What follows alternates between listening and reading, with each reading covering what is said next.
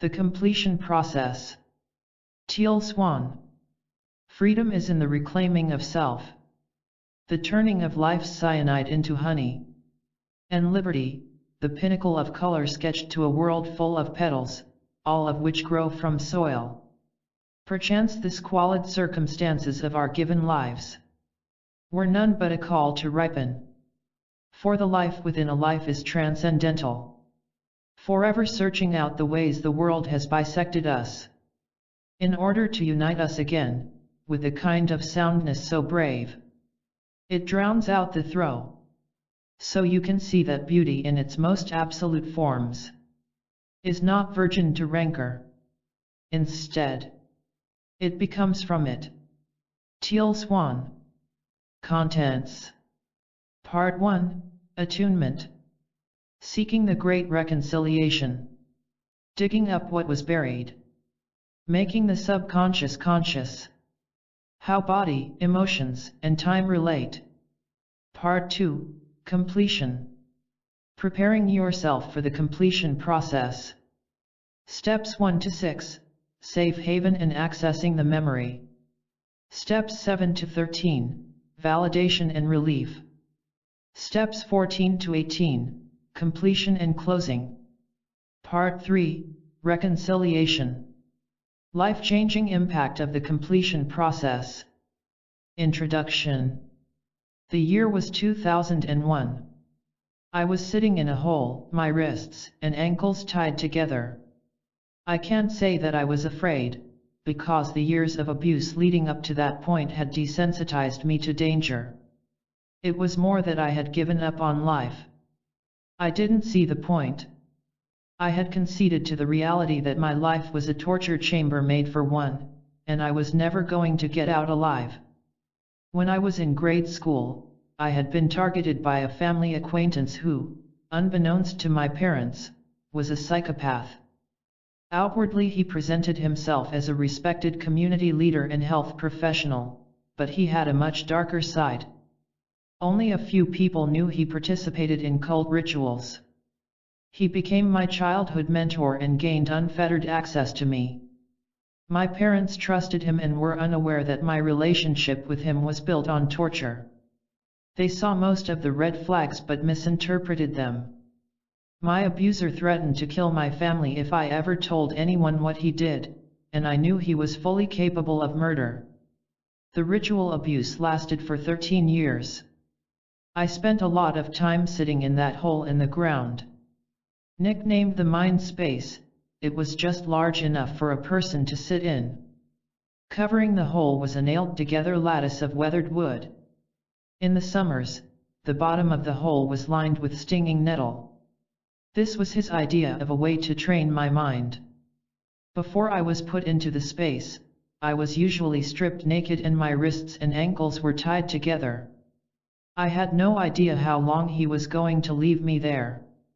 I had no idea whether he would decide to keep me indefinitely, kill me, or return me to my parents later that night. Despite the pain of uncertainty, I had been confined to this hellhole so many times it felt routine. I was acclimated to suffering, except for one thing. Going into the mind space meant I had to be alone with myself, and I couldn't bear it. I felt only the emptiness within me. Even worse than emptiness, it was a complete void, its edges colored by grief. For years I did everything I could to avoid that grief and to distance myself from that void. And then something happened. Sitting in the mind space one day, I felt the by then familiar desperation. But this time was different. I realized that if there was movement in my feeling of desperation, the movement meant that I was traveling toward a new emotion. The more I thought about desperation, the clearer it became that movement toward something had to be toward something wanted and away from something unwanted. So I began to ask myself the question, what is it internally that I don't want? More than that, what is it that I am internally moving away from? Lo and behold, I discovered that my sense of desperation was actually keeping me from feeling despair, from a complete absence of hope. Losing hope is the most intense feeling of powerlessness in the range of human emotions. Some part of me was convinced that slipping into despair meant death, so that part of me had been resisting despair in order to survive. I could say that I decided to be brave that day, but really I had just given up hope. I was standing on the edge of a precipice. I was emotionally exhausted from almost 13 years of torture. Despair was like a tornado that chased me no matter where I ran, and I was tired of running. I wanted death. And so I did the opposite of what I had always done. I turned around and I ran straight into the tornado. I committed emotional suicide. I didn't know what would happen, but I did it anyway. I was in for a surprise. For a moment, I drowned in the misery of heavy anguish. It felt like I was being crushed, bruised, and broken. I took a breath. Instead of pulling away from it, I went deeper. I gave the feeling permission to consume me. I allowed it as if it had a valid reason to be there. And soon, like sun rays penetrating the depths of the ocean, I experienced a lightness of being. I felt relief. The fear of the feeling itself was evaporated by my choice to dive into the feeling instead. I spent some time basking in that relief. It was the first time in my life that I had not abandoned myself. At that point, I had no idea why what I had done worked. I just knew that it did. And so I tried it again and again. I tried it almost every time I was confronted with an uncomfortable feeling that I was tempted to run away from. Eventually I managed to escape from the man who had stolen my childhood, and for years after that, I tried to heal. In the years that followed, I tried to understand exactly why the technique I'd stumbled upon had worked. Once I understood how I had actually healed myself, I realized this was a breakthrough that could really change the world. The timing could not have been better. So many souls in this world need healing, and I had discovered that it all starts with really feeling our emotions. In the womb, we humans felt sensations from the world before we even saw it. When we first come into this life as tiny babies, we experience the world entirely through perception. As we proceed through life, we carry the emotional tone of our childhood into our adulthood.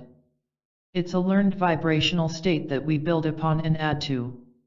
In essence, we learn to relate to people through this emotional tone.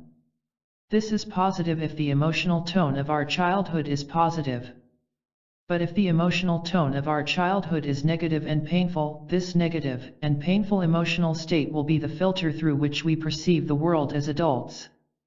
It will be the emotional baseline trauma that we never seem to get over. We will spend our lives trying to fix ourselves with little to no success. In my case, I attended trauma therapy for 5 years with a few therapists who specialized in ritual trauma. I was exposed to the typical modalities and the most up-to-date therapies within that field, and I figured out what worked and what didn't. While working with traditional trauma therapy, I was introduced to the concept of inner child work, and it was a revelation for me. The theory behind inner child work as a healing modality is that all people on earth hold within themselves the essence of the children we once were. As we matured, one part of us grew up but the other part stayed a child. This inner child symbolizes our emotional selves. Regardless of your childhood experiences, good or bad, the adult part of you grew up, despite not getting everything it needed as a child. Therefore, your adult self holds the key to healing. But when I was in trauma therapy myself, the way I was doing inner child work never made me feel complete. It wasn't until I already had a successful international career as a spiritual luminary that I came to completely understand why the technique that I had discovered in the mind space worked. And why inner child work worked. And even more importantly, and this is the crux, how they fit together. I realized that I had found the Holy Grail. I began to design a process, one that would help make even the most wounded and fractured person whole again. I perfected the process by using it on myself first and then with my clients. My wish for you is that you experience the kind of joyous life that is available only to those who are willing to courageously journey deep within themselves, resurrecting the aspects of themselves that have been lost.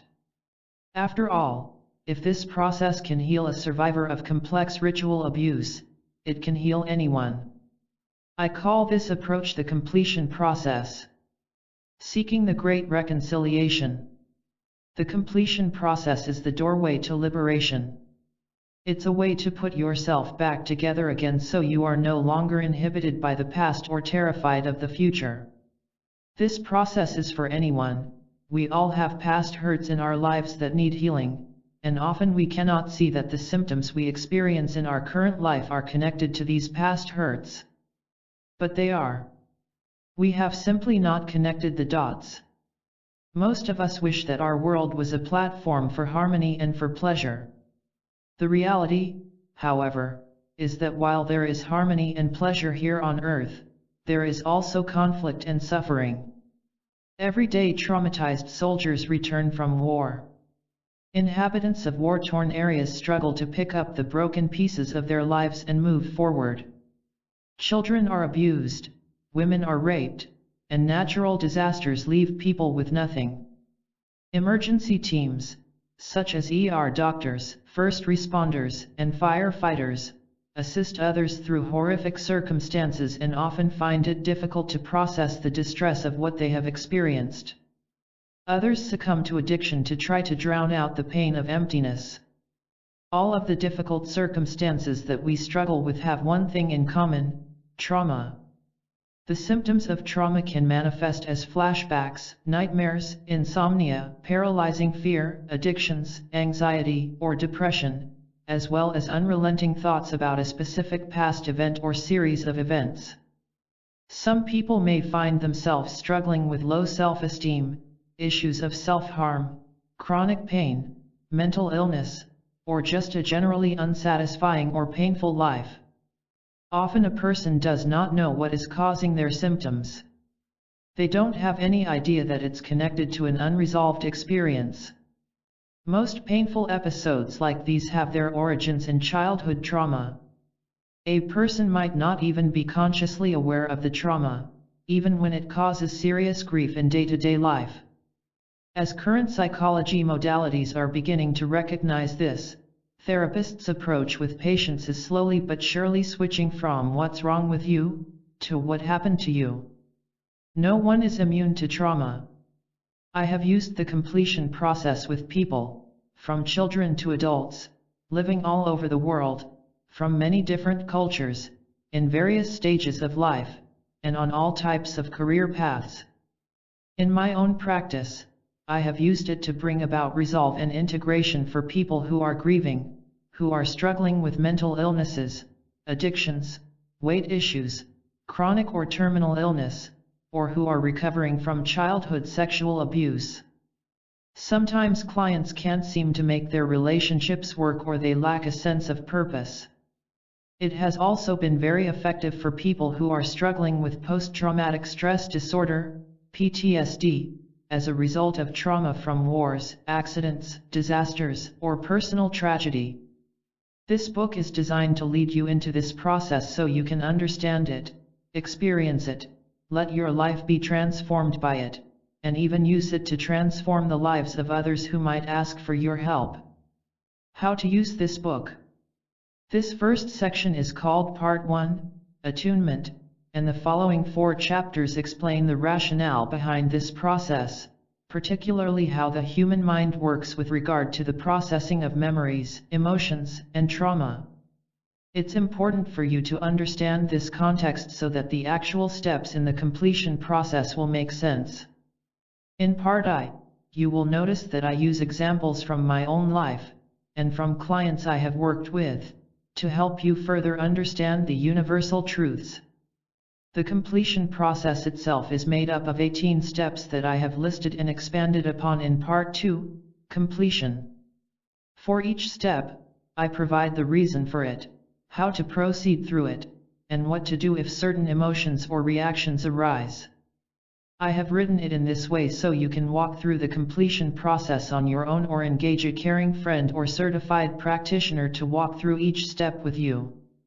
Please note that the completion process is designed to flow sequentially so that one step naturally leads to the next from start to finish, from steps 1 to 18.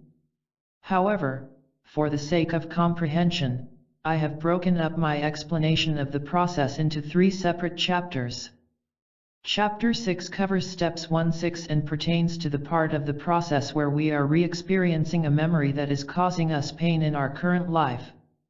Chapter 7 deals with steps 7-13 and discusses the part of the process where we alter the memory itself for the purpose of healing.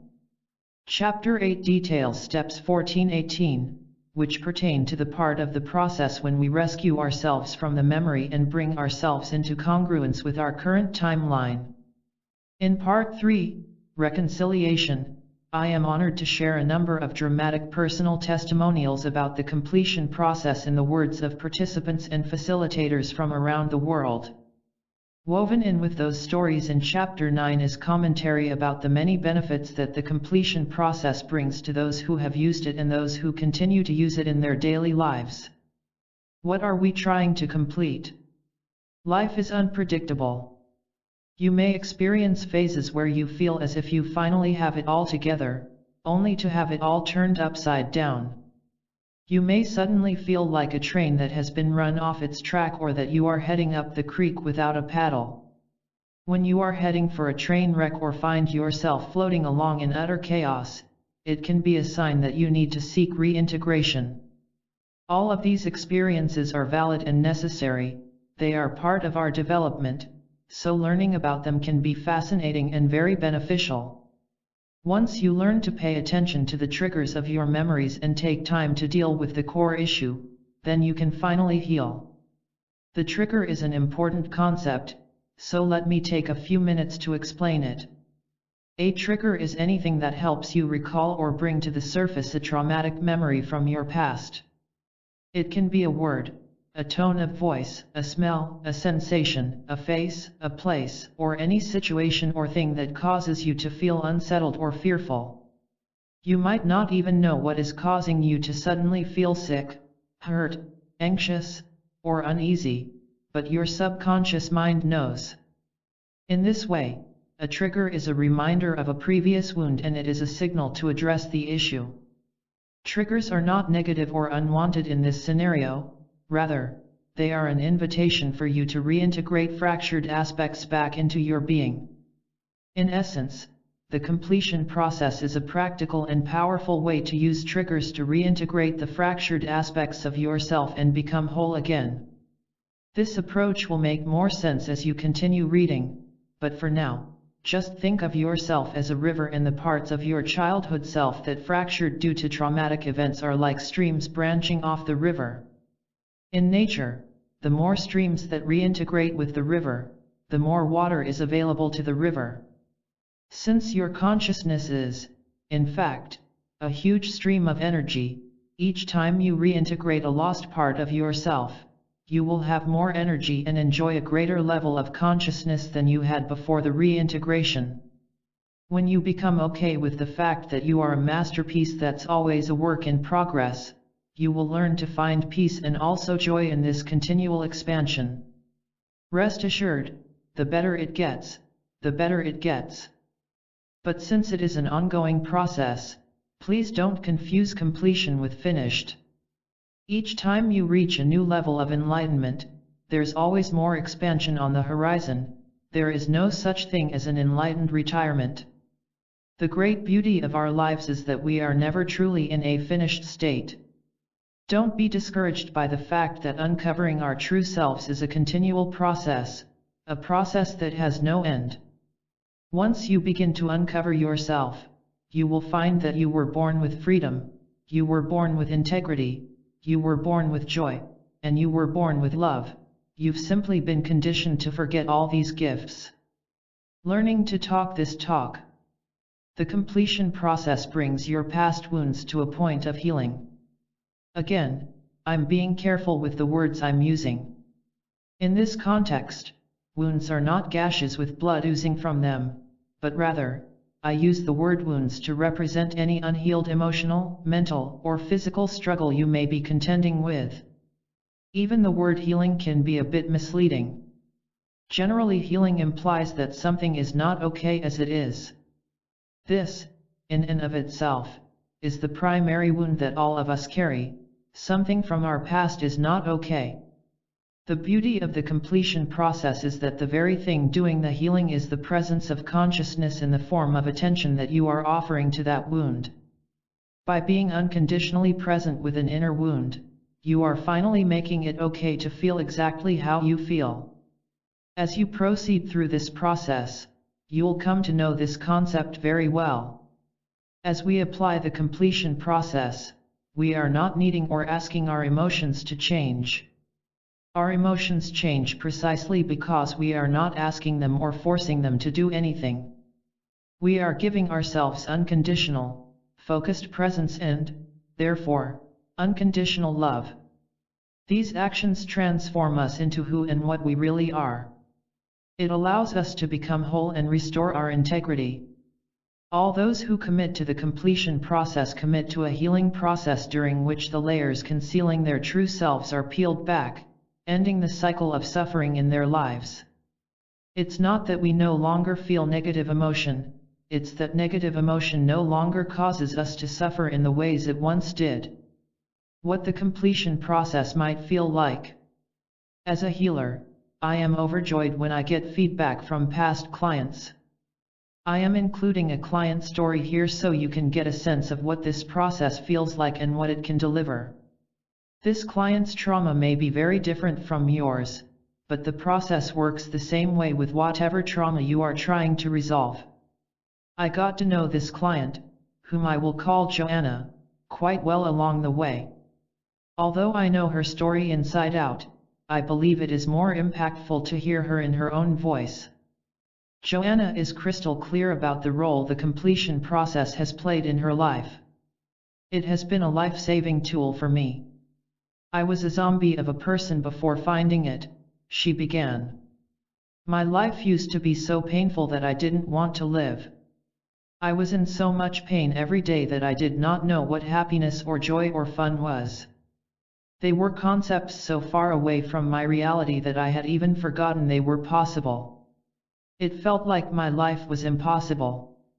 No matter what I did, I could not get away from my hell. My past was always present with me and I could not escape the years of sexual abuse and depression. When I met her, Joanna told me that she felt powerless in relation to both her past and her present, and this was impacting virtually all aspects of her life. My depression made it so that I was in bed most days, and if I wasn't, I really wanted to be. I wanted nothing to do with the outside world. How could I deal with the outside world when my internal world was a living hell? Every day I would wish I could just die. Either something had to drastically change or I was convinced I would die. That is when the completion process entered my life. When I first started the process, it became obvious I had a long way to go. I was not in my body, and I had no memories, so I had to start with baby steps by breathing myself back into my body. But that was okay because it felt better than where I had been. It felt so much better, in fact, that soon the completion process became my new go-to technique whenever I felt like I could not handle life. This process is not easy. You are going to have to relieve everything you have been avoiding your whole life, but it is very much worth it. I have used this process on some of my most terrifying memories. Courageously, Joanna is now able to tell her whole story.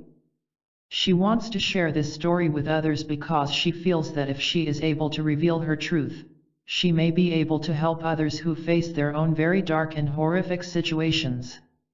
There was an instant that I had to use the completion process after a trigger, says Joanna, and I saw rape scene after rape scene come up. I wanted so badly to run the other way, but I stayed with the process and continued through it until the end, and what I found was that, as painful as each and every scene was, I could live through it. After that incredible and intense experience, I realized that I could now live life and that there was more than just darkness to experience. What happened was that once Joanna's past no longer had a hold on her, she was not destined to live with the pain every single day. Speaking confidently, she concludes, I now feel like a person instead of a shell of a person. I have had so many fantastic moments because this process has allowed me to leave my past where it belongs, in the past. This process has been the light at the end of the tunnel for me, giving me hope to what I thought was a hopeless situation, bringing me back to life. Are you a match to this process? Like Joanna, you've now found the completion process within this book, which means that you or someone you know and love is a match to this process. Otherwise the universe would not have put these words in your hands. Now is the time to learn how to really be present with yourself and figure out if you are ready to go back and care for yourself. Consider what is rising up within you right now. Your body needs you. Your mind needs you. Your feelings need you. Your painful perceptions need you.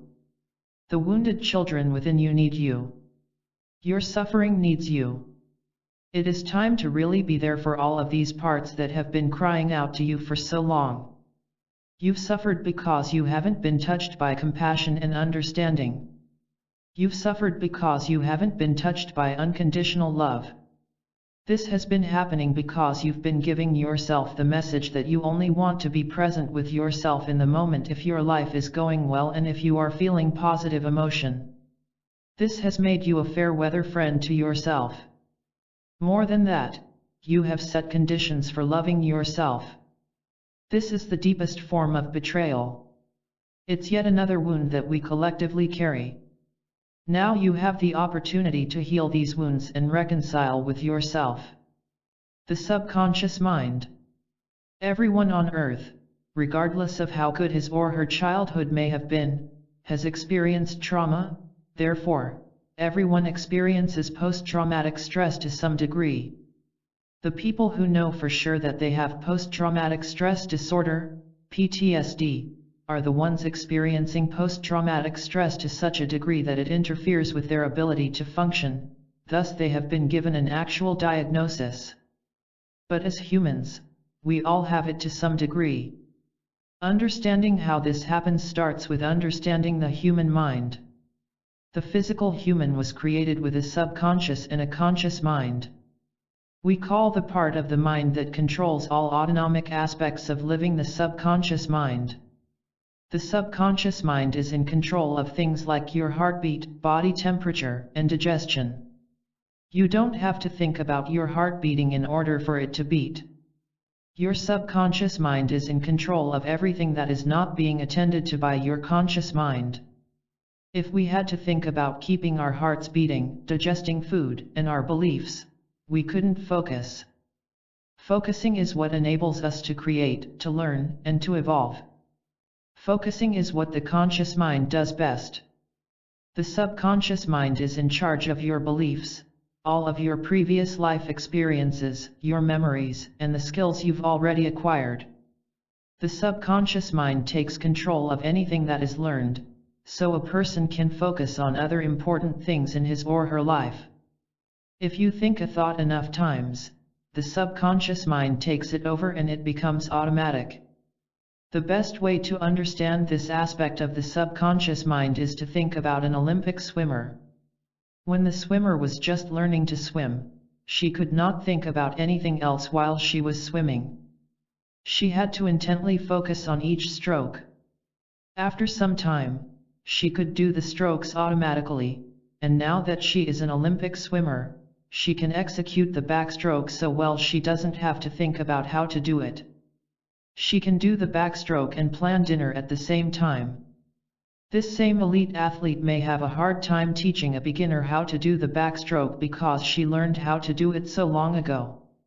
Her subconscious mind took over the action many years earlier, so she lost conscious awareness of how to swim the stroke. It's simply that automatic. Your subconscious mind, then, is your living, breathing version of autopilot. As it applies to the completion process, we must understand a crucial truth about the subconscious mind. The subconscious mind takes over control of anything that interferes with the conscious mind. This is where the subconscious mind is capable of both keeping us alive and destroying our lives.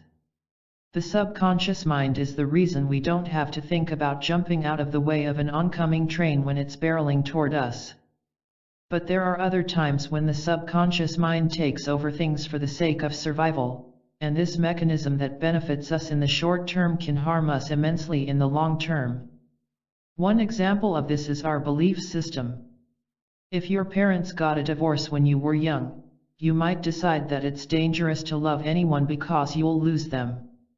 If the pain you felt about this matter interfered with your life enough, the subconscious mind might own that belief.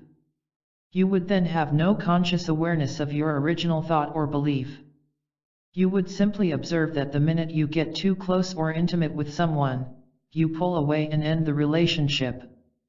As a grown person, you're only aware of the symptom. The root cause of that symptom remains deeply buried in your subconscious mind. In this way, your subconscious mind takes over your thoughts and emotions, and when situations are extreme, it can take over entire memories that are a threat to your conscious mind. How memories are suppressed. Suppressed memory, also known as repressed memory, is currently a controversial topic in the field of psychology. A suppressed memory occurs when a situation is associated with a high level of trauma or stress, and the memory of the entire situation is unconsciously blocked so that the person has no memory of it at all. Even though the memory affects that person on a conscious level, they have no ability to recall the specific memory. Some people in the field of psychology dispute the concept of suppressed memory, while others support it wholeheartedly. I'm one of the supporters. Suppressed memory is real, and I believe that just about everyone has experienced it. The question isn't whether or not someone has suppressed memory. The real question is, to what degree? To understand more about suppressed memories, you need to understand how trauma works. Trauma is merely a state of emotional and mental distress caused by an experience. And trauma is not necessarily a veritable tragedy. For example, it's traumatic to experience birth in today's mainstream medical facilities. It's traumatic to a baby to be weaned from its mother's milk. It's traumatic to a 3-year-old to lose track of his mother in a grocery store. With this broad definition of trauma, you can see that even the best parents on earth couldn't raise a child in a way that the child will experience absolutely no trauma. And be aware that what might seem like a somewhat minor trauma, such as perhaps a childhood disappointment, does not feel minor when you're experiencing it. When someone experiences an event that is emotionally traumatizing, sometimes she has no way to integrate the event into her conscious life. When this happens, for the sake of her emotional survival, the person often entirely suppresses the memory. The memory is then dissociated from the self and stored in a fragmented way. Let me explain what I mean by fragmented. A memory is accompanied by senses, such as sound, taste, smell, sight, and emotion. When a situation is particularly traumatizing, the sensory aspects of a memory are often stored separately. For example, the mind suppresses the images associated with the memory deeper than the emotions associated with the memory. For this reason, people who recover suppressed memories often perceive them or begin to remember them in fragments, which is why it can be so confusing to go through the process of recovering them. For example, a person who has been sexually abused in childhood may have no memory of the actual event. But because the mind didn't suppress the scent aspect of the memory or the emotional aspect of the memory as deeply as the visual images associated with that memory, the person, now an adult, may be easily triggered by a smell. He might be innocently walking down a grocery store aisle with no conscious awareness of any past abuse, and then smell the same cologne that the childhood abuser used to wear. The scent can be really unpleasant, causing nausea or even an anxiety attack. The smell of the cologne brings back the terror, the emotional aspect, of the memory, but because the person doesn't consciously recall the whole memory, he doesn't recognize the trigger. The wave of nausea or panic seems to have come out of the blue, and because the reaction seems completely random, the person might think he is going crazy. It serves the mind to dissociate when it experiences something traumatic. Let me explain this concept because it is important to understanding the completion process. A dissociative state is a psychological state when someone separates from an experience. In this way, dissociation is a defense mechanism or coping mechanism that enables us to avoid unpleasant experiences. There are mild and severe forms of it. Dissociation can be seen on a spectrum the same way that trauma can. At the mildest end of dissociation, a person could simply daydream instead of focusing on what they are doing or experiencing in the moment. Or a person might go numb. At the severe end of the dissociation spectrum, a person might completely detach from reality and start to experience periods of time when they lose a sense of identity or create new identities. This is sometimes seen when someone has experienced ritual abuse, sexual abuse, or the ravages of war. Now we understand that when dissociation is viewed on a spectrum, on one side you might have a person rejecting her feelings of anger, and on the other side, you might have a person separating from her entire identity in order to escape a horrific event. Any kind of dissociation creates a split within the person, between her conscious self and her subconscious self. If dissociation happens frequently, we will have many splits within ourselves. By dissociating from an experience, you push it out of your awareness so you don't have to endure the pain or discomfort of the feelings associated with the event. It also serves the mind because it prioritizes survival, not just physical survival, but also mental and emotional survival. If you were a small child dependent upon someone who was abusing you, you would have no choice but to remain attached to that person. In essence, the cognitive dissonance associated with living with the monster is so great that you actually could not go on living in the atmosphere of that much terror. So, by suppressing the memory of the abuse, you maintain your attachment to the adult who is abusing you and thus ensure your survival. As you work through the completion process, you may well recover many memories you have forgotten and additional details about memories you already consciously remember. You will see just how traumatizing certain experiences were in your past and just how much of your current life has been shaped by those experiences. The rejected self doesn't go away. We are born whole, but that wholeness is short-lived because we are relationally dependent. Being born relationally dependent into families that socialize us into a society that is not fully evolved can be problematic. This is because we learn that some aspects of ourselves are acceptable and others are not. What is acceptable or unacceptable depends on the perspective of the family you're born into. The aspects of us that are seen as unacceptable, both positive and negative, are rejected by our family members, and the aspects that are seen as acceptable are welcomed. So, because we are relationally dependent, we will do anything in the name of survival to reject, and therefore suppress, those aspects of ourselves that are disapproved of while exaggerating those that are approved of. The self-preservation instinct to dissociate is in fact our first act of self-rejection. For example, consider a child who's born into a family where anger isn't an acceptable emotion to express. When the child gets angry, he is shamed, so he suppresses and denies his anger for the sake of survival within the household. Over time, the anger becomes subconscious. As an adult, that same person most likely will not have any awareness that he has anger within himself. He will not and cannot see himself clearly because he has rejected that aspect of himself. So when people tell him that he seems angry, he won't relate at all. He will probably think of himself only as easygoing. So now we know that when we reject, and therefore suppress, something, it doesn't disappear. It just fades from our awareness. To acknowledge the suppressed memory, you will bring up the same fear of rejection that you suppressed earlier in your life, and you may well feel like you are going to die. No wonder total self-awareness is so difficult to attain. Everyone who was ever socialized, which is all of us, went through this process of splitting themselves into parts. We grow up with some parts of the self that are owned and other parts that are rejected. This self-rejection is the birth of self-hate.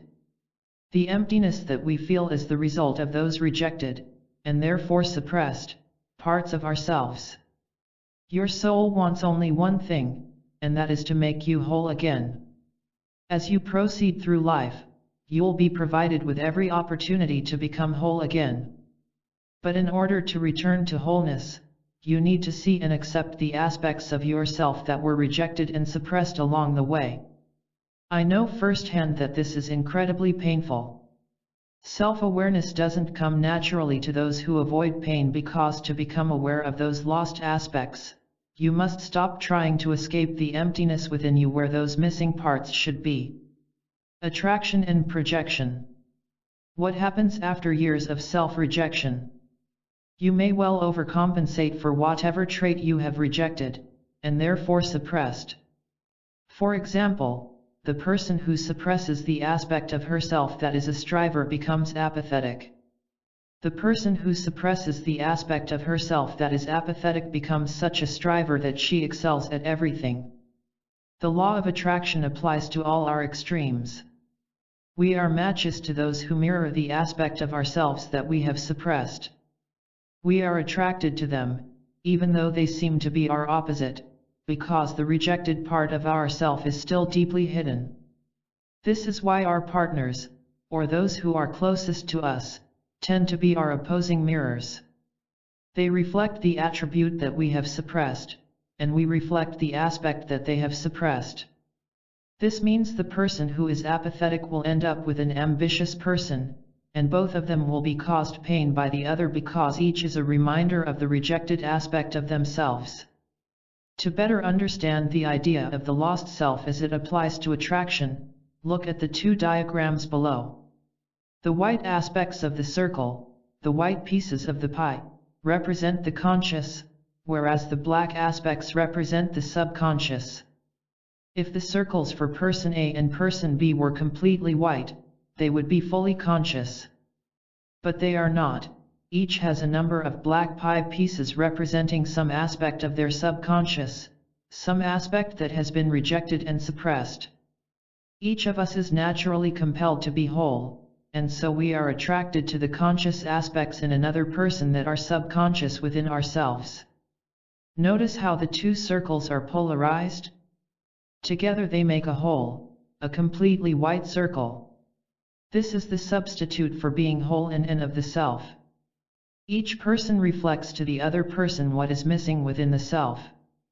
The crucial thing to understand is that we can see the things in other people that we are totally unaware of in ourselves. This is the essence of projection. When we see our own negative aspects, those that we ourselves had previously rejected, show up in others, it triggers a response. We have the same reaction to that aspect that we had to it long ago: reject it, hate it, get rid of it, do anything to avoid it. On the other hand, when we see our own positive aspects, that we had previously rejected, show up in another person, we fall in love because it feels like our opportunity to become whole. We want more of it. We become addicted to it. We glorify it, put it on a pedestal, and even idolize it. This is what is happening when you see crowds of screaming girls at pop stars' concerts. The girls are projecting the positive aspects that they have rejected in themselves, usually a sense of significance, onto the person on stage. The main characteristic of the rejected aspects of yourself are their complete invisibility to you and their complete visibility to others. Guess what? This is how it's supposed to work if you've suppressed an aspect of your wholeness. Projecting doesn't make you wrong or bad, it makes you normal. Here is the important lesson: Any extreme aversion to a trait in another person is a reflection of the level of rejection you developed toward that trait or the potential of that trait within yourself. The more you hate something in someone else, the more you rejected that same trait within yourself long ago. And the more you love something you see in someone else, the more you rejected it in yourself long ago. Clarifying the matter of projection. In our culture, there is a common misunderstanding about projection that I'd like to clear up. It has been suggested that we project our own rejected self onto someone who doesn't have the same traits at all. But this isn't how it works.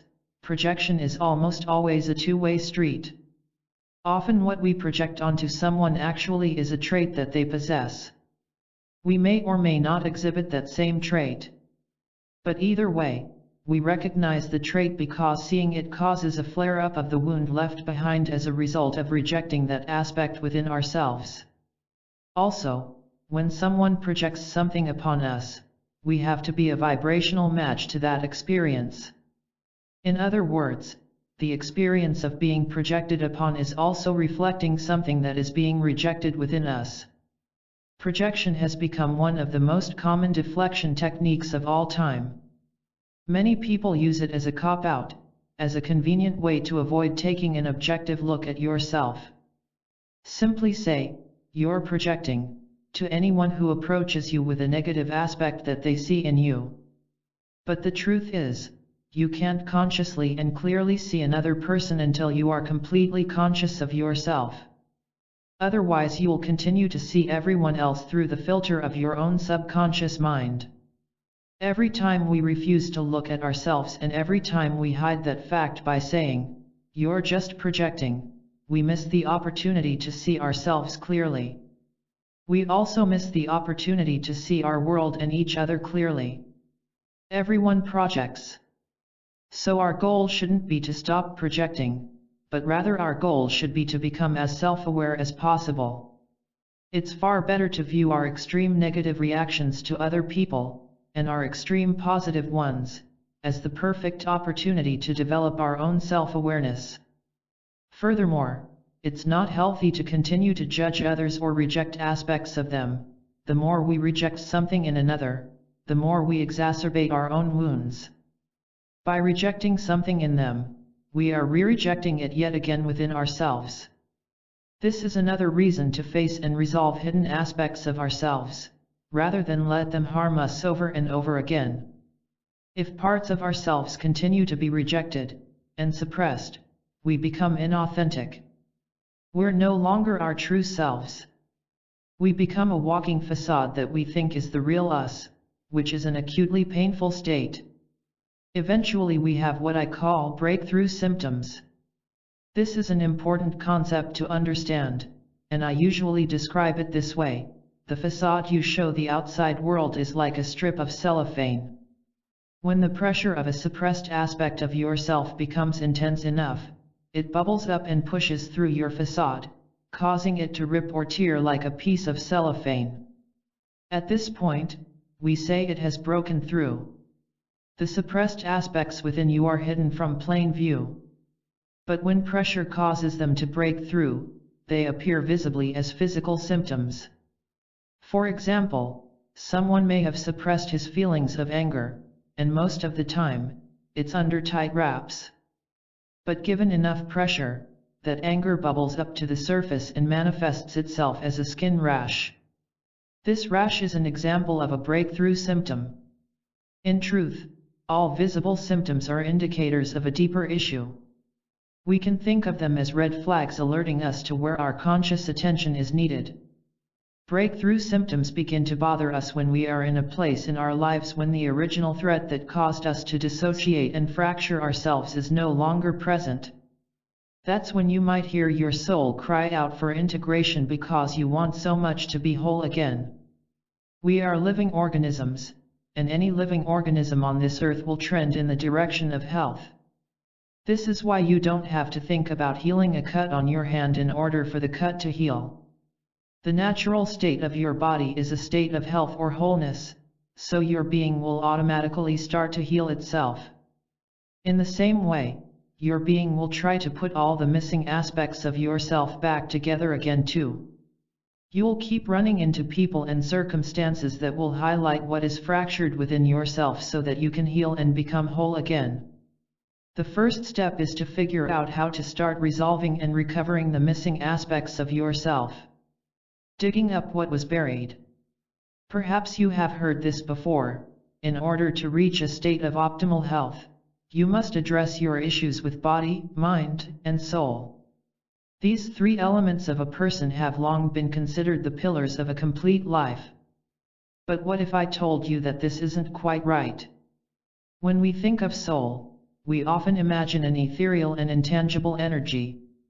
Because feelings and emotions are also ethereal and intangible, and we don't quite understand them either, we sometimes call our emotions our soul. This is why advice about how to feed and heal your soul is usually designed to help you feel better emotionally. Emotional wake-up call. I suggest another view. In truth, our souls are innately healthy and, therefore, can't be in an unhealthy state. When I speak about soul, I mean that your soul is your non-physical, eternal essence. Your soul is energy. It creates feelings and it also creates our minds and bodies. All three elements of a person are in fact composed of soul. Your body is your soul projecting itself physically. Your mind is your soul projecting itself mentally. Feelings are how a soul consciously perceives and communicates. Following this premise, the three pillars of health are body, mind, and emotion, with emotion as the language of the soul. If you choose to see it this way, then the key to soul health is really your emotional health. When we use the word soul, we are referring to the core aspect of a person's being. In the English language, soul and heart are interchangeable terms. This is why someone who is speaking from the core of their being may say, "I know in my heart that, fill in the blank, dot." What this means is that deep down we know that the very heart of our experience in life isn't mental or physical, it's feeling and emotion. This makes perfect sense because babies and children experience the world almost entirely through felt perception. Feeling and emotions are not only the heart of our lives here on earth, but they also form the heart of our relationships. Because feeling and emotion are the heart of relationships, they are also typically the most damaged. Raising children who are healthy and whole. Regardless of how far we have progressed as a society, the goal of parenting is still to have a compliant and obedient child, not to raise our children to become healthy adults. The goal is to raise a child who is good. Our justice system takes the exact same approach with regard to criminal behavior. We are concerned with correcting this perceived misbehavior and creating good citizens while being unconcerned with the feelings that motivate such misbehavior. The bottom line here is that good parenting involves emotion and good relationships involve emotion. Not realizing this, most parents today make one or more crucial mistakes. First, they disapprove of their children's emotions. Second, they dismiss their children's emotions. Third, they offer no practical guidance to the child. For example, imagine that young Joey doesn't want to go to school and begins to cry when his parent tries to drop him off. The disapproving parent might scold Joey for his refusal to cooperate, or resort to calling him a brat, or punish him with a timeout or with a spanking. The dismissive parent may brush off Joey's emotions by saying, "That's silly. There's no reason to be sad about going to school, now turn that frown upside down." The dismissive parent may even distract Joey from his emotions by giving him a cookie or pointing out a horse in a field on their way to school. Some parents are empathetic, but offer no guidance. The empathetic parent may tell Joey that it's okay to feel sad or scared, but that same parent wouldn't continue to help Joey decide what to do with his uncomfortable feelings. More than likely, this parent would instead leave him with the belief and feeling that his emotions are an all-consuming force that he is powerless to do anything about. Children who are raised in unhealthy emotional environments aren't able to soothe themselves. Very often, they fail to emotionally connect with their family. If they don't develop intimacy at home, they feel desperately isolated and alone, which may also lead to health problems. These children grow into adults who aren't capable of managing their emotions and who struggle to make relationships work. They develop powerless, codependent relationships, and while they may have a deep need for other people, they might simultaneously suffer with an extreme fear of intimacy. In my opinion, the number one cause of sociopathic and psychopathic behavior in adults is the result of unhealthy emotional environments in childhood. Keep in mind that it's more difficult to recognize emotional dysfunction than it is to recognize overt abuse. Many of the serial killers and school shooters who came from reportedly healthy homes didn't in fact come from healthy homes at all.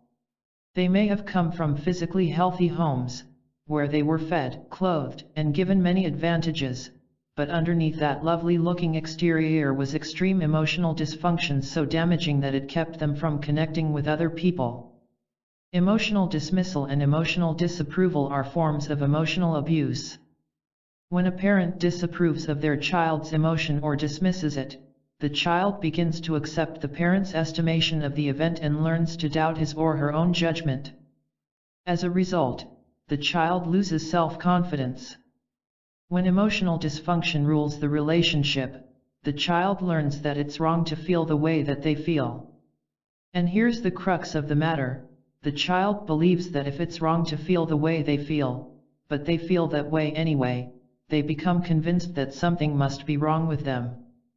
Long-term damage. It's not the uncomfortable feelings themselves that hurt, it's our resistance to the uncomfortable feelings that causes us pain. Psychiatrists' offices are full of people who were raised in emotionally dysfunctional homes.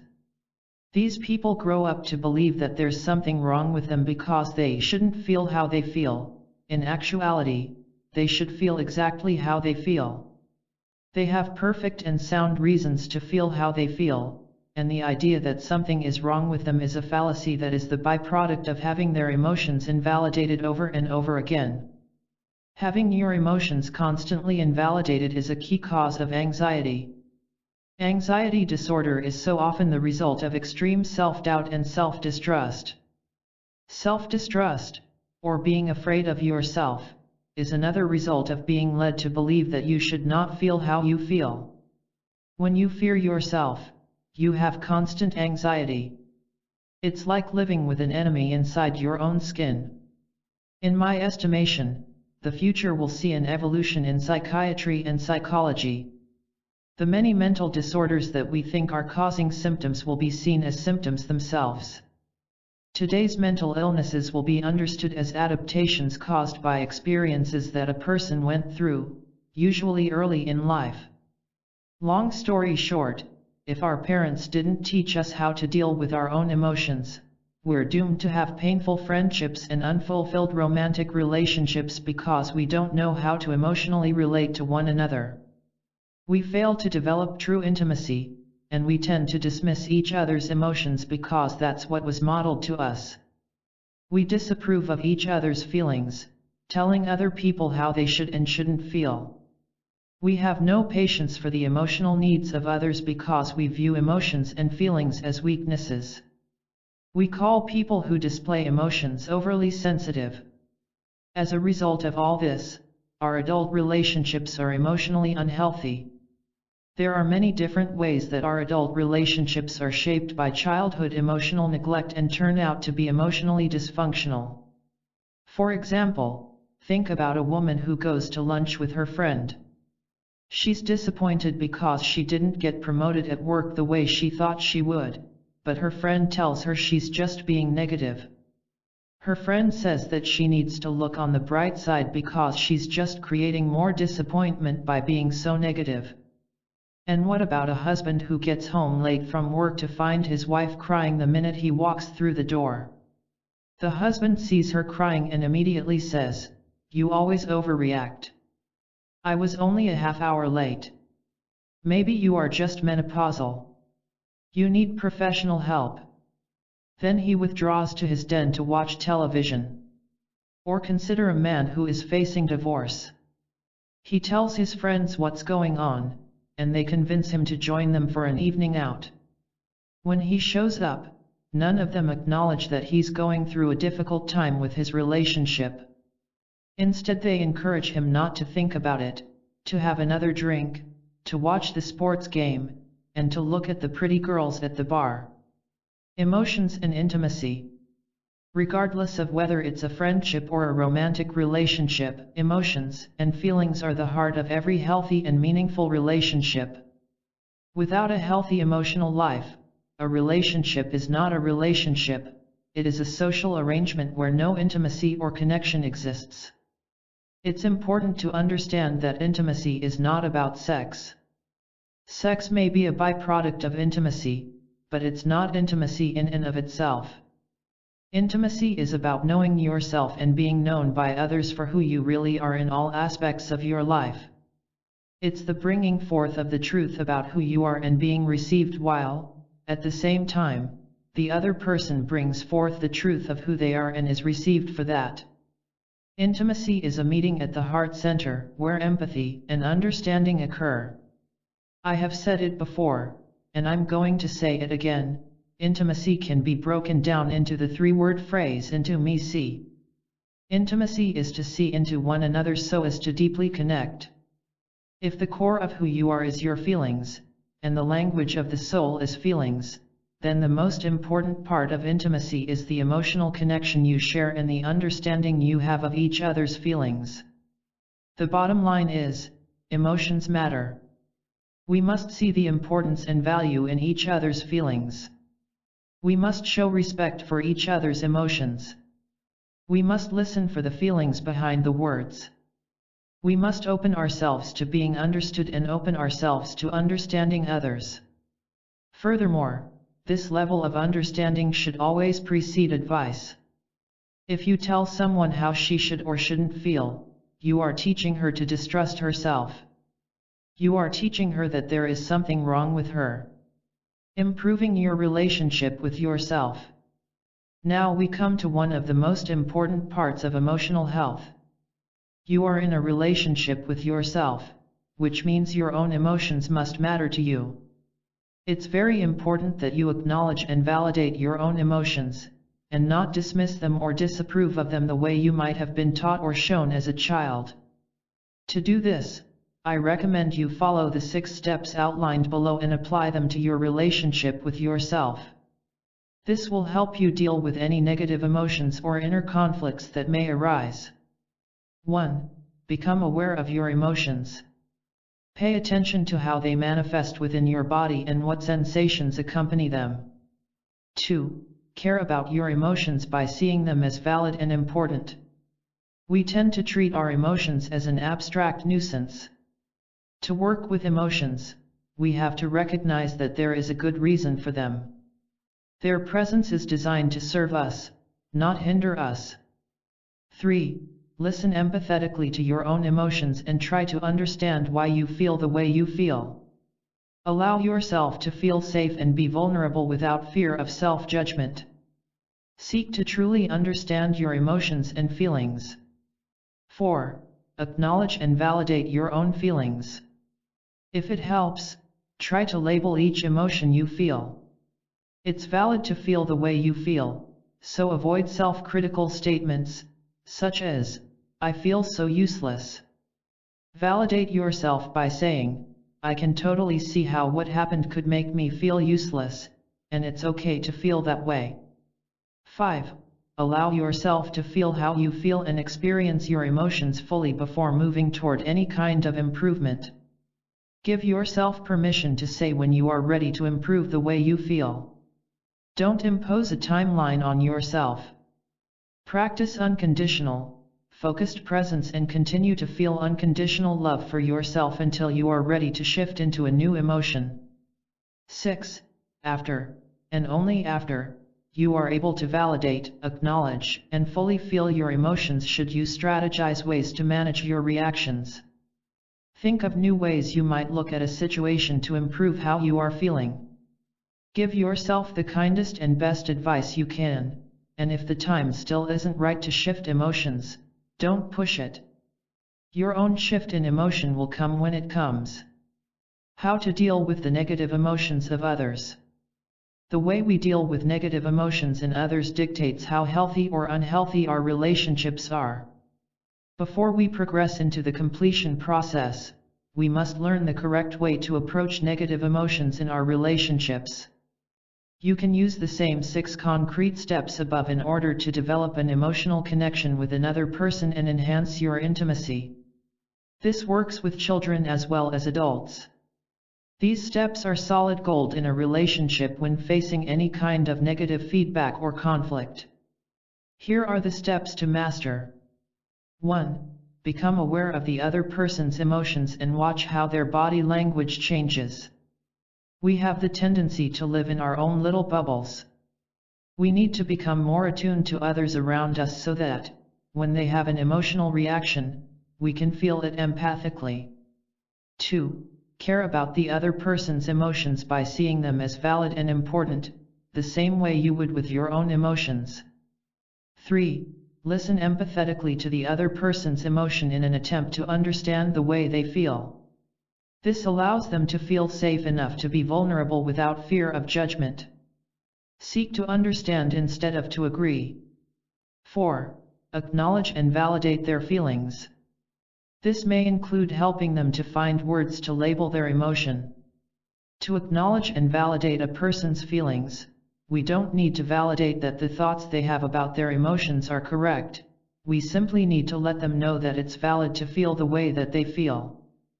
For example, if our friend says, "I feel useless," we don't validate them by saying, "You're right.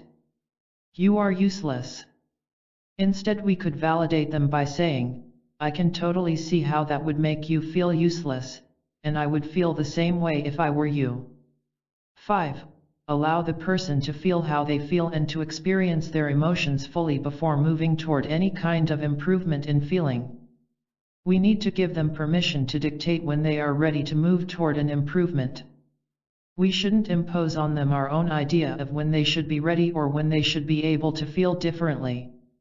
This is the step where we practice unconditional, focused presence and unconditional love. We're there to support them without trying to fix them. Don't be offended if they don't accept your support at this time. There's a benevolent power inherent in offering. By making the offer, you are offering love in and of itself, regardless of what someone does or doesn't do with it. 6. After, and only after, their feelings have been validated, acknowledged, and fully felt, help the other person find ways to manage the reactions they have to their emotions. This is the step when you can suggest new ways of looking at a situation that may improve the way the other person is feeling. This is when advice can be offered. What's all the drama about? Drama originally meant to act.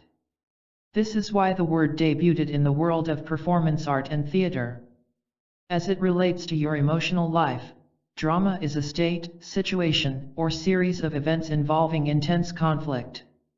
Put these two things together and you have the definition of a person who is dramatic, a person who acts as if they are in a state of intense conflict. The perception is that a person who is dramatic or who is a drama queen or king is either overreacting or is acting for the sake of attention, much like a performer on stage. You know the type of person I mean, someone who acts as if things are much worse than you think they actually are. Because of this, there's a stigma associated with drama. We often hear people say, "I'm done with all the drama," or "he's addicted to drama," or "she's just a drama queen." I don't subscribe to this thinking at all, and I'd like to get this out of the way right here and now. When it applies to the human emotional experience, there is no such thing as drama. When you make a judgment that someone is creating drama or is just being dramatic, you minimize and shame them for their feelings. I can assure you that these feelings are actually very real. In truth, no one overreacts. People react exactly in accordance with the reality that they alone perceive. However, you should also realize that our perception and reality are not the same. For example, let's pretend that you are married and that you tend to forget to wear your wedding ring. Let's say you left it on the counter by the sink during your shower and forgot to put it back on. Your spouse gets really upset about it and spends the next 20 minutes both crying over the matter and yelling at you about it. You may look at your spouse and think, this person is really dramatic. After all, you still love your spouse, and it's just a ring.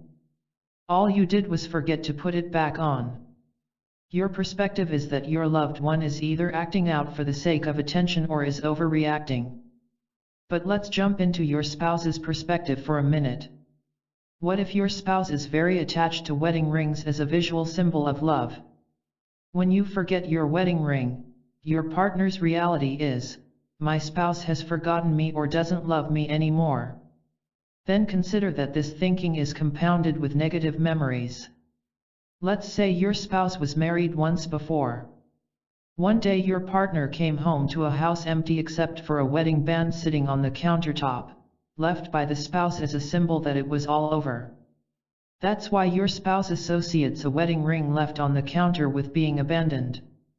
Now you can see that the only reason they seem dramatic to you is because you don't recognize that at this moment, you are living in different realities. You're living in a reality where you forgot to put on a piece of jewelry because you took a shower. They're living in a reality where you don't love them anymore and are going to leave them. Does the reaction seem so overly dramatic? No, you can see now that it seems perfectly called for.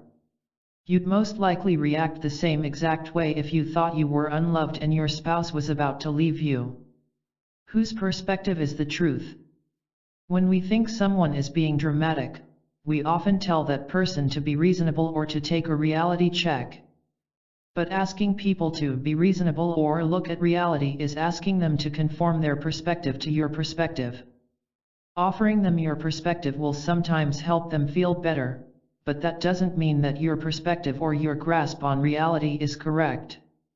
When it comes to perspective, the truth is subjective.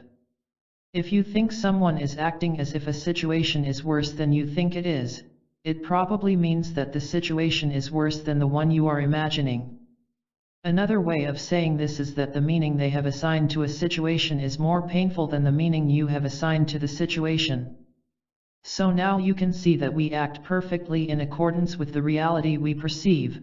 We are all acting from our own truths. Once you realize and accept this, you'll no longer feel the same level of resistance you might have felt in the past.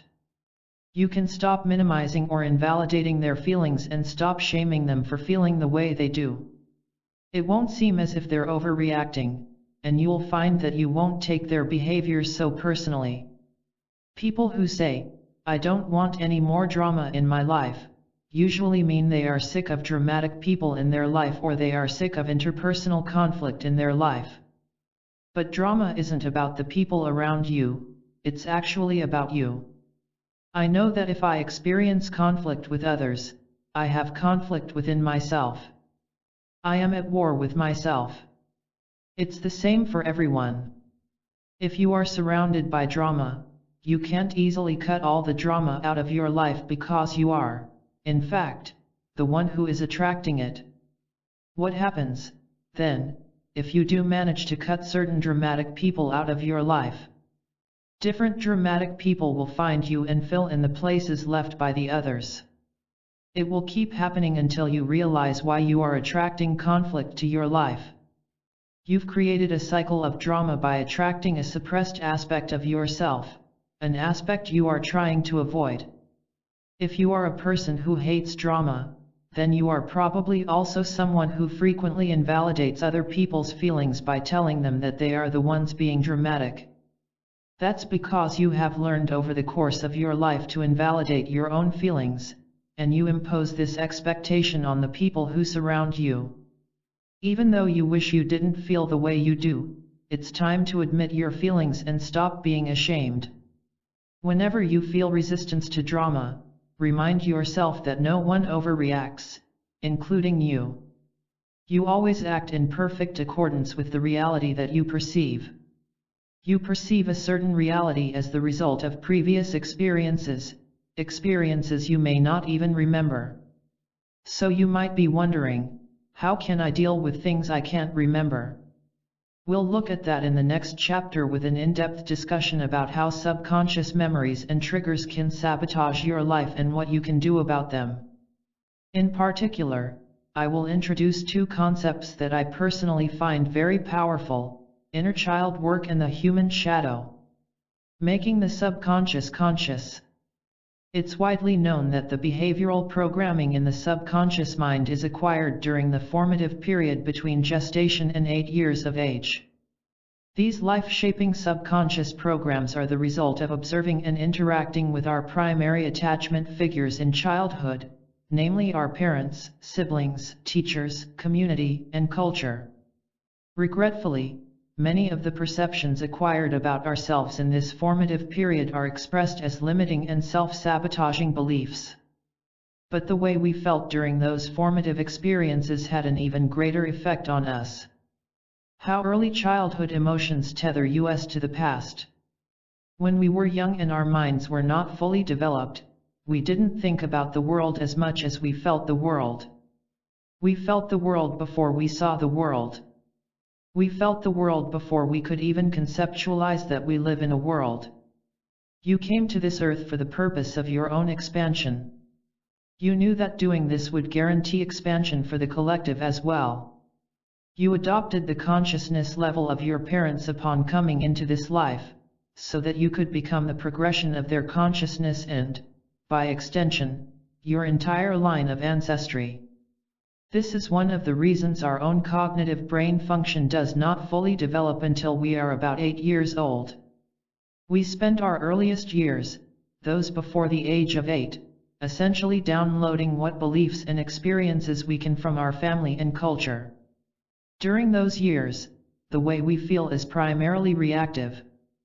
This means we can't think or rationalize our way out of the painful emotions we feel. And if our traumas remain unresolved, they become wounds that last into adulthood. Reflections of ourselves. Once your cognitive mind is developed, you can rationalize your way into thinking whatever makes sense to you. If you were able to rationalize why your father left when you were 4 years old, you wouldn't feel so badly about it. So, if we had the ability to think our way out of feeling, we would never have downloaded from our primary caregivers any issues that would need to be resolved. But the fact that we become capable of rationalizing at about age 8 has serious implications. It means that we don't experience any new emotional traumas after about age 8. This may make no sense to you. After all, you probably suffered heartache from breaking up with a first love in your teens or 20s. Or maybe you felt the immense pain of losing your husband when you were 40. Am I really telling you that the pain you felt from age 8 until now wasn't real or that it wasn't traumatic? No. What I am telling you is that the trauma you experienced as a result of losing your husband was in fact just a reflection of a prior wound. So when we consider the example of the kind of intense feelings a woman might feel from the loss of her husband today, we may find that when she was 4 years old, her father left the family. Then we can see that the emotions associated with the loss of her husband are in fact a reflection of the loss of her father in childhood. The loss of her father was an unhealed wound that has remanifested in the form of the loss of her husband. Her being still hopes to integrate the old unhealed wound. This is an example that clearly shows why we need to start the completion process with the mantra that if anything hurts when pressed, it's because there was already a wound there. This does not mean that you cannot suffer trauma in your adult life. It simply means that the trauma you are experiencing in your adult life often links to an even deeper causal origin.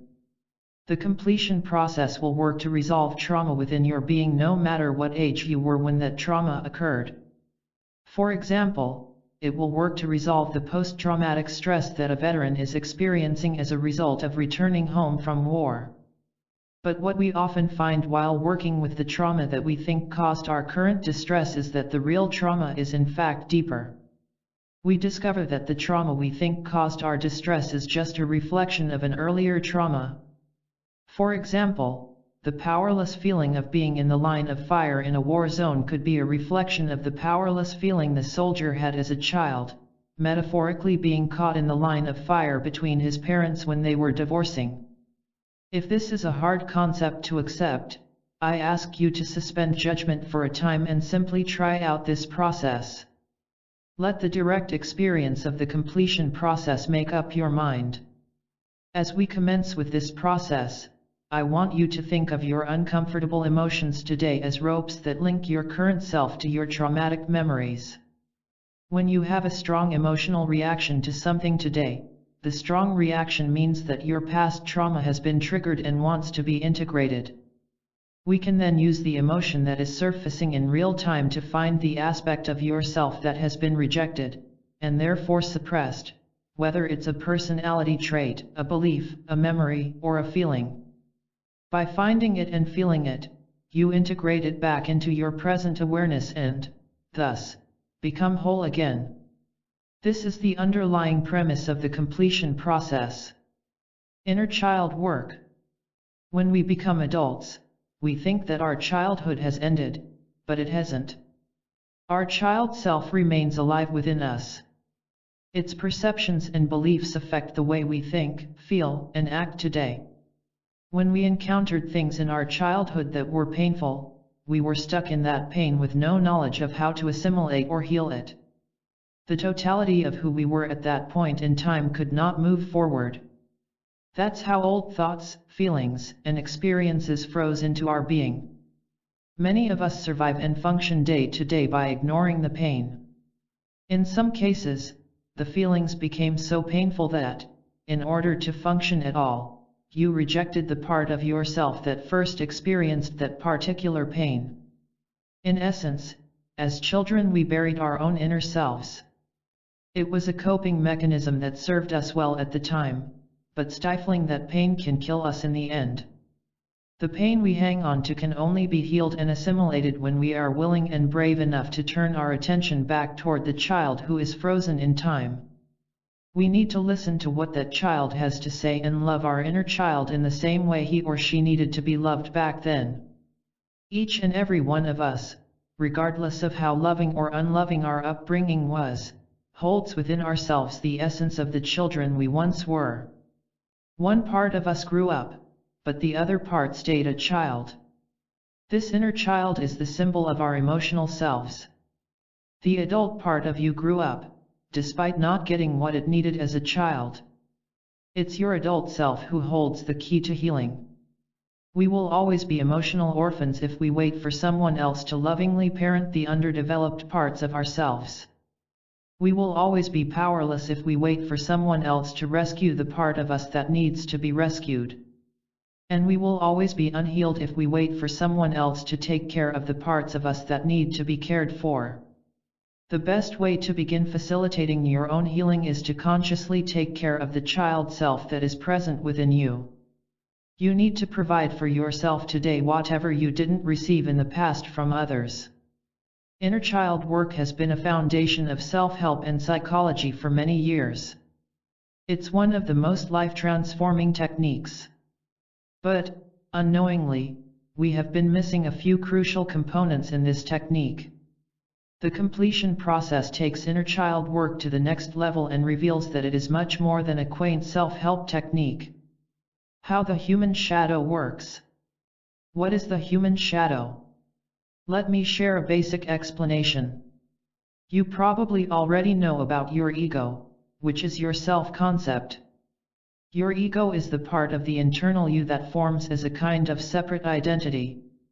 When you first come into this life, your ego is not yet fully formed. But as you grow up and gradually mature, your ego is formed through your relationship to others. Therefore, the majority of your ego develops during the process of socialization. While you are being socialized within your family and your community, you learn the concepts of good and bad, right and wrong, acceptable and unacceptable. Most importantly, you learn about the aspects of yourself that are acceptable and unacceptable. It becomes clear to even young children that love and reward will come in response to what is acceptable, and that abandonment or punishment arises in response to what is unacceptable. As we covered in an earlier chapter, people naturally develop a survival strategy, rejecting, and therefore suppressing, what we think is unacceptable about ourselves and causing a split in our consciousness. In essence, we divide ourselves. This is how the real substance of the subconscious mind is born. We could call the subconscious the shadow because we can't see it clearly and, thus, are not aware of it. In the same vein, we could call our conscious side the light because we can see it clearly and we are aware of what is conscious in our lives. The completion process is a shadow work process because it's a process that involves the aspect of ourselves that we are not conscious of. Living with internal separation and division is not a natural state for humans. It's actually an unhealed state because the shadow aspect of our inner self strives to be integrated, regardless of how much we wish that it would just go away. Our shadow rears its head whenever something in our subconscious is brought into our awareness by circumstances in our life. So if our partner doesn't show up on time, this triggers a deeply suppressed feeling of abandonment that we weren't even aware of. It's quite possible that we could spend the next 45 minutes flipping out in what seems like a massive overreaction. But as you learned in the last chapter, it's not drama, it's your true inner feelings. To work with the human shadow is to make the unconscious conscious and make the unacceptable acceptable. The integration of your unconsciousness leads to complete and total awareness. It sounds great, and I believe it is a very powerful technique. But while exploration of the human shadow is popular with some spiritual teachers, psychologists, and life coaches, this technique is very unpopular with others. Even channels and spiritual guides disagree on the subject of the human shadow. So I will give you my point of view. Can working with the human shadow work against you? You may have heard two specific arguments against working with the human shadow. The first is, if you focus on your shadow, all you will get is more shadow. The second is, if you focus on needing to clear yourself of your shadow, all there will be is more shadow to clear. In my opinion, these two arguments come from a limited and elementary understanding of consciousness, resistance, and the law of attraction. If it were true that positive focus creates a purely positive person, then any person who is petting a puppy or focusing positively and consistently would have a pure energy field around him that is completely clear of any wounds. But this is not the case. Being born extrasensory, I have always been able to actually see energy fields around the people I meet. In truth, each human body is, at its core, an energy field. When I'm observing someone's energy field, which is sometimes called an aura, and that person is focused on something positive, such as petting a puppy, parts of the person's energy field become lighter. It's as if they are allowing more energy in, while other parts of their energy field remain dark or cloudy. The dark parts that appear in a human energy field are caused by aura tears, rips, or imprints from unhealed trauma, and these are especially prevalent in the emotional body field. No matter how positive someone's focus is, if their subconscious contains trauma imprints, those aspects don't just go away with a warm and fuzzy experience or by thinking happy thoughts. When we experience something traumatic on an emotional level, it works the same way as it does with physical trauma. To use an extreme example, if you are the average person involved in a head-on collision and you end up with a compound fracture, no amount of purely positive focus is going to fuse your bone back together again. If you focus positively, chances are that your positive focus will simply lead you directly to a doctor who can put the bone back together again. It's not a comfortable procedure to have a bone reset. It's a process that demands that you admit the bone is broken, have someone set the bone and put a cast on it, and then focus deliberately on creating the healing state of that particular ailment. Consider another scenario. What if you have a compound fracture and you attempt to distract yourself from the fracture by just thinking positive thoughts? You are then in a mental and emotional tug-of-war between the aspect of yourself that has awareness that this is a serious issue that needs conscious attention, and another aspect of yourself that doesn't want to admit that this is a serious issue that needs conscious attention. What would cause you to decide that the best thing to do is focus positively when you clearly have a compound fracture that needs medical attention? The answer is, to avoid something. What I am trying to get at here is that there is an enormous difference between focusing on something positive for the sake of maintaining a positive focus, and focusing on something positive for the sake of trying to escape from, ignore, or get away from something negative. Consider this honestly: what is the result of trying to escape from, ignore, or get away from our compound fracture? It festers. If we survive at all, we are incapacitated. In short, when we try to avoid something unpleasant or painful, the thing we are trying to avoid gets worse. And remember, the things we are trying to avoid are the essence of the human shadow. We've just talked about an example from your physical body, but it's the exact same scenario that we face on an emotional level. If we suffered an emotional trauma and we reject, and therefore suppress, it in favor of keeping a positive focus, we are using positivity to get away from negativity. The emotional wound doesn't actually get any better, it festers. However, if you do focus positively, chances are that your positive focus will lead you to someone who can help you heal and ultimately integrate your emotional wounds. I believe that if you find yourself resistant to the idea of working with the shadow, you are trying to avoid something. And when you realize that you are using positive focus to avoid something negative, it's time to release that resistance to whatever it is you are trying to avoid. To release resistance to something, you have to turn in the direction of it, instead of away from it, because turning away from it just reinforces your resistance to it. Attracting lemons into your life. When I say, don't think about lemons, you start to think about lemons. And this is what you're doing on a subconscious level by trying to use positive focus to avoid negative emotions. You're basically saying, whatever you do, don't focus on the way you actually feel. Trying not to think about the negative emotion only serves to magnify the way that you actually feel until the reflection is so big, you can't possibly escape it. It manifests itself in more and more aggressive ways, hoping that you will come to terms with it and eventually release your resistance to it. So you are already in resistance to your shadow aspect, and this resistance is why the negative emotion settled in the subconscious in the first place. So what should you do when you are in resistance to something? You should try to release resistance to that specific thing. We know that it doesn't work to obsessively focus positively on it or to try to ignore it, because that just makes us resist it further. In our sincere effort to avoid it, we are in essence focusing on it and sending it energy without even being aware that we are doing so. The most common turn of events when we repeatedly ignore or deny what is real for us, but that is unwanted by us, is that it manifests in our body as an illness or another physical condition that we can't ignore. It's interesting to note that we not only reject, and therefore suppress, unacceptable bad things into our subconscious, but we also suppress unacceptable good things. This is what idolization is about.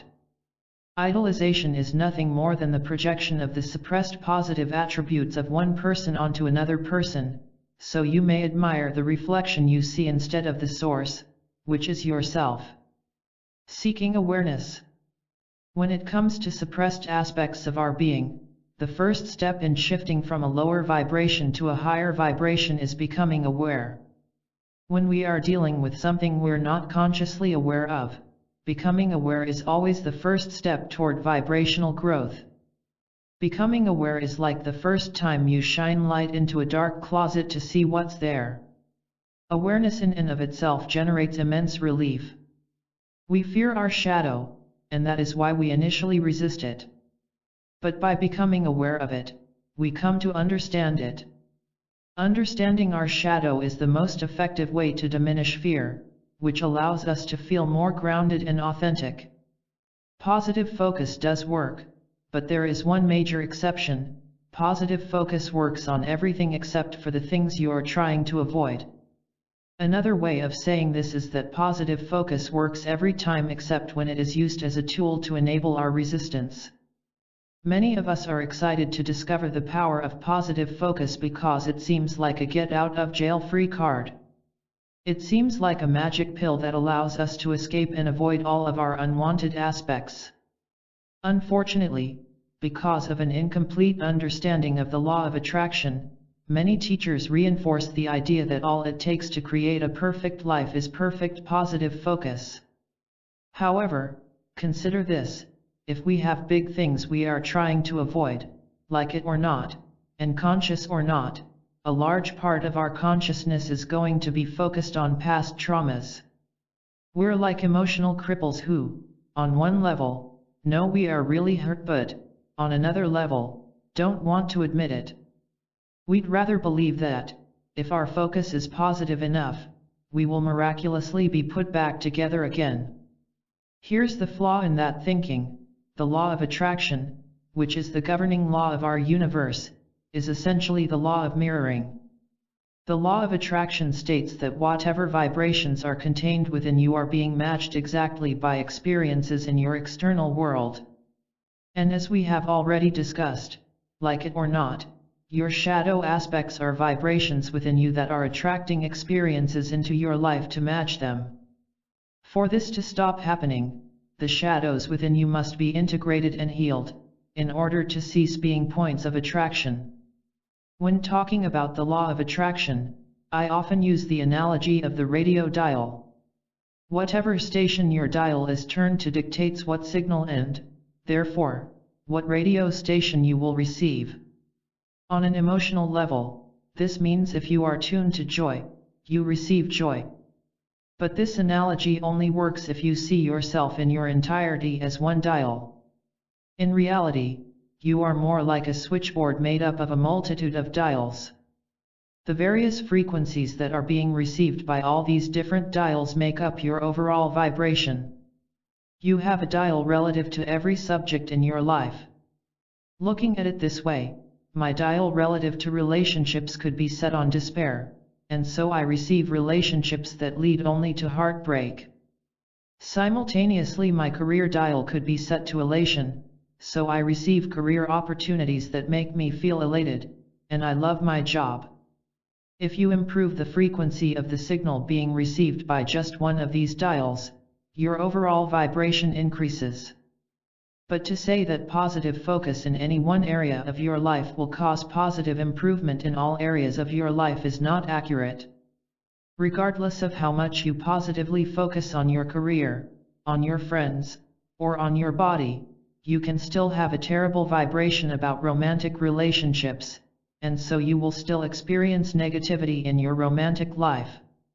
You might start to think that positive focus doesn't work, but as I have just described, that's not the full story. Working on your shadow helps you let go. Now let me explain the second most common misconception about working with the human shadow, and the reason many people are discouraged from doing it. It's based on the idea that if they focus on their shadow, that focus will create more of the same, thus there will always be more shadow and more work to do on their shadow. This is not accurate, and here's why. If we acknowledge that a person is made of universal energy in a state of wholeness when she comes into this life, you could imagine that this pure energy is a light much like our sun. Throughout this person's life, as she develops and experiences traumas, she doesn't gain darkness.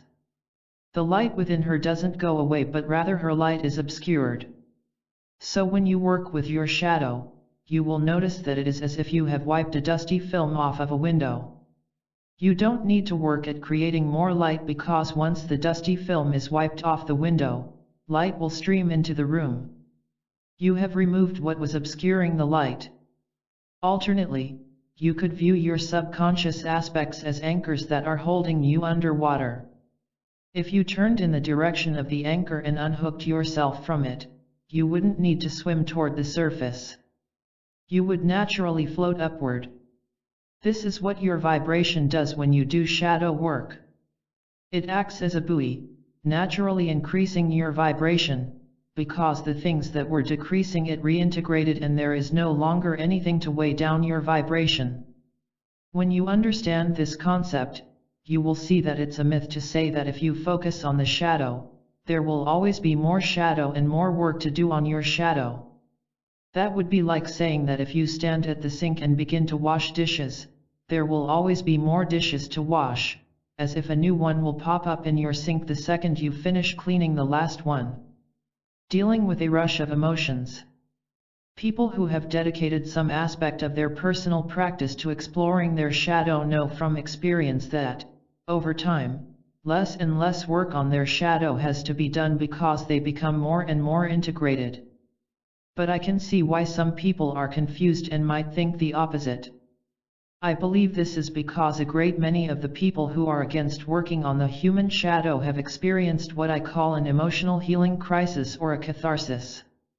When they first give themselves permission to open the closet to their subconscious comes rushing out. If you're experiencing an emotional healing crisis, it's tempting to think that your life has gotten worse since you started exploring your shadow. But this is a purge. And, ironically, this is the point that most people stop working on their shadow and turn back toward where they came from. They are passing through the eye of the storm. If they would just keep going, instead of turning back, they would reintegrate those aspects and quite likely attain an enlightened experience. They would feel freedom, wholeness, and peace for the very first time. This is what I want for you, for everyone who is ready to be whole again. So now you can see why it's important to turn around and face your fears. When you face your fears, they no longer hold power over you. You are no longer resisting the unwanted by running away from it. Instead, you are shifting into a state of allowance and acceptance. By doing this, the old aspects of self, which were based on old traumas, can't hurt you or haunt you anymore. Like a ghost, your shadow will follow you to the ends of the earth, begging for the light of consciousness to turn toward it. No amount of positive focus will make it disappear. Long story short, focusing on the shadow doesn't create more shadow because shadow that is exposed to the light of consciousness ceases to be shadow. Now that you understand why I feel so strongly that inner child work and exploration of the human shadow are important to this process, there are just a few more concepts to review before we proceed to the completion process.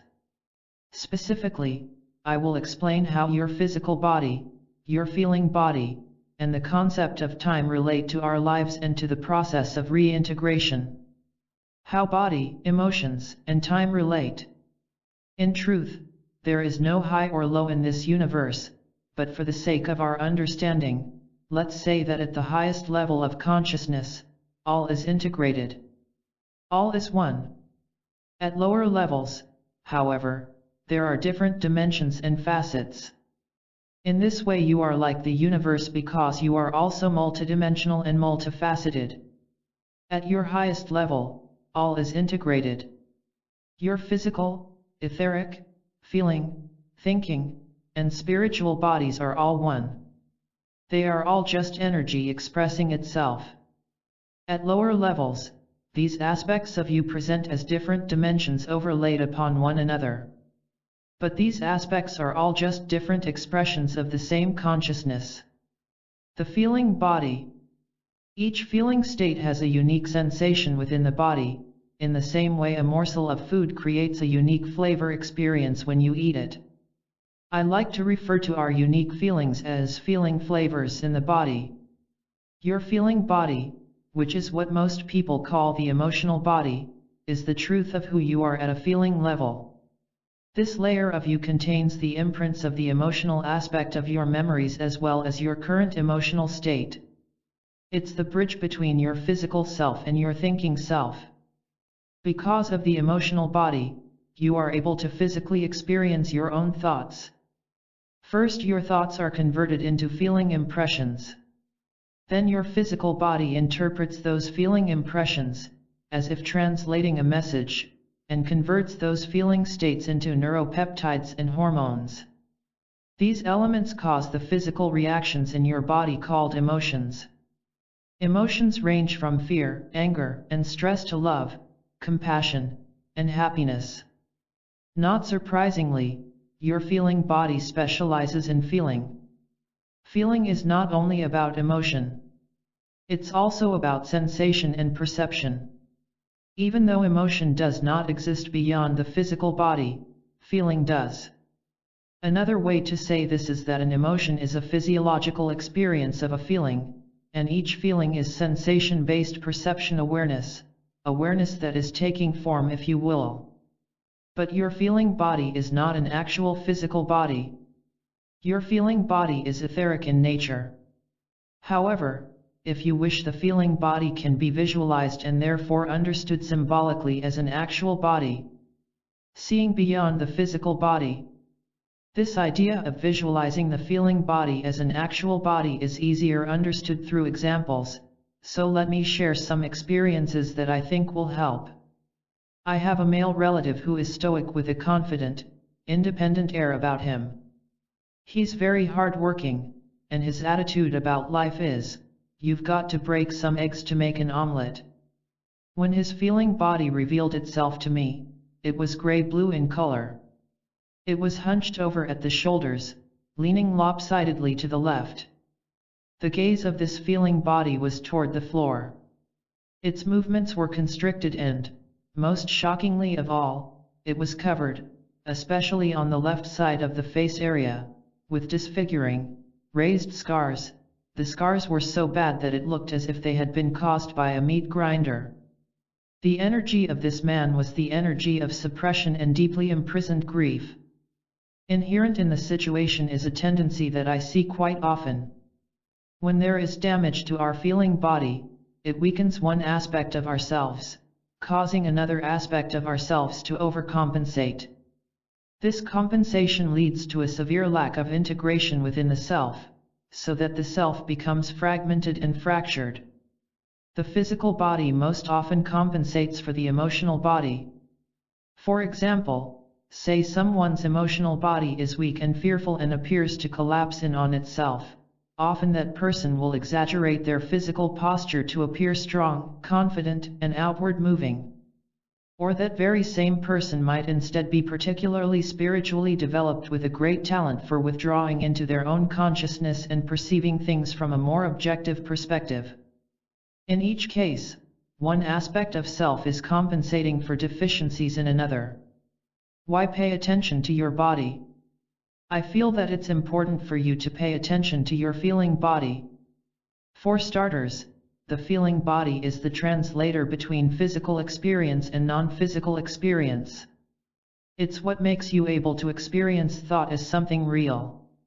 In fact, without your feelings, nothing about your physical reality would seem real, because your sense of life itself and the feeling-based conclusions you make about your life are all part of your feeling body.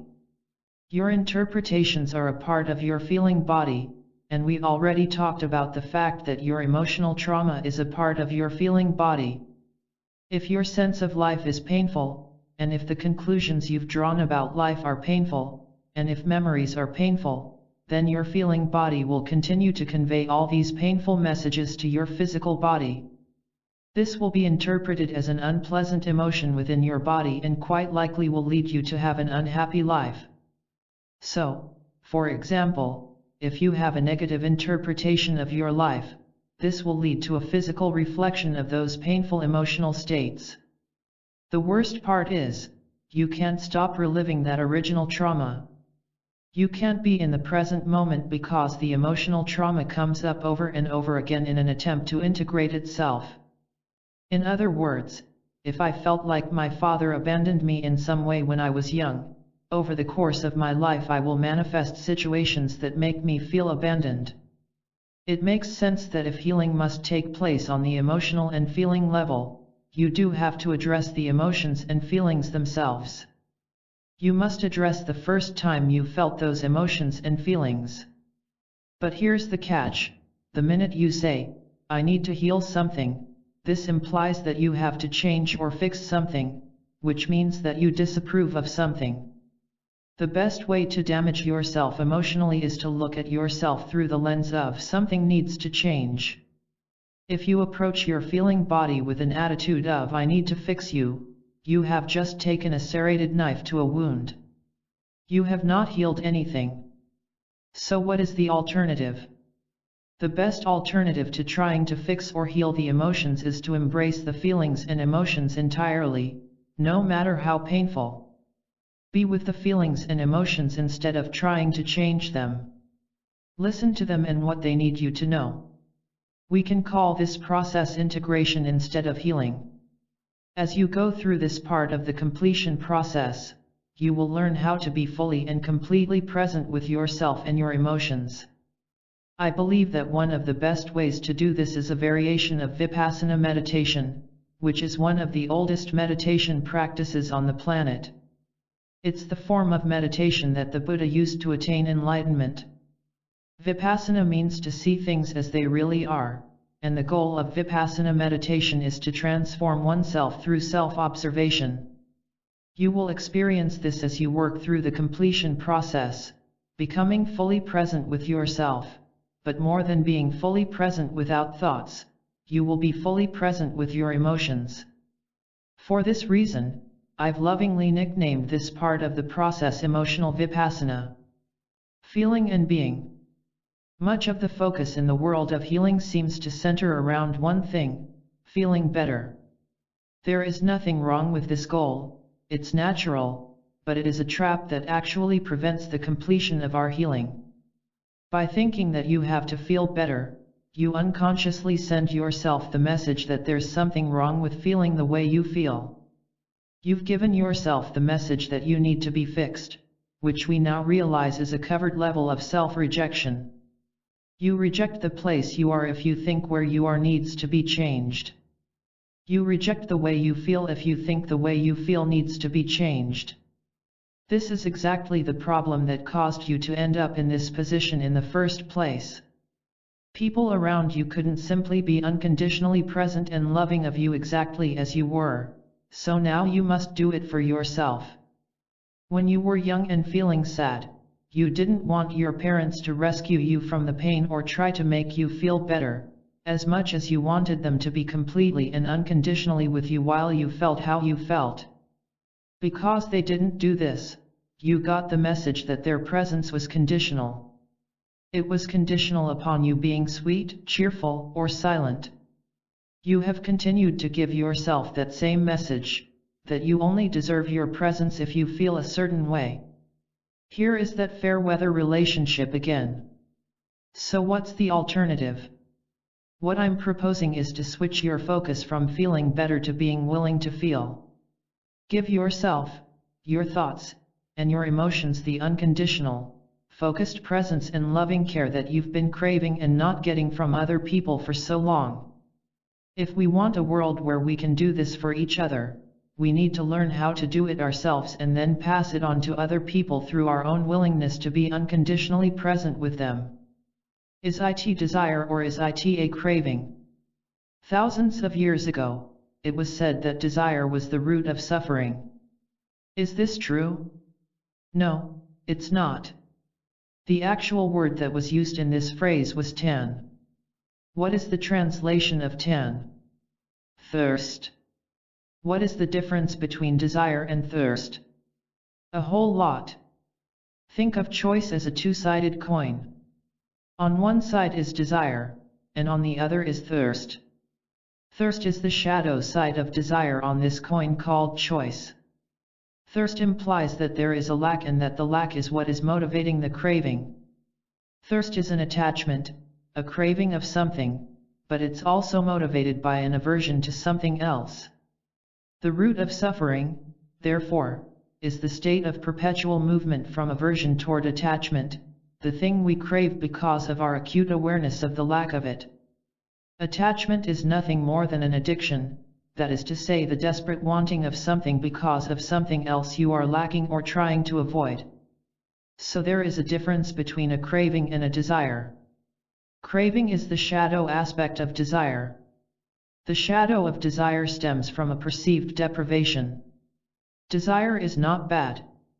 In fact, you cannot escape desire in this lifetime, nor would you want to if you really understood it. You can, however, transmute it. You can exalt it. Desire in its pure form, absent of shadow, is like a yes to an experience. It's the yes that occurs from sorting through contrast.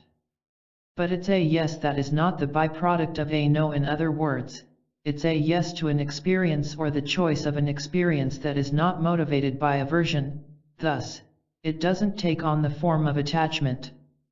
In this way, desire in its pure form is absent of resistance, making it a tool of the true self. Desire facilitates expansion, self-awareness, and self-realization, whereas craving is a tool of the ego.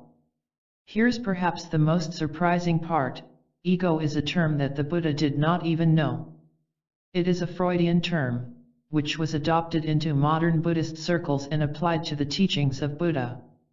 It was simply the best word we could come up with to describe the difference between the enlightened perspective of no separate self and the illusionary perception of the separate self.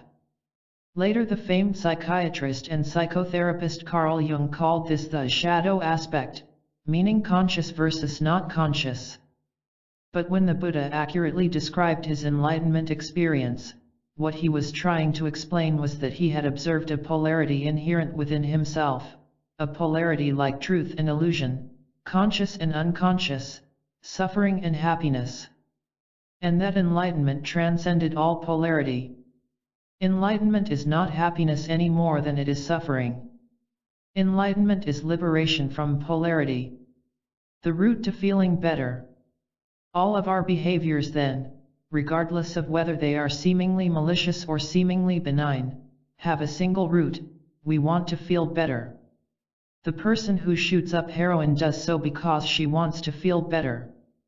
The person who gets married does so because he thinks it will make him feel happier. The person who murders another commits that murder because he thinks it will make him feel better. Up to now, all movement within this universe is done to move towards something because you want to move away from something else. We move toward what is wanted because of our desire to move away from something that is unwanted. The biggest issue is that when you live your life moving away from a negative toward a positive, you are always in motion. You can never stop to smell the roses in the present moment, so to speak. All decisions are made from pain. All desires are the byproduct of trying to move away from pain. But I'm asking you to imagine a life where there is nothing you wish to move away from, a state where your life is lived for joy and total non-resistance to pain. In order to end this trail of tears and reach this better point, you must end the perpetual movement away and toward. Away and toward. To end the movement from aversion toward craving, which is all attachment really is, we turn in the direction of our aversion. We sit with it completely. We embrace it. We are unconditionally present with it, and we let it know that we are willing to experience it without needing it to change. We are set free because of our willingness to bring the light of the presence of our consciousness into the shadow of the absence of our consciousness. Once we no longer have an aversion to our aversion, it's no longer our master. Desire is transmuted because it's finally free of its shadow. Taking this one step further, there is no longer any need for reincarnation either. The craving for reincarnation is gone from our very soul. The soul now makes all its choices free from any motivation caused by aversion or craving, which is a truly liberating place to be. The true nature of peace. Peace is much more than the absence of war. Peace is the absence of internal conflict and external conflict. It's the absence of opposition and polarity. Peace is the center point in the symbol of infinity. Peace really has no opposite, but rather peace can be described as a unified beingness, a state of enlightenment. Peace can be seen as the byproduct of the ongoing process of becoming conscious. As the universe, also called Source, becomes more conscious of itself, there is more to become conscious of. We, as a microcosm of the larger universe, must also become more conscious. Because of this, there is always further enlightenment to experience. Looking at the infinity symbol, usually represented as a sideways figure 8, we can see that there is polarity. On one side physical, on the other side non-physical, on one side life, on the other side death, on one side light, on the other dark, and so on. But in between them is a point, the still point, where the lines intersect. This is the part of the infinity symbol that truly represents infinity. It's not the balance between opposites, it is actually the union of and the transcendence of those opposites. Within the completion process, we find a practical approach to the enlightenment we seek. The shadow, once integrated, no longer drives us away from anything or toward anything else. We are free to consciously choose. It's the state of self-actualization, of being awakened. Entering the co-existent timeline. Time feels as if it flows in a linear manner from past to present to future. It feels as if the present is constantly updating itself. We have a perception that the future is open until it becomes present and that the past is fixed. But all of this is just perception. In reality, all timelines exist simultaneously. The universe is more like an ocean composed of all things that have ever, are ever, and will ever exist. Everything that has been, is, or will be co-exists. Because of the law of attraction, some of the nows are a vibrational match to other nows. They relate to one another, and the perception you have of them is that they line up. We call this line-up time. The best way to allow your linear mind to comprehend a universe composed of only nows is to imagine that you see me walking into a library. Then imagine that I tore out every page from every book in the library and littered the floor with them. There is no longer any order to the pages. All stories and all timelines in those stories now co-exist as an ocean of information. If I were to put on a pair of goggles that allowed me to see a specific color for the page that belonged to a specific book, I could see them as a match to one another. If I collected them, I could then arrange them in a special order to make the story unfold so that the information had meaning. I would be making a linear story out of an ocean of information. In essence, this is what the mind does. So now you can better understand how memory works. Memory is actually just the result of the mind arranging nows into a sequence so that meaning can be derived from them and so that progression or expansion can be perceived. To take this even further, it must be said that even the perception of now is an illusion. It takes time for light to move from the book in front of you to your eye, and so as soon as you perceive these words in front of you, you do, in fact, not perceive them in real time. You perceive something that was the now milliseconds in the past. Therefore we can never actually see anything as it is now. What does all this mean for us with regard to the completion process? It means that we must begin to view time in its entirety as a beneficial illusion, but an illusion nonetheless. Upon coming into a physical life, we come into the perception of linear time for the purpose of learning. We think the past is gone, but the past is not gone. This means time travel is a reality for the mind, regardless of whether it's as yet a reality for the body. In fact, the only thing you'd theoretically need a time machine for is physical time travel. The mind and emotions don't need a time machine to travel across time. Viewing our lives on a linear timeline. For the sake of understanding the completion process, and for simplicity, we are going to work with our generally accepted perception of time. On a linear timeline, we perceive causation. What that means is that you can see how something in the now or in the future was set in motion as a result of something in the past. For example, you can see how losing your parent at a young age is the cause of your reluctance to love someone as an adult, which is the effect. Because we think the past is gone, we don't think we have any ability to alter the cause, only the effect. So most of our healing modalities seek to alter the effect without ever addressing the cause. But if you alter the effect without dealing with the cause, no real transformation occurs. It is a bit like trying to kill a weed without pulling up the root. By pulling the root, we change all that was a progressive result of the root. If we see that time is an illusion and that our reality is composed only of what we perceive, the lines between imagination and reality blur. Let them blur, and the mind will be open to possibilities that were previously unperceivable. We can be open to the possibility that by mentally making changes to the past, it causes mental changes to our present, and by emotionally making changes to the past, it causes emotional changes to our present. This allows us to see that the world is open for infinite possibilities with regard to healing. For example, a person who was moved around a lot as a child may have developed the feeling that she couldn't control anything. She felt powerless and stressed. That is causation. As an adult, she may turn to smoking because it causes her to feel relief, but it also provides a ritual that makes her feel like she has control and power over her life. Smoking is the effect. Consider what would happen if we took this person mentally and emotionally back in time and healed the childhood causation. That person might wake up the next morning with no desire to smoke a cigarette. This example is not fictitious. It's, in fact, an actual account of what occurred with one of my clients. In our present lives, we are but a walking imprint of the past. By altering the past, we affect the present, and the good news is, we don't need a time machine to do it.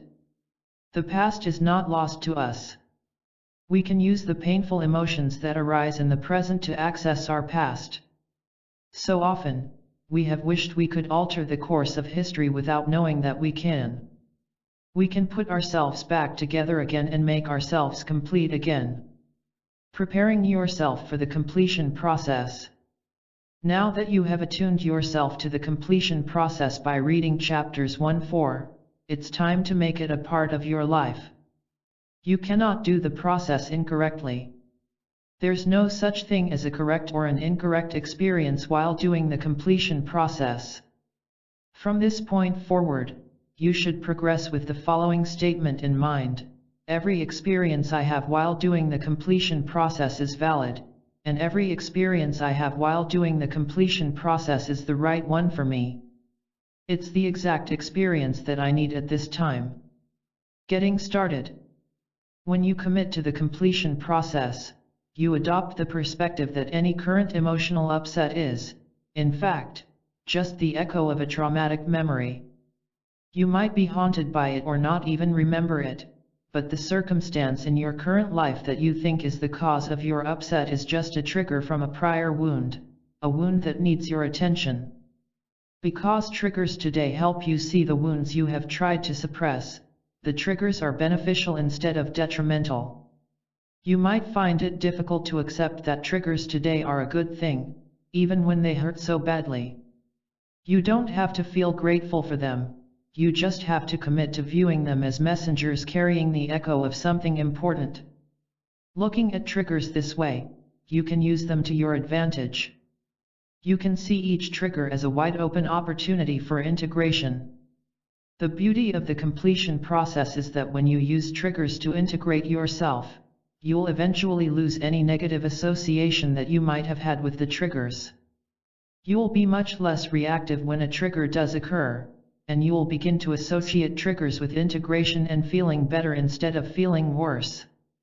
Once the meaning of something changes this dramatically, your whole life can be lived differently. You no longer live in a state of defense or feeling victimized. You'll feel like the universe is assisting you instead of deliberately causing you to suffer. When to use the completion process. When you are committed to the completion process, you practice the art of taking your attention off the thing that has triggered you and away from the story you might be telling yourself about the present circumstance. Instead, you'll place your attention on the feeling you are experiencing as a result of what just happened. I call this listening to the echo. Once you feel that an emotion has been triggered, it's an ideal time to use the completion process. There are times when it's not possible to do the completion process right then and there. If this is the case, then wait for a better time or schedule a better time. Only you know how dedicated you are to yourself and to this process of integration. But in general, the sooner you can use a trigger to integrate, the better. How soon you do the integration comes down to a matter of priority. You have to ask yourself what is really important. Is that other activity so important that it should take priority over doing the completion process, which helps you heal and become whole again? So, for example, what if you feel a trigger from someone or something just before you are planning to clean the kitchen? If you decide it's more important to clean, you're telling yourself that the kitchen floor and the dishes in the sink are more important than your health and wellness. Once you are in a safe and quiet place and can go through the steps, start by thinking about the event that triggered you and see if you can reactivate the painful feeling. Most people who commit to the completion process are perfectly capable of managing whatever comes up as a result, and find it instantly causes them to feel better. However, as with any deep healing process, it is a good idea to make sure that you have professional support or a friend you can call on in case you run into anything too difficult to handle on your own. If at any point during the process you feel tempted to harm yourself or someone else, seek help immediately. This is an especially important caution for those who have experienced ritual trauma or who were mentally programmed. They should definitely engage a skilled professional to work with them directly from the outset. The role of a practitioner or trusted friend. For the majority of people, the ultimate goal of the completion process is to develop the ability to use this tool on their own. By doing it yourself, you hold the power for your healing process. I believe any risk is minimal when someone does this for himself. In fact, I strongly believe that the consequences of living in a constant reactive state are far worse. Why let the echoes of the past haunt you forever?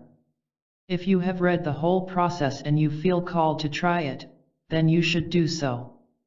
That being said, if after you read through all the steps and it still sounds intimidating to you, you can ask someone you trust to help you, especially when you are just beginning. You know yourself best. You could ask a friend to help or engage a completion process certified practitioner, CPCP. The completion process is a wonderful tool in and of itself because it can stand alone as its own form of therapy. But it also works very well as a modality that could be added to other therapies, such as energy work, bodywork, psychology, and psychiatry. I believe that if a particular emotional state is echoing as a trigger, it's because the emotional state and the memory attached to it are begging to be integrated. Your inner self will try to integrate something only once it feels you are in a safe enough state to heal. This is why post-traumatic stress symptoms don't show up until the person is out of fight or flight mode and in a space where it no longer serves the consciousness to remain fractured. By taking on this work yourself or with a caring friend or practitioner, you aren't forcing anything. Your very being is trying to heal, and it will continue to try to do so with or without your conscious assistance. If you are being triggered and are aware of the trigger, you are now ready and capable of handling whatever comes up during the process of integration. The completion process as a daily practice. When you become dedicated to the completion process, you can make it more than something you do only in response to triggers. You can make it part of your daily meditative practice. Some people find that the best time to do this is when you first wake up.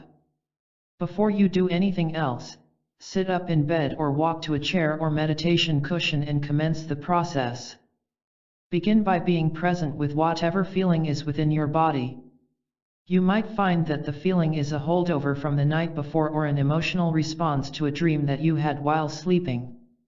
Your subconscious mind tries to integrate and heal itself during the night, in dream time, so it's pretty common to process things emotionally and mentally during the night. Once you have become familiar with the feeling flavor that is being experienced in your body upon waking that day, start to do the rest of the completion process. You can use this morning ritual in addition to using the process anytime you are triggered throughout the day. Truly, the completion process doesn't cause us to become complete and it doesn't cause us to become whole, but rather it awakens us to the fact that we always were and always are complete and whole. Regretfully, there are many things, many past wounds, which obscure us from this truth about ourselves. But as the wounds obscuring this truth are embraced by our own minds and hearts, our true selves that contain this undeniable truth can and will be uncovered. The flow of the completion process. Remember that once you start the process, you should go straight through from step 1 to step 18. In other words, the completion process is not an exercise where you can do a few steps today and then finish the rest next week. Each step builds on the previous one, and the entire process is designed to be completed in one sitting so that the emotional process is opened and closed properly and predictably. It can be intensely emotional, so paying attention and finishing what you start is very important. You will notice as you keep reading that some steps are relatively quick and straightforward, while others are more involved and may take longer to accomplish. There is no usual time frame that this takes, just allow the flow of healing from step 1 to step 18, taking as much time as feels right for you. The number of minutes will be different for each person, and that is perfectly normal. This next section provides a short description of each step so you can get a quick overview of the whole process. Chapters 6-9 provide more detailed descriptions of each of the 18 steps. It is advised that you read through these next 4 chapters before beginning. This way, you will be very familiar with what to watch for and what needs to be done in each step. Once you are comfortable with the individual steps and the overall flow, you may need to refer only to the quick reference page in Appendix A, which gives a simplified list and brief descriptions of each step. Please note that all details and descriptions of the 18 steps, both the short references below and the longer, detailed descriptions in the coming chapters, are specifically written so that you, a helpful friend, or a completion process certified practitioner, CPCP, can follow along. The process is the same. The completion process, short descriptions of each step. 1. Create a safe haven. We set up a safe haven, safe place, in our mind, and we also create a primary safe support figure. This has to be done only once, unless you wish to create a different kind of place at another time. 2. Emotional Vipassana. We practice emotional Vipassana in order to explore the feeling or trigger. When we have a strong uncomfortable emotion or feeling in the present, we close our eyes and sink into the feeling. We familiarize ourselves with the unique sensations or feeling flavor of the feeling. We are unconditionally with that feeling, experiencing and observing it without needing it to change. After a time, we see if we can name the feeling. We can do this with ourselves regardless of whether there is a particular feeling present. It is simply much easier and more impactful when a strong emotion is present. 3. Validate the present feeling. We give the emotion or feeling the message that we are completely with it, that we see it as valid, that we care about it, and that we are ready and want to know what it has to say. We are open to fully receiving it. 4. Invite the memory to surface. We use the sensations of the feeling flavor like a rope connecting us to the origin or causation of that very feeling. We ask, when was the first time I felt this feeling? And instead of mentally chasing the answer, we let our being offer it up to us like a bubble floating up from the depths of the ocean in whatever form it comes. 5. Re-experience the memory. When a memory surfaces, we observe and experience the memory in whatever way it comes to us. We take time to be present with the intensity of the feeling of the memory. We emotionally re-experience it. 6. Validate the feeling within the memory. We give the emotion in the past, same as we did when it was present tense, the message that we are completely with it, that we see it as valid, that we care about it, and that we are ready and want to know what it has to say. We are open to fully receiving it. 7. Step into adult perspective within the memory. When we feel ready, we step out of the perspective we are currently in, such as first person, within the memory and step into the perspective of our current adult self within the memory. In other words, we move from passively witnessing the memory to active visualization. 8. Validate the child's emotions. We comfort and show affection and unconditional, focused presence to our child self in the scene with one prerogative in mind: validation of the child's emotions. We give the child the message that it is right and okay to feel how they feel, and we give the child permission to fully feel how they feel. If we feel unequipped to do this, we bring our safe support figure from the safe haven into the scene to do this for our child self. 9. Await relief. We wait for the child self in the scene to naturally move in the direction of relief, keeping in mind the child selves may just need you to prove that you will be there for them forever, just as they are. 10. Call back other fractured aspects of self. We call back any other fractured aspects of the self that are present in that one scene and lovingly merge them into the core child self, so we are only dealing with one child self. 11. Meet the child's needs within the memory. When and if the child feels validated and is ready to move forward emotionally, we take action to find a resolution to the situation at hand. This is where creativity and individuality are important. We must find out what need is not being met and meet it. We can say things to our child selves that make them feel good. We can stand up for our childhood selves. Give suggestions and take suggestions, but, ultimately, trust yourself, or the person doing the process, to know what is needed to alter the circumstance. Above all, trust the child self in the scene to know what he or she wants and needs. 12. Choice to stay or go. When a feeling of relief has occurred as a result of taking action to change the circumstance in the memory, we give the child the choice to stay in the memory/visualization or to come to the safe haven. 13. Check for completion. If the child chooses to stay, we ask the child why he or she wishes to stay, we respond accordingly, and we repeat steps 10-12 if necessary before bringing the process to a close. As we repeat the steps, we check again for any more non-integrated, fractured aspects of the child self that might still be stuck in the memory.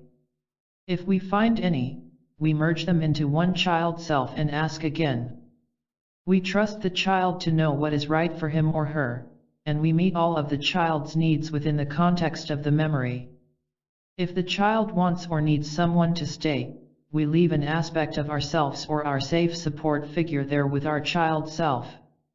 If the child chooses to go to the safe haven, the child is brought to the safe haven. 14. Enter safe haven and deactivate the memory. Coming into the safe haven, the memory the child was taken out of is then closed, for example, shrunk or popped like a balloon. 15. Create purification and healing. Place the child, or children, in the healing water, and bathe him or her as a purifying and healing ritual for entering into the safe haven. The child drinks the water as well. This symbolically ends the previous life in the memory so that the child can begin a new life here in the safe haven. 16. Meet the child's needs within the safe haven. The child's needs and wants are met within the context of the safe haven to the degree that the person doing the process feels as if the session is complete. 17. Option to stay or merge. The child is given the choice to stay in the safe haven or to rejoin and merge with the adult perspective. If the child chooses to stay, lovingly embrace and support that choice. If the child chooses to merge, we imagine the child merging with our adult perspective and becoming a part of us, like a puzzle piece going back into place. 18. Return to conscious perspective. We return to conscious perspective, taking at least a few deep breaths as we bring our consciousness back to real time. And we gently take time to reacclimate to the sharpness of our surroundings and the new level of integration and presence that we feel. We need to be present with the way we feel when we come out of the process. Our body needs to process the integration that just occurred. Steps 1-6. Safe haven and accessing the memory. When the trauma we experienced is buried deep within us, we are often not even aware that it is there. However, we experience the reflection of that buried trauma as emotional reactions in our day-to-day life. These reactions are painful, and so we behave just like we did when we experienced the original trauma. We do anything we can to get away from the way we feel in an attempt to feel better instead. But this sets us up to spend our lives trying to escape from ourselves and trying to avoid facing the way we really feel. When we commence healing with the completion process, we move forward, guided by the tenet that the only way out is in. We first lay the scaffolding upon which the rest of the process is built. We begin the practice of using our feeling reactions to help us find and willingly re-experience the memories that are causally linked to them. We learn how to be completely and unconditionally present with ourselves. The following 6 steps of the process are presented in full detail so you can understand the importance of each one and how to proceed through them. As mentioned, please read through all the steps in chapters 6-8 before starting to actually do the completion process. This way you will know what to watch for when you are ready to proceed. Step 1. Create a safe haven. This first step sets up a safe haven in your mind and also creates a primary safe support figure. This step is critical because so many of us on this earth don't feel safe. This is especially true when we are dealing with traumatic memories of any kind. When we start the completion process by setting up a safe haven within our minds, we then have a place that is within our control and that we can visit at any time. We only have to do this one time, unless we wish to add more elements to the safe place or create an entirely new one. If we have already set up a mental safe haven, we can commence the completion process each time we do it by starting instead with step 2. Our safe haven acts as a foundation for the completion process, giving us a stable base camp from which to do our retrieval work. It's crucial that we provide this kind of secure place so that the missing aspects of ourselves that we are retrieving from our memories will be able to return safely. By creating this safe haven in our minds, we're able to bend the physical rules that govern and restrict us in our physical life. For example, a cut on our arm might usually take 2 weeks to heal in physical life, but in our safe haven, we can put a special salve on it, and it can heal before our eyes. This kind of magical thinking is a critical ingredient when we are healing from states of powerlessness. You will find that a child who experiences trauma almost always feels some degree of powerlessness. Therefore, when our child self is able to experience a thoughtscape where anything is possible, that thoughtscape experience is healing to the child in and of itself. As for creating the safe haven, keep in mind that this will be an intensely individual place, therefore, there's no right or wrong way to create it. We need to allow our minds to reveal to us what would feel best. For very specific reasons, I have designed the mental process of setting up the safe haven in the way I describe below, but don't be afraid to bend or change the process according to your needs or the needs of the person you are helping or facilitating. For example, when I walk people through the completion process, I ask the person to imagine walking through a tunnel to get to their safe haven. This creates a necessary and believable mental separation between the physical memories and the safe haven. But if a client has been through a war or had negative experiences with tunnels or caves, then using the image of going through a tunnel would present a negative association and negate the feeling of safety we wish to create. So if you know that you or the person you are helping has sensitivities to certain common images, then design an entrance and safe haven in a way that feels fully secure. Another construct I like to use in the safe haven is to ask the person to create a water feature where they will later experience the healing and purification of water. But if water makes someone feel unsafe, then of course I would change the suggestion to some other element or substance. If possible, it's best to construct your safe haven by having someone else walk you through it so that your concentration is not broken by having to refer back to the written text. Your friend or practitioner might read you the guided meditation below, or you could record yourself reading the words slowly and gently, and then play it back. Here is a sample of the words that I often use when helping someone to create a safe haven in their mind. Listen to the words as a guide to help you set up your safe haven. Creating your safe haven, guided meditation. As you take this first step in the completion process, begin by making yourself as comfortable as possible, either sitting in a chair or lying flat on the bed or on the floor. Gently close your eyes. Allow the weight of your body to settle down toward the earth. Take a few deep breaths, and let go a little bit more on each exhale. Now allow your breath to settle and find its own natural rhythm. If you notice the body or the mind tensing around your experience, gently let go again without judgment. And now imagine that you are walking along a path. You are inexplicably drawn along this path. It is leading you to your own sanctuary where you can always come to experience peace and safety. Look down at your feet. What kind of path are you walking on? What is it made of? Is it made of stone or wood? Is it a pathway that leads to another galaxy or dimension?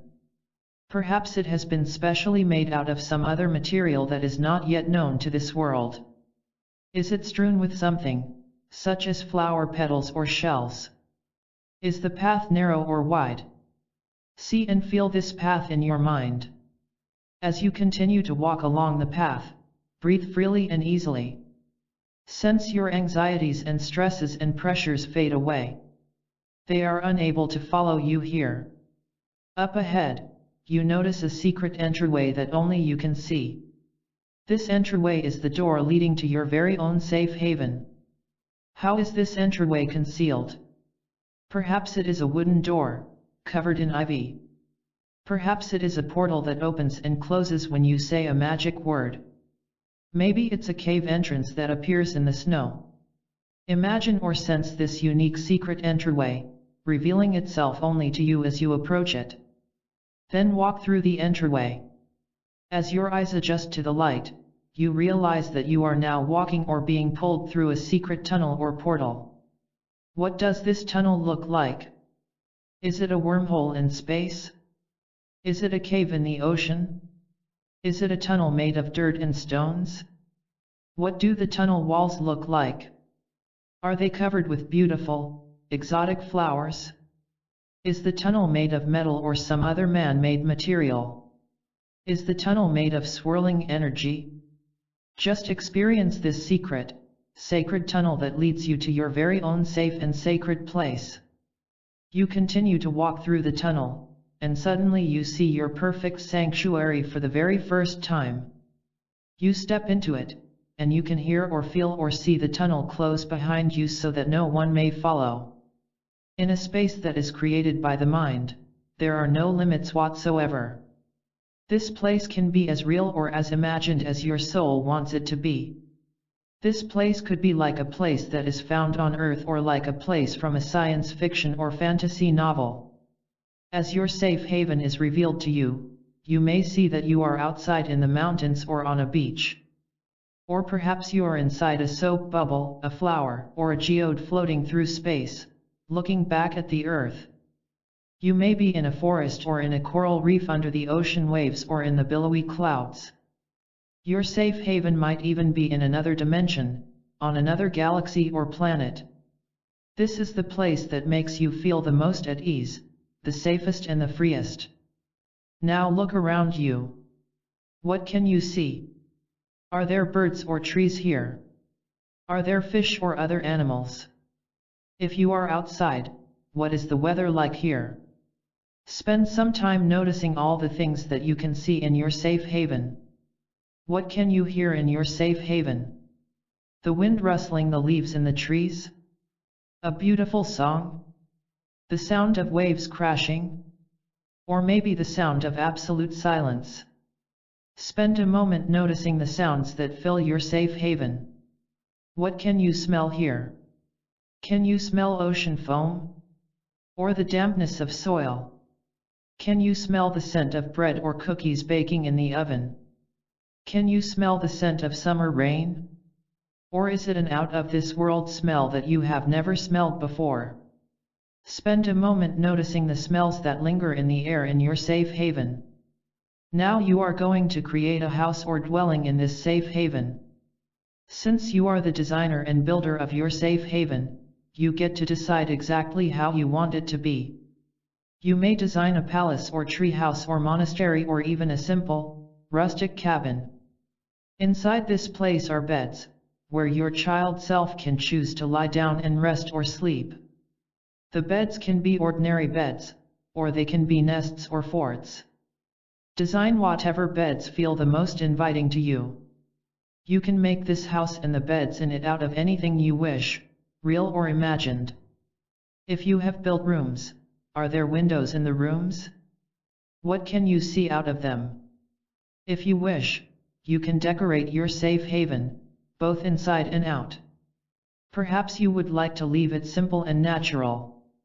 Perhaps you would like to adorn your safe haven with rays of light or flowers or special rocks or crystals or shells.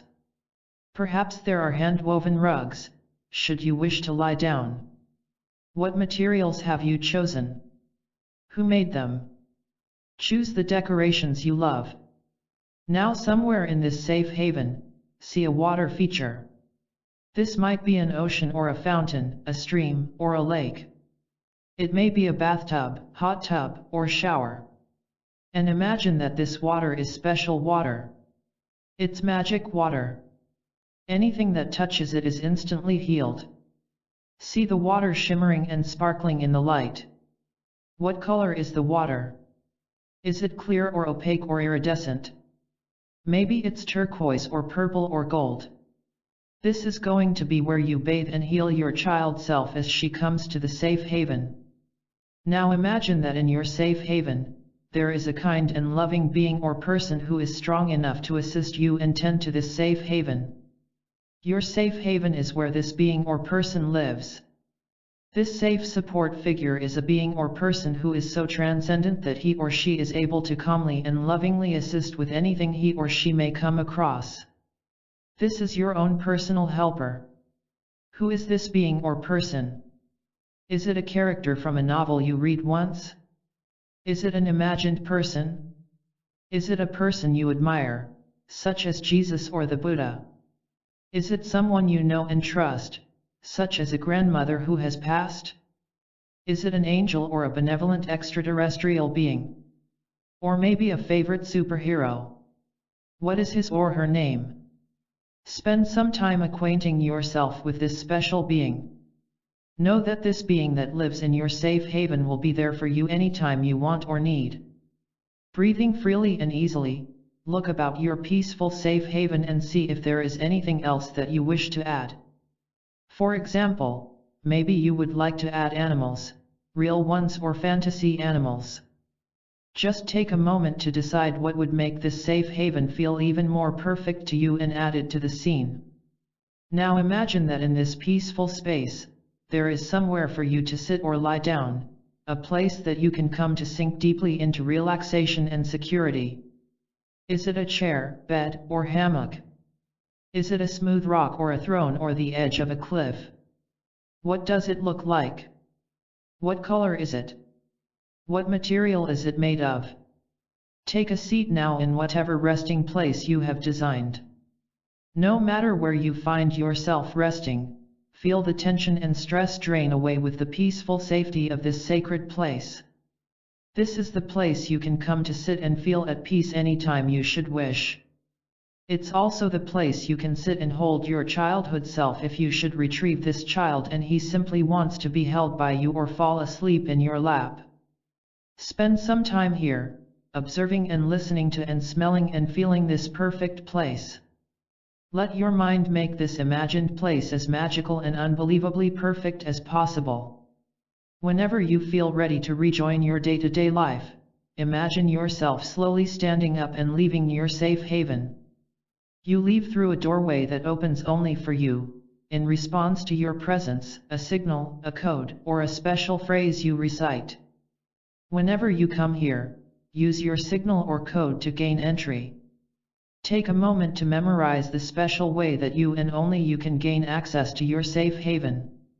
Take a look back at this safe haven, knowing that you can come here anytime you wish. Know that you always feel completely content here and completely safe and stress-free. Know that you can change or add to your peaceful sanctuary at any time. At this point, you may proceed to the next part of the completion process, Step 2. Or if you would rather just return immediately to full consciousness, then proceed through the next 2 paragraphs of the visualization.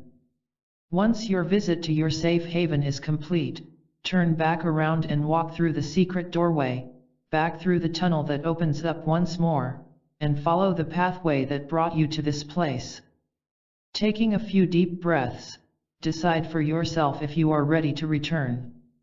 If you are, bring your attention back to the full awareness of your body lying on the bed or sitting on the chair. Feel yourself being in firm contact with the earth. Tune into the movements of the breath in your body, and gradually externalize your awareness, listening to the sounds in the room and feeling the air against your skin.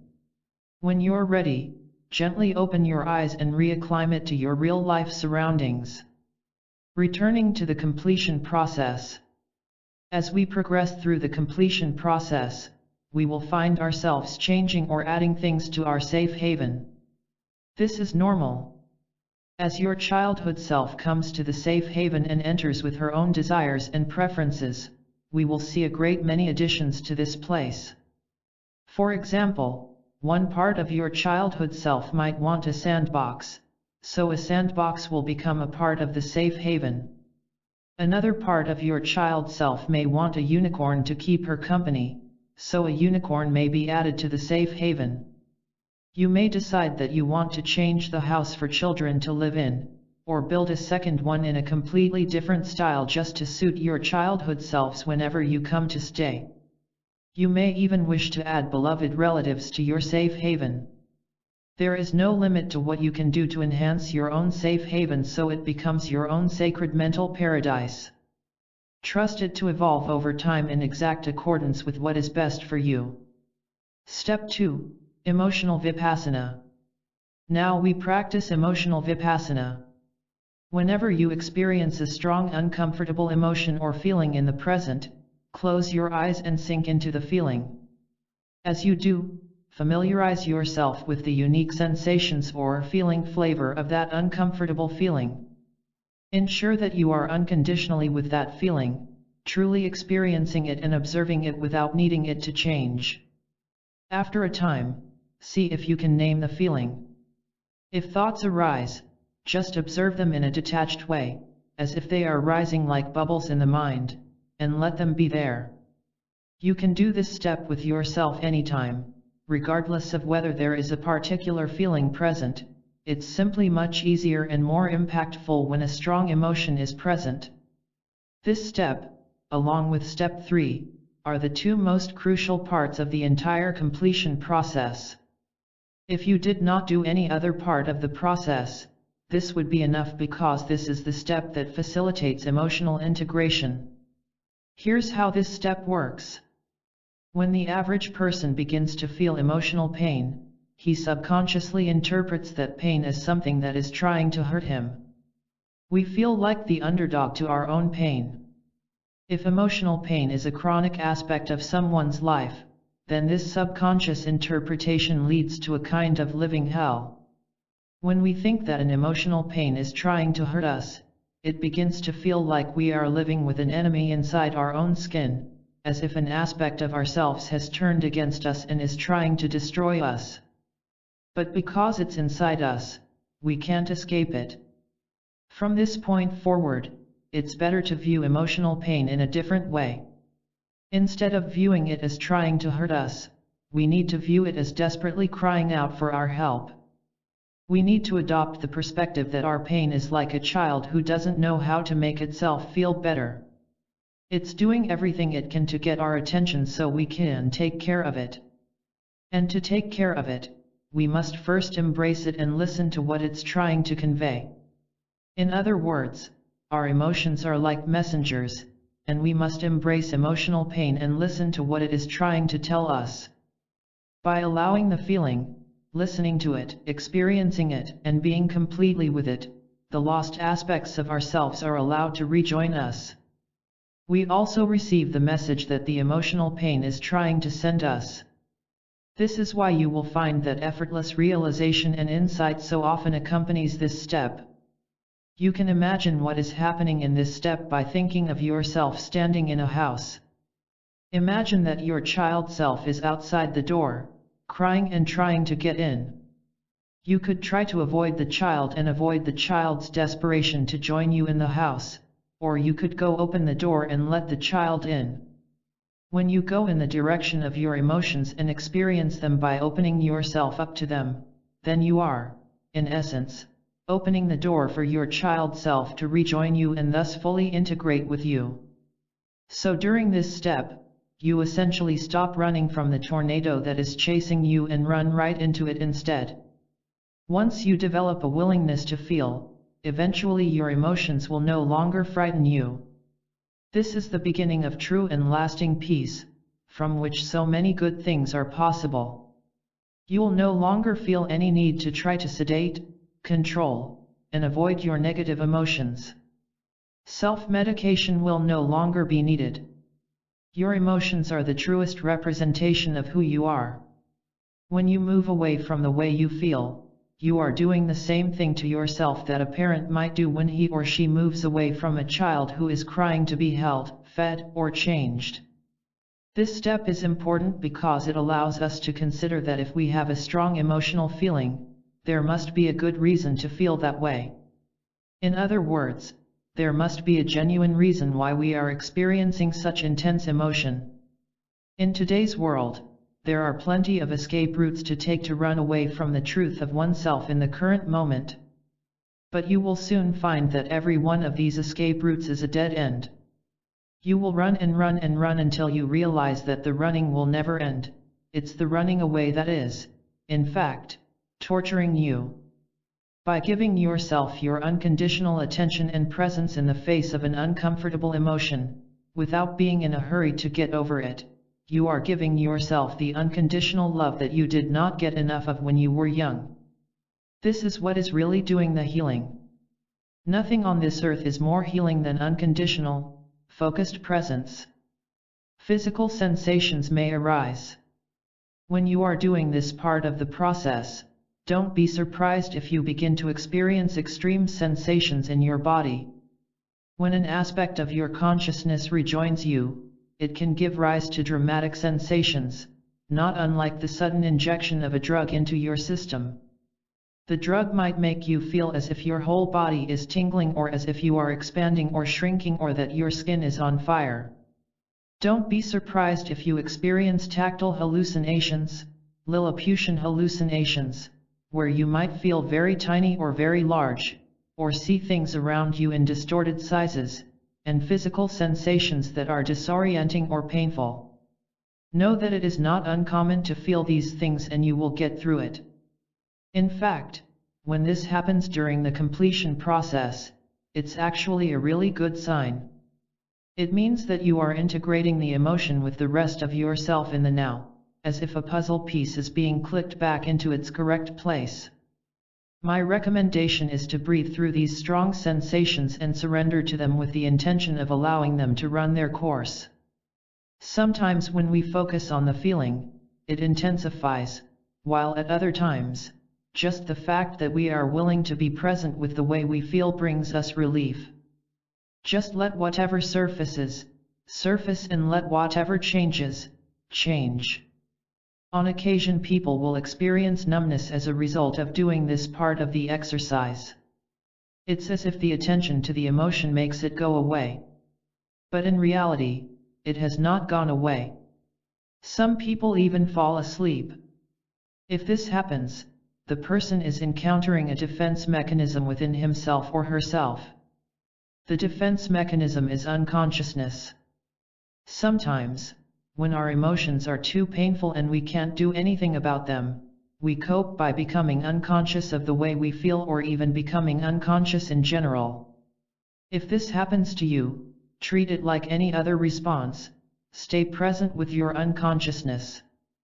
It's a layer that you need to let yourself sink into and drop through the bottom of. In other words, treat any numbness you feel like it is its own emotion that you would lovingly and unconditionally experience. If you fall asleep, let yourself fall asleep. If you experience hopelessness or frustration because the feeling went away, then experience that feeling fully. Welcome any and all experiences and feelings because that is the way you will heal. Dealing with hopeless feelings or mental stories. You may run into a thought and subsequent feeling of I can't at this stage of the process. Be aware that this is just a reflection of the hopelessness that you felt long ago. When people struggle with shadow work, it's usually because there is a layer of hopelessness, such as the feeling that this idea won't work, that needs to be integrated before they can progress. Be present with whatever arises, regardless of what it is. We don't have a goal for this process. We are not in a rush. Our purpose for doing it is to rejoin ourselves and whatever is true right here and now. If at any point in the process the feeling becomes difficult or unbearable, you can get through it by making sure that you breathe deeply and deliberately. The breath can create space within you for the emotion so you can stay with it. Imagine your breath embracing the emotion. During this step, we want to stay with the sensations of the feeling, not the mental story about it. For example, I feel unwanted is a story about a sensation. I feel heaviness or buzzing is a feeling. In order to truly get out of the mental story and into the feeling, try to describe, recognize, or notice anything you can about the unique quality of the sensation of the emotion or feeling. Sometimes you need to let it play around inside you and even spread throughout your whole body. Welcome it more and more, and see if you can name the feeling. Familiarize yourself with it. The stronger the emotion is, the easier this will be. Don't be surprised if strong emotional reactions come up as a result of being with your emotion.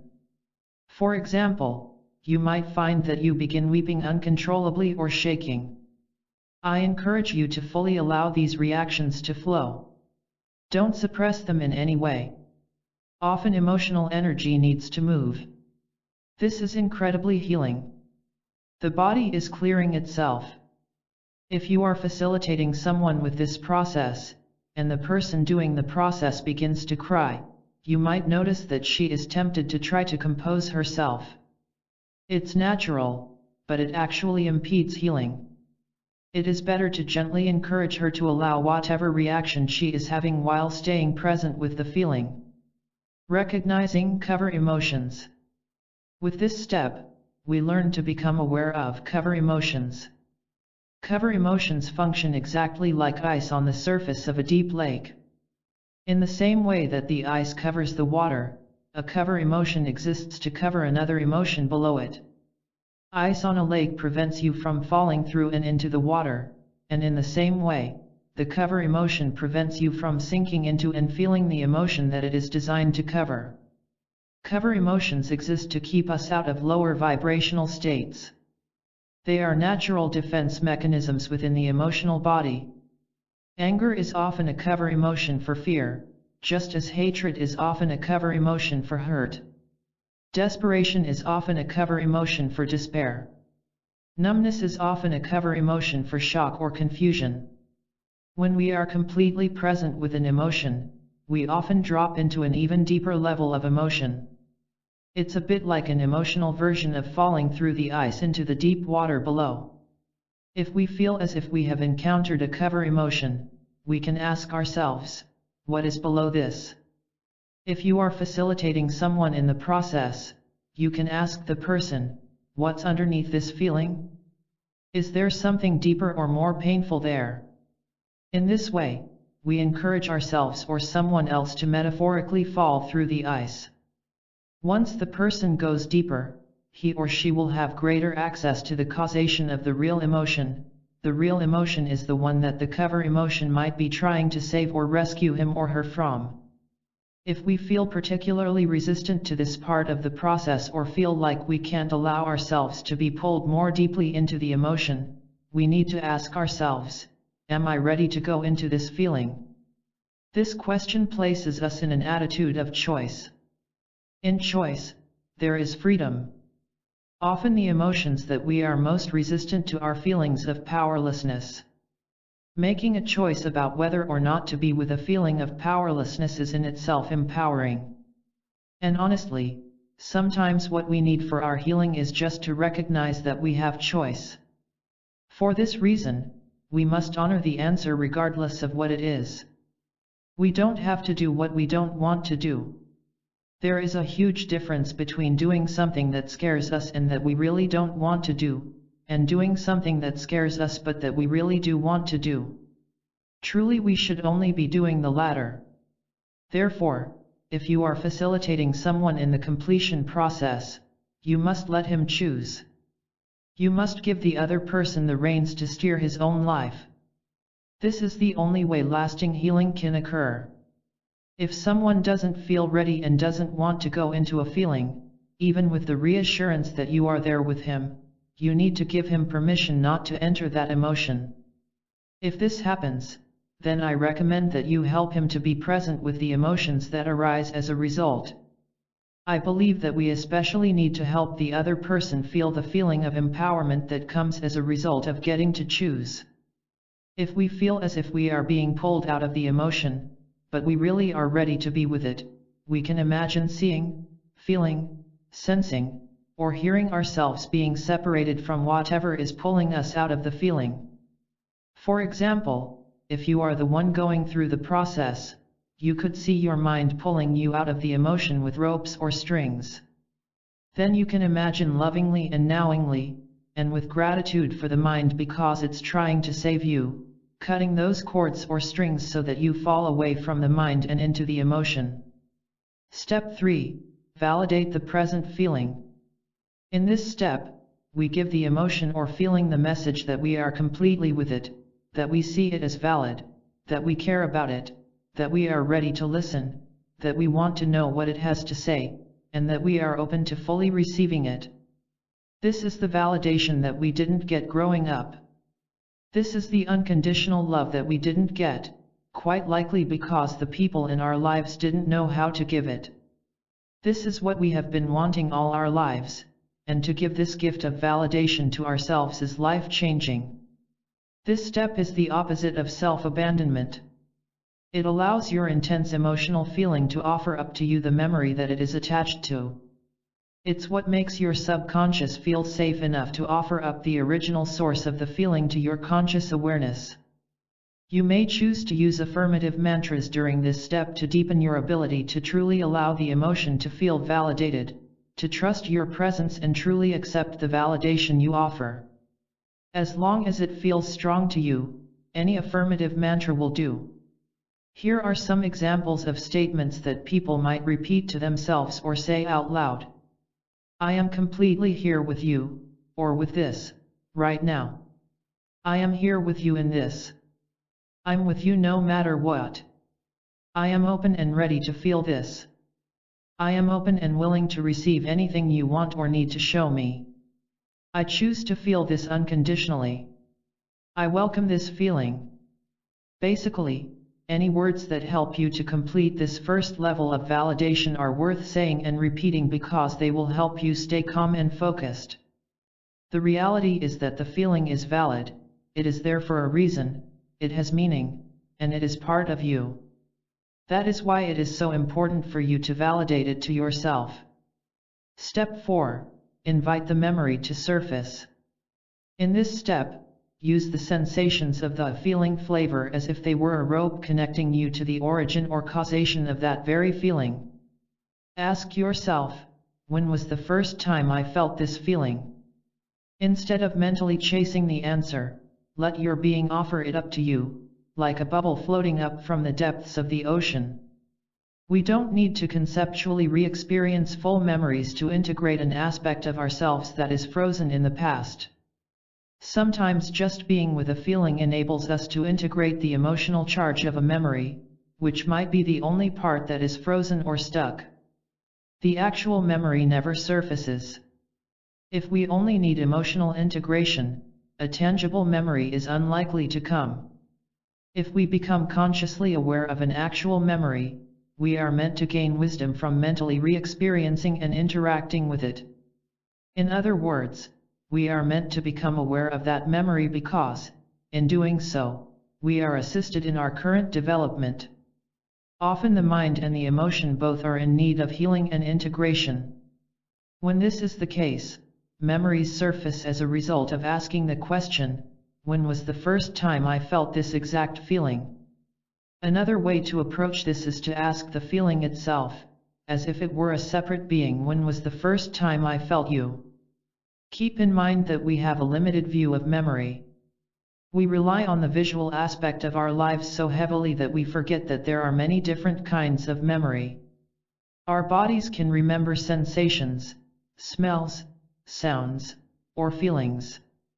So just because you don't see anything, doesn't mean you aren't getting back a memory. Also, because we were feeling beings instead of thinking beings when we were very young, some of the earliest memories we have consist of only emotional or sensation memory. For example, a person who is recalling a memory in the womb of a mother who didn't want the pregnancy will often not see anything. Instead, she might have an intense, all-consuming feeling of being stuck and unwanted. It's tempting when we want to understand why we feel the way we feel to try to rush this process. We might try to go looking for the memory mentally, but doing it this way, we tend to get ourselves off track. Instead, I recommend that you learn to take a back seat and treat the inside of your body as if it were a movie screen. Simply wait, watch, and feel for what shows up on its own. Don't forget it may appear in the form of an image, a smell, a taste, or a feeling. Work with whatever kind of memory surfaces, no matter how fragmented it may seem. Work with whatever comes up, even if it is not what you expected. Trust that your being knows what needs integration, and be open to surprises. If you doubt the realness or the truth of what you are remembering, try to set that thought aside by simply letting it be there, and continue to remain open to whatever other things come up.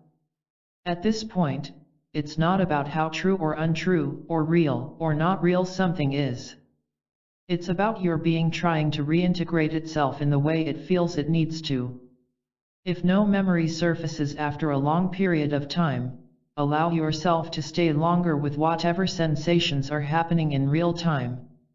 Then decide whether you want to gradually come back to the present moment or whether you want to do a visualization involving your inner child.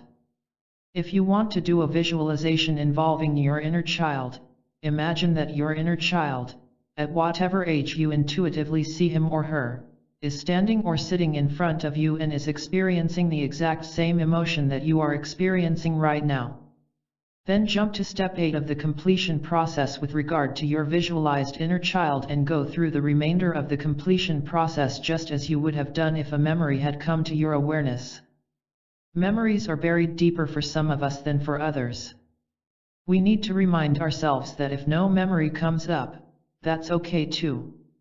We are doing enough just by being present with ourselves and by offering our being the opportunity to reintegrate in whatever way possible. Step 5. Re-experience the memory. When an earlier memory surfaces, observe it and experience the memory in whatever way it comes to you. Take time to be present with the intensity of the feeling of the memory. You are in essence allowing yourself to emotionally re-experience the original memory. At this point, we want to fully experience the memory as it is. This is just a deeper level of integration. We are taking our emotional vipassana practice in step 2 to the next level. We are gifting our inner child with the same unconditional, focused presence that we gave to ourselves earlier. You will often find that as you do this step, even more of the memory reveals itself to you. It unfolds before your eyes and may even begin to make sense. Sometimes when we are in a memory, we will not initially witness it in first-person perspective. We may be observing the event as if we were a narrator or an audience member watching the scene. This is especially true if we are dealing with a memory that was particularly traumatic and caused us to dissociate. However, witnessing it now in first-person perspective is important to integration. So if you are not in first-person perspective, merge into first-person perspective and experience the memory from that point of view. In other words, become your child self in the scene. If you feel that you absolutely can't handle participating in this memory in the first-person perspective, then don't force yourself. Wait until it feels less frightening, and then you may be able. If that feeling does not happen this time, that is okay. You can still progress through the rest of the completion process, with some amount of distance between yourself and your child self, who is in the memory. However, keep in mind that if you don't merge into first-person perspective in the memory, you will most likely have to return to this memory at a later date when you are ready to do so. You'll simply integrate more of yourself each time you return. Think of it as the difference between taking a bite out of a cookie and eating the whole thing. Step 6. Validate the feeling within the memory. This is the point where you let the emotion from the past know you are completely with it, that you see it as valid, that you care about it, that you are ready to listen, and that you want to know what it has to say. Give yourself permission to fully receive the message from this original emotion, the one that arose in Step 5. Step 6, in conjunction with Step 5, forms crucial aspects of memory work related to trauma. Many people who are familiar with trauma know that dissociation can be triggered by trauma. Dissociative states are psychological states where someone separates from his or her experience. Dissociation is a defense mechanism that enables us to avoid unpleasant experiences. There are mild and severe forms of it. At the mildest end of dissociation, a person could simply daydream instead of focusing on what she is doing or experiencing in the moment. Or a person might go numb. At the severe end of the dissociation spectrum, a person might detach from her reality completely and start to experience periods of time where she loses a sense of her own identity or creates new identities. Earlier in the book, we discussed the fact that everyone has experienced trauma, and therefore everyone has experienced post-traumatic stress to some degree. Today's common wisdom seems to indicate that dissociation is a symptom of post-traumatic stress. But the real truth is quite the opposite. Dissociation is, in fact, the cause of post-traumatic stress. Consciousness can divide itself. We live in a universe where the only reason you perceive yourself as one person throughout time is because your own consciousness is arranging that perception for you for the purpose of learning. We covered this idea briefly in Chapter 4 when we learned about time. This means even though we perceive ourselves as singular, finite beings, this is an illusion. As we discussed in a previous chapter, our consciousness can split itself in the same way that a river splits off into streams. And this is exactly what the consciousness is doing when someone dissociates in a moment of trauma. Part of the person goes forward while part of him or her branches off and remains stuck at the moment of trauma because it feels it cannot go through the experience. In essence, then, an aspect of our being is frozen in time. Like a skipping CD, the part of yourself that dissociated never progresses past that moment in the song, but just keeps replaying itself over and over in your unconscious mind. When we dissociate, we don't allow ourselves to actually experience what is occurring. This may serve us in the moment because it enables us to focus all of our energy toward surviving either mentally, emotionally, or physically, or all three. Because the consciousness splits off during a moment of trauma, your brain stores traumatic memory in a different way than it would store normal memories. Traumatic memories are not processed or integrated into a person's ongoing life in the same way that normal memories are. This is one reason why it's often so difficult for people to consciously recall their traumatic memories. Some years down the line, when we have achieved safety, the old memory, especially the emotions associated with the memory, begin to try to reintegrate it. This is when we start having flashbacks or begin to feel triggers. In order to become whole again, we must reintegrate the aspect of ourselves that was split off in the moment of trauma, and to do that, we must experience the memory that we dissociated from. We must, in essence, re-experience the traumatic experience that caused a part of ourselves to dissociate. Experiencing the memory. This part of the completion process is where we can move through the re-experience of a memory from first-person perspective and thereby allow our fragmented self, the one that was stuck in the past, to rejoin us in the present and to find resolution. This is the real way to cure post-traumatic stress disorder. Now, if you don't have PTSD, you might be thinking, what does this have to do with me? The truth is that there are mild forms of dissociation that occur when someone experiences any traumatic event that they cannot resolve in the moment. And any dissociation leads to a split consciousness or a split self. Part of you does not move forward into the now. So, for example, small children at a birthday party for their brother or sister might become jealous because they aren't getting any presents. They are too young to understand why they are being excluded, and this can be traumatic for a child. If the child is shamed for the feeling of jealousy, the child then has to find a way to reject, and therefore suppress, the aspect of self that felt jealous. He must dissociate from the aspect of himself that felt jealous. But that aspect of self that felt jealous didn't go away. It stayed frozen at the moment it dissociated from the child, and it became a subconscious aspect of the self.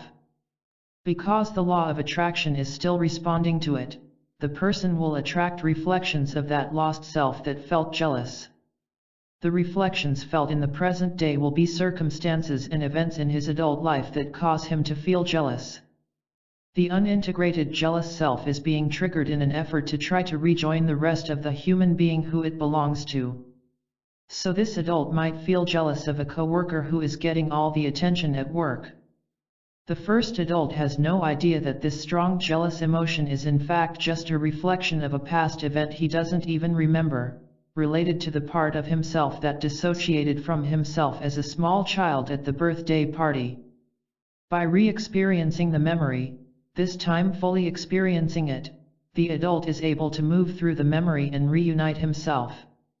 This is done by being completely with the strong emotional feeling, affirming that it is valid, affirming that it is cared about, and that the person is ready and willing to hear what the memory wants him to know.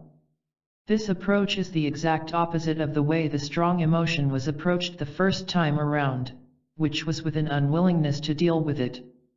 This time, as adults going through the completion process, we are demonstrating that we are now open to fully receiving it.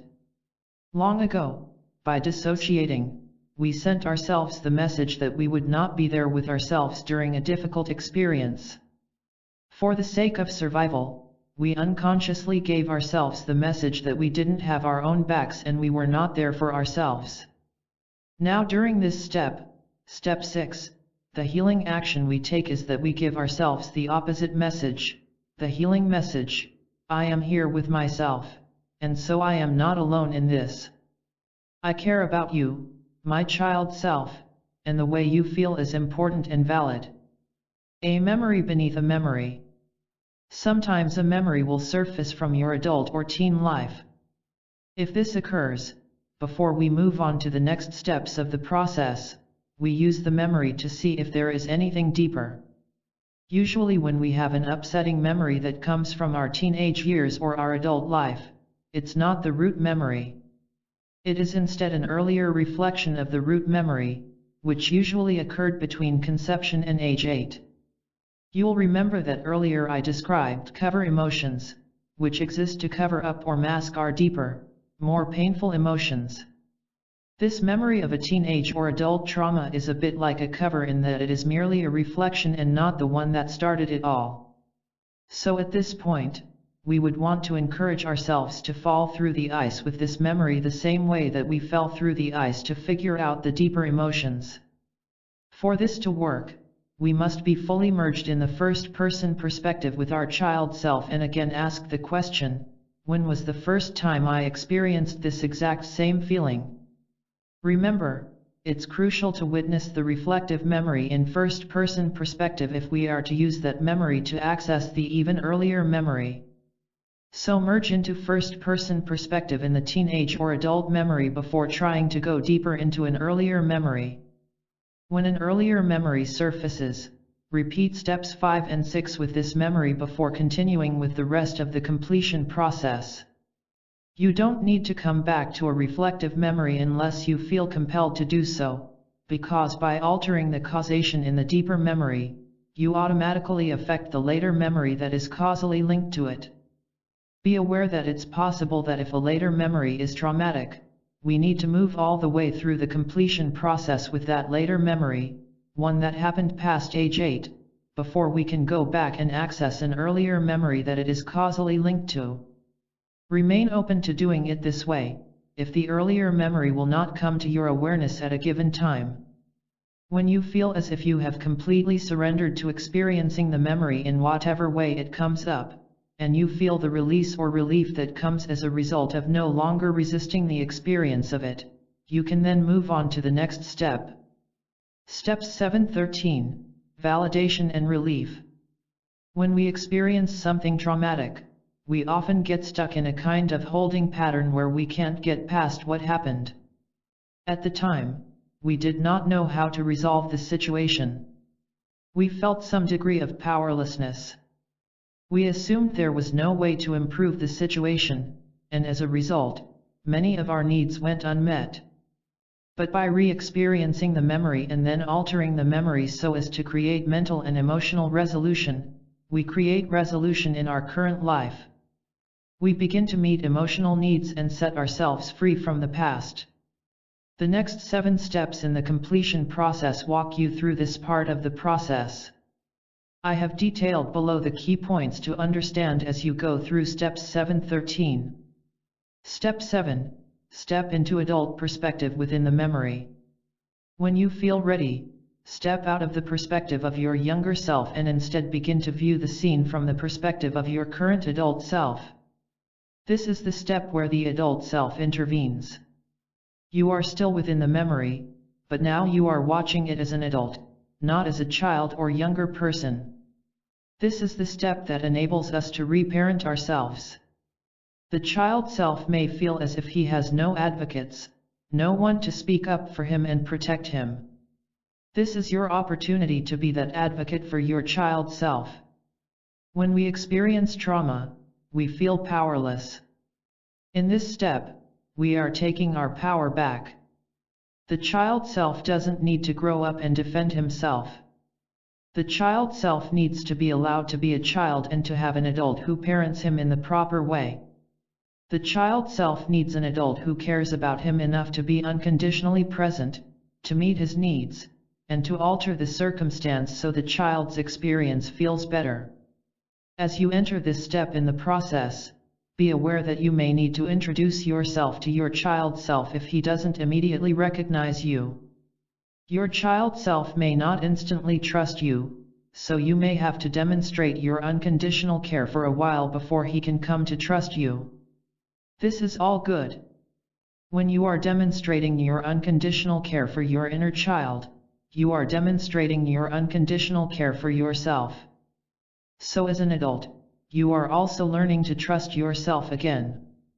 It may be helpful to tell your inner child what year it actually is and what is going on or why you have chosen to come back in time to interact with him.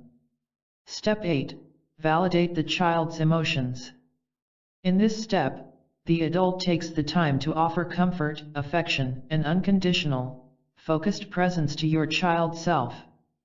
The object is to validate the child's emotions. What I mean is that you are validating the emotions you felt as a child within that memory. Clearly and gently give the child the message that it's all right and it's okay to feel how she feels, and give the child permission to fully experience her feelings.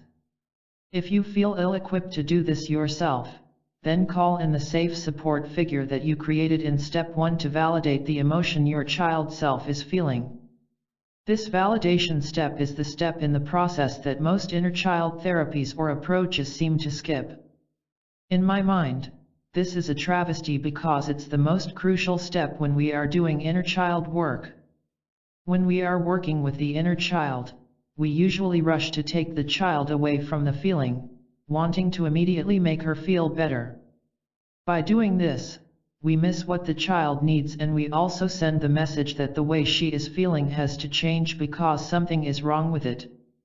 But skipping this crucial point of validation is unwise because the cause of most dissociation in children is having their emotions invalidated, dismissed, or disapproved of.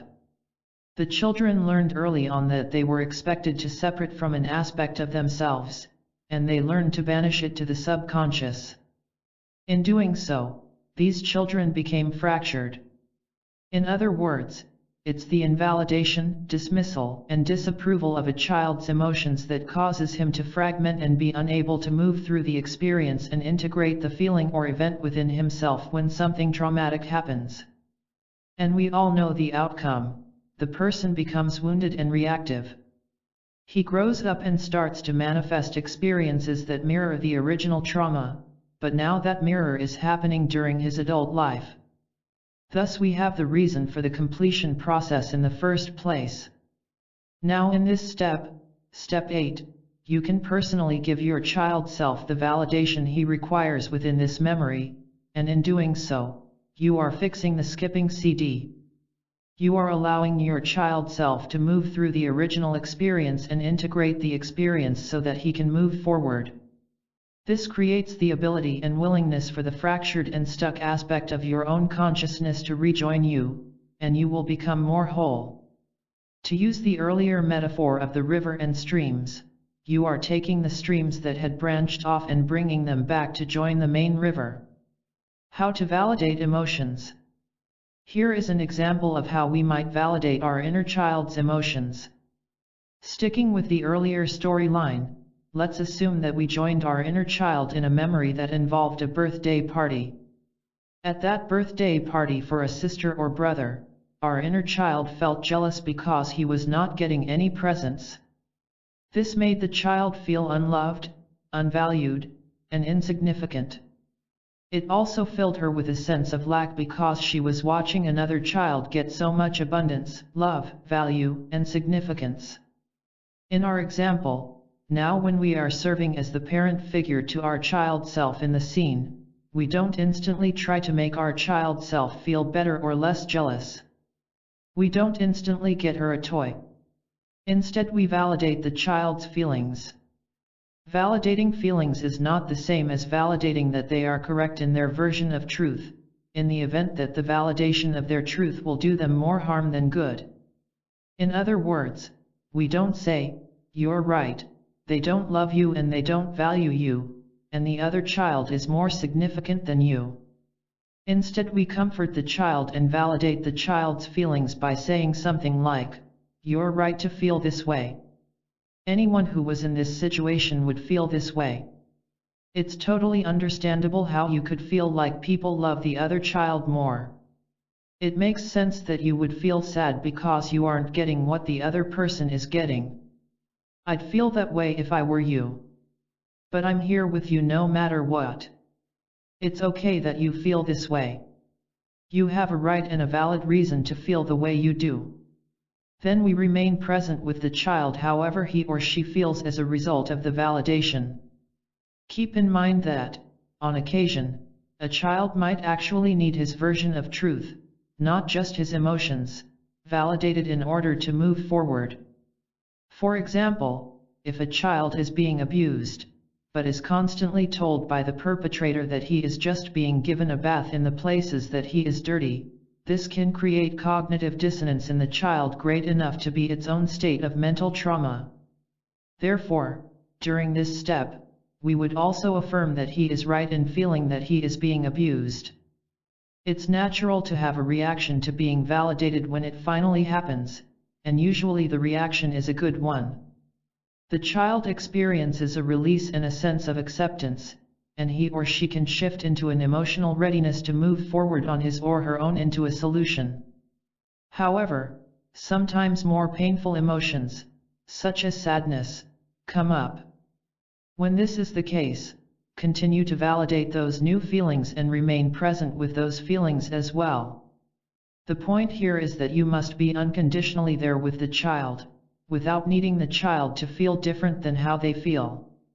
This step is not about feeling better, it's about being with the child's feelings. Remember, we are never ready to find a solution until we have accomplished this step. If you truly feel that you can't do this step in the process for your inner child, then get your safe support figure to do it. For example, if your figure was an angel, then imagine the angel coming into the scene with you and comforting and validating your inner child instead. Sometimes, in order to do this step well, we need to quite literally stop time and give the child all the time he or she needs to process the validation, accept it, and experience the support we are giving them. We must freeze the scene. During this step, we are usually still seeing the memory in motion. So the dogs may still be running around and the parents may still be yelling and so on, but we want to do something that helps our minds see the scene as frozen. If this extra time is necessary for the child, I often suggest that the adult help her snap her fingers. I tell the child that when he hears the sound, the memory will stand still. It should look to them as if they pushed the pause button on a video and everything became still. Everything within the scene needs to be paused mid-motion, so the only things that are still in a state of live action are your adult self and your child self and, if the case calls for it, the third-party safe support figure. After this group has moved through this step and the next two steps of the completion process with the scene around them on pause, remember to snap your fingers again, which will restore the memory to full motion. Step 9. Await relief. At this point, wait for your childhood self in the scene to naturally move in the direction of feeling relief. Keep in mind that your childhood self may just need you to confirm that you will be there for her forever, just as she is, regardless of what happens. So offer this protection and reassurance to your childhood self. For example, a child who loses a favorite toy doesn't need to be told to get over it or when to stop feeling bad about it. They need to be allowed to move entirely through the emotional experience and fully feel it, because the feelings are valid, and the improvement eventually happens on its own. The child may get mad and then collapse in tears, and then, if the child has unconditional, focused presence from an adult, he will naturally stop crying and resume interest in something else or come up with a solution on his own. This is what will happen in your visualization of the memory. You may notice that your inner child, once validated and given your unconditional, focused presence, may instantly start to feel relief. Or they might have a kind of emotional release and start crying, only to very quickly resume their desire to play. Their overall vibration improves on its own in response to the previous step. However, if you notice that there is no improvement, as can be common with an intense emotion like grief, then you need to give your inner child the message that you are not going to rush her, that nothing is more important than her, and that you care about her process above all else. You may need to simply stay with the child unconditionally while she experiences whatever emotion she is experiencing for as long as it takes. When this is the case, just keep affirming that you will be there for as long as she wants you to be there, no matter what. Have faith that eventually the child will feel enough relief that she will begin to move toward improvement, such as sitting up and sniffling or smiling or wanting to do something else with you. If it's clear that the child just needs us to be there and our presence is the most healing step for her at this time, she may not actually progress naturally into a better feeling state. If this happens, we have two choices. We may choose to mentally leave our adult aspect there with the child and return our consciousness to the room we are sitting in, or we can skip to step 15 and take the child self to the safe haven, continuing to be present with the child and observing how the child feels when she reaches the safe haven. An inability to reach the stage of relief is particularly common if people have experienced trauma involving their negative emotions. So, for example, if a person grew up in a home where it was never okay to be unhappy and especially bad to stay unhappy, often this person needs to learn it's okay to be unhappy or stay unhappy. What is really going on is that the aspect of him that needs to be reintegrated is the aspect of him that is permanently unhappy. Within the memory-turned visualization, the way the child self feels will not improve because the acceptance and unconditional, focused presence given to the unimproving nature of his emotions is what is needed. Step 10. Call back other fractured aspects of self. This is the step where you call back the other fractured aspects of yourself that are present in that one particular scene that you have been viewing. Lovingly merge those long-lost fractured aspects of the child into the core of your childhood self. Now you will be dealing with only one child self in the scene, as compared to having to deal with a child and a number of fractured parts of that child. Be aware that in a moment of trauma, we may not only split off from ourselves so as to create one fracture within our stream of consciousness, we may split off many more times. This is especially true if the memory was particularly traumatic. We may have other fractured aspects that are not frozen. I call these the coping aspects. A coping aspect of our consciousness is a fracture of the self that chooses to leave the traumatic experience so as to experience something else that feels better or safer.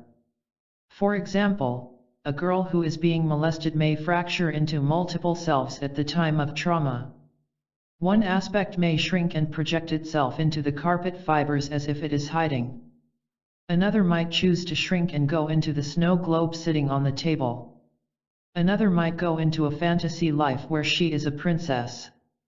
Another aspect might project itself into the clouds or into outer space. And yet another aspect might hide in the closet. By calling back all of these fractured aspects, we are asking them to be willing to unconditionally rejoin the primary, traumatized child self. The message to those aspects is, it's time to come back and move forward because there is a solution now. When those fractured aspects merge back into the child self, each aspect receives the same healing. As a result, the adult person now has much more consciousness available in much the same way that a river would have more water flowing through it once a number of branched-off streams have rejoined it. So you can see how this step adds an extra dimension to the completion process and is critical to you becoming whole again. This step in the process simply speeds up the healing involving a certain traumatic experience and makes the likelihood of returning to that specific memory much lower. However, if you discover yourself returning to the same memory again and again when you are doing the completion process, it's not because you are doing anything wrong, and it doesn't mean the process isn't working. What is happening is that you had split into multiple fragments at that previous point in time as a result of that trauma, and each time you go back to the specific memory, you are integrating an entirely different aspect of yourself. So if you do get called back to the same memory to integrate additional aspects of yourself, simply honor the fact that the time is right to finally have those additional aspects healed. There are many reasons why the fractured aspects of our consciousness might not merge and integrate all at once. But commonly, when the fractured aspects of ourselves don't integrate all at once, it's because the aspects of our consciousness that split off at the time of trauma had different unmet needs. Therefore, it is likely that if you return to an already visited memory to integrate another inner child aspect that split off, you will find that the child will have different needs than the previously integrated child self. There are a number of ways this integration could appear. It may look like ghosts being sucked toward and into the inner child. It may look like blobs or energy fields rejoining the inner child. Or it may look like other duplicate children merging into one child. Be open to the way that your mind conveys this experience of the fractured aspects rejoining the core inner child. Step 11. Meet the child's needs within the memory. At this point, ask your child self in the scene if he or she feels ready to move forward emotionally and if he or she feels validated. Once the child gives you this feedback, you can take action to find a resolution to the situation at hand. This is where creativity and individuality are important. You must find out what need is not being met for the child and then meet it. You can say things to your child self that makes her feel good. You can stand up for your child self. Give suggestions and take suggestions, but ultimately, trust yourself to know what she needs to do to alter the circumstance. Above all, trust the child self in the scene to know what she wants and needs, and honor the individual needs that are being expressed. Seeing as how we have been unconditionally with the feeling and have given the feeling the message that it is valid and right to be there, this is the part where we consider what steps must be taken to help the child feel better. The child self has different needs, depending on the traumatizing event. One child self may just want to be taken away from the memory into the safe haven and held indefinitely. One child may need to see resolution with regard to the particular event. For example, a child who had a particularly violent experience happen in his childhood home may be helped greatly by being allowed to set fire to that particular house. The completion process is not a time to teach the inner child a lesson like sometimes we have to learn to be alone, or you can't live at college with your sister because it's for big kids, or we don't hit people. When we are working to heal using the realm of imagination, there is no reality that needs to be accepted by the child. We are after one thing and one thing only, a feeling of completion. This means a child who is suffering because an older sibling went to college may need you to build her a little hiding place in her sibling's dorm room so she can be with her beloved sibling at college. Or it might mean that your child wants to be held indefinitely, so find a way to have the child held indefinitely. It might mean the child wants new parents and a new life, and if so, the child gets new parents and a new life. Imagine that there are no limits to freedom of imagination in this step. I find that the most common need, however, is the need for defense. When we experience something traumatic, we tend to feel powerless. This is especially true when we are children and have much less choice and control over our environment. So, often our child self needs our adult self to stick up for him or her. When the intensity level rises, it is tempting to decide that actions, such as yelling or violence, are all bad and thus avoid involving them in the visualization process. We need to understand that emotion is like a vibrational scale, with powerlessness at one end and states of joy and love at the other end. Revenge is, in fact, an increase in vibration from the vibration of powerlessness, despair, or fear. So is hatred and so is anger. Often the best way to get ourselves out of a vibration of powerlessness is to allow ourselves to move up the vibrational scale by visualizing some strong action being taken, even if it is revenge, a violent outburst, breaking something, or destroying something. This is the part of the completion process that invites the most resistance from people who would rather teach their inner child to take the high road. This is also the part of the process that invites resistance from people who feel that no violence should ever be entertained by our minds, lest it lead to more external violence. So don't be surprised if you feel yourself having a visceral reaction to what I've just suggested. That is normal. What most of us don't understand is that we run more of a risk of actually creating violence in our day-to-day life if we don't let ourselves move through and beyond the steps of revenge, anger, and defense in this safe, imaginary setting. The person who does not allow himself to do that usually never gets beyond the feeling of victimization. Also, the person who doesn't allow himself to do that leaves it to the subconscious mind to fantasize about those things. This is dangerous because it can lead to more reactivity in the present day.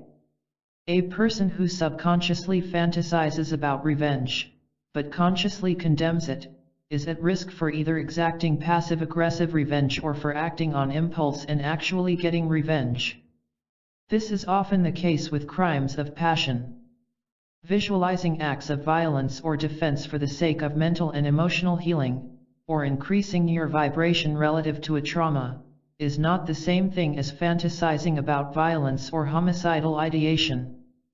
There is a clear aim in this circumstance, which is to allow those thoughts and feelings full expression within the safe environment so as to get to a feeling space beyond them, where they no longer exist. The person who lets himself consciously experience revenge or violently defend himself in this process for the sake of healing not only moves beyond victimization, but also allows himself to move through and beyond the need or desire to get revenge, defend himself, or see someone hurt.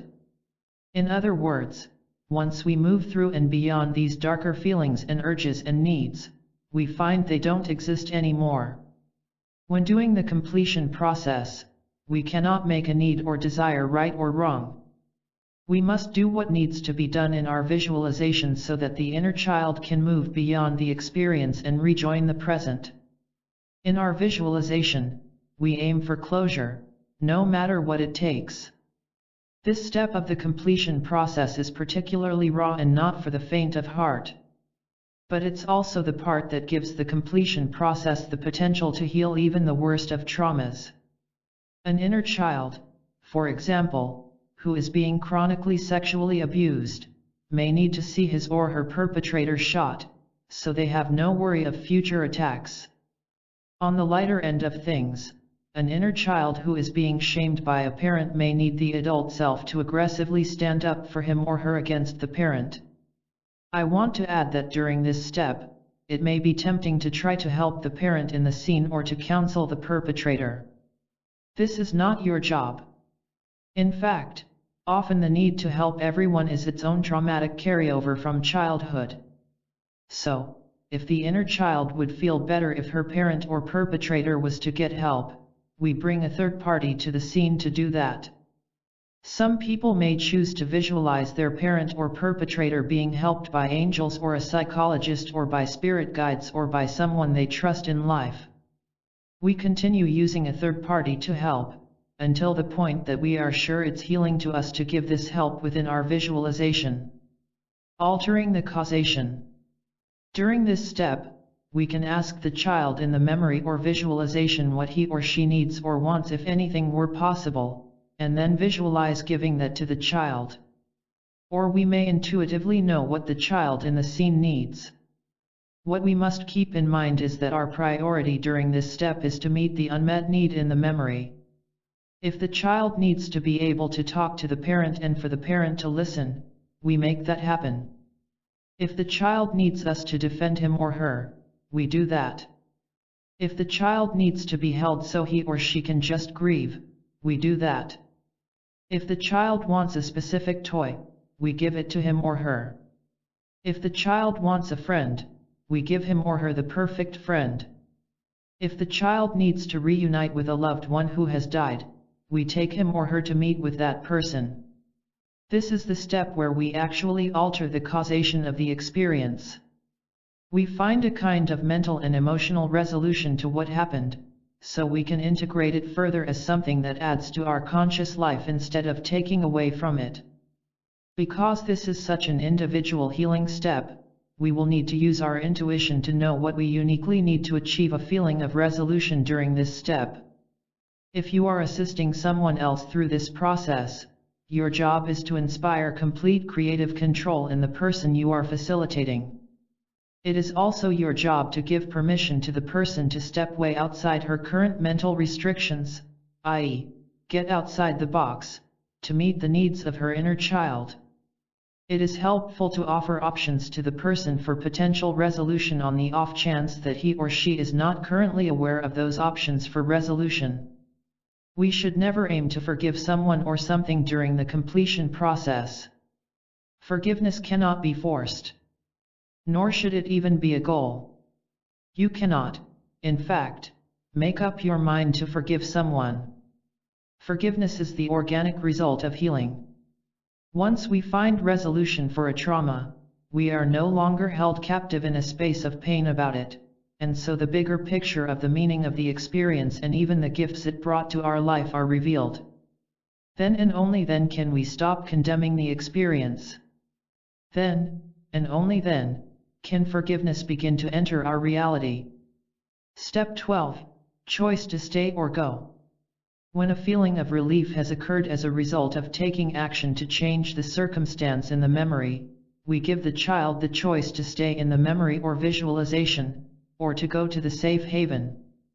We need to trust this child to know what is best for him or her.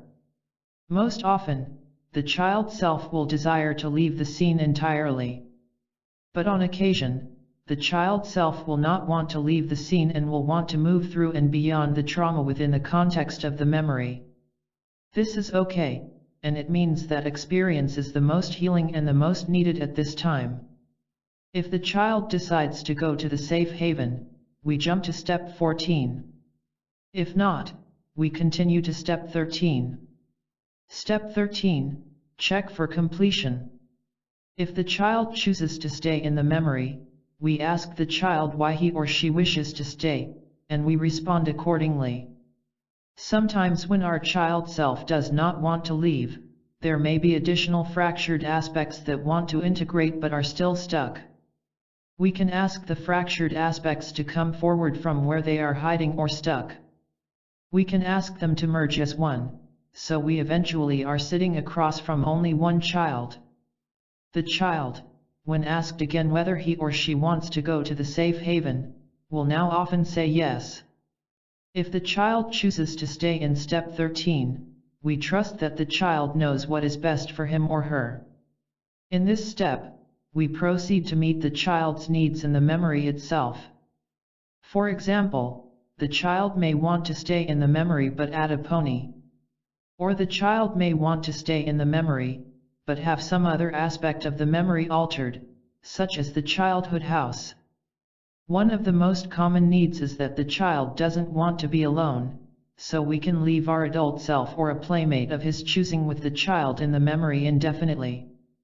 If you find that it is too difficult to leave an aspect of yourself in the memory with the inner child who wants to stay, create another being to keep the child company. Create someone who will never leave the child's side, who will protect him, who will be a good friend, and who will serve as a reliable and secure attachment figure. A child may give a reason, making it apparent that the healing would be facilitated by the child staying there. For example, the child may say, "I don't want to leave because then mom would be lonely." In that case, you may then offer to take mom with the child to the safe haven, or give mom someone else to keep her company. Or the child might say, "I want to go to school tomorrow," or "I want to see how it all turns out," suggesting that they genuinely wish to stay there.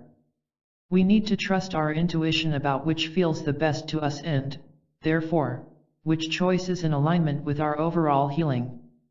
Rather than taking an action, the child may just need to be told something that would make him or her feel better, such as, "You can call me anytime you want, and I'll be there immediately." Or the child may want to be hugged before you go. The overall objective is to meet the child's final needs within the construct of the memory, rather than remove the child from the memory completely if they truly aren't yet ready. If the child chooses instead to go to the safe haven, then we either bring the child ourselves or have our safe support figure bring the child. Steps 14-18, Completion and Closing. All life naturally flows in the direction of healing. To heal is to come back into a state of wholeness. Trauma creates fractures within the self. In order to become whole once more, the parts of us that are essentially stuck in time and only able to communicate with us through triggers must be retrieved. We must bring those aspects of ourselves from the past into the present so that the totality of our consciousness and the totality of ourself are available to us. By intentionally integrating these fractured aspects of the self, we become whole. These last 5 steps in the process are described in detail in this chapter, explaining how to wrap up the process and return once again to conscious perspective. Step 14. Enter safe haven and deactivate the memory. In this step, we enter the safe haven with the child. As we proceed to enter, we use the secret entrance as well as our secret wave or phrase. We imagine the entrance closing behind us, separating us from the memory we have just come out of. This creates a sense of safety, but also distance from the memory, which is healing. The feeling we want to give the child when he comes to the safe haven is that it's all over, meaning the pain is over. We want to convey this in whatever way feels best, so you can say it's like heaven, or tell him this place is a new place and it will be a new life of his choosing.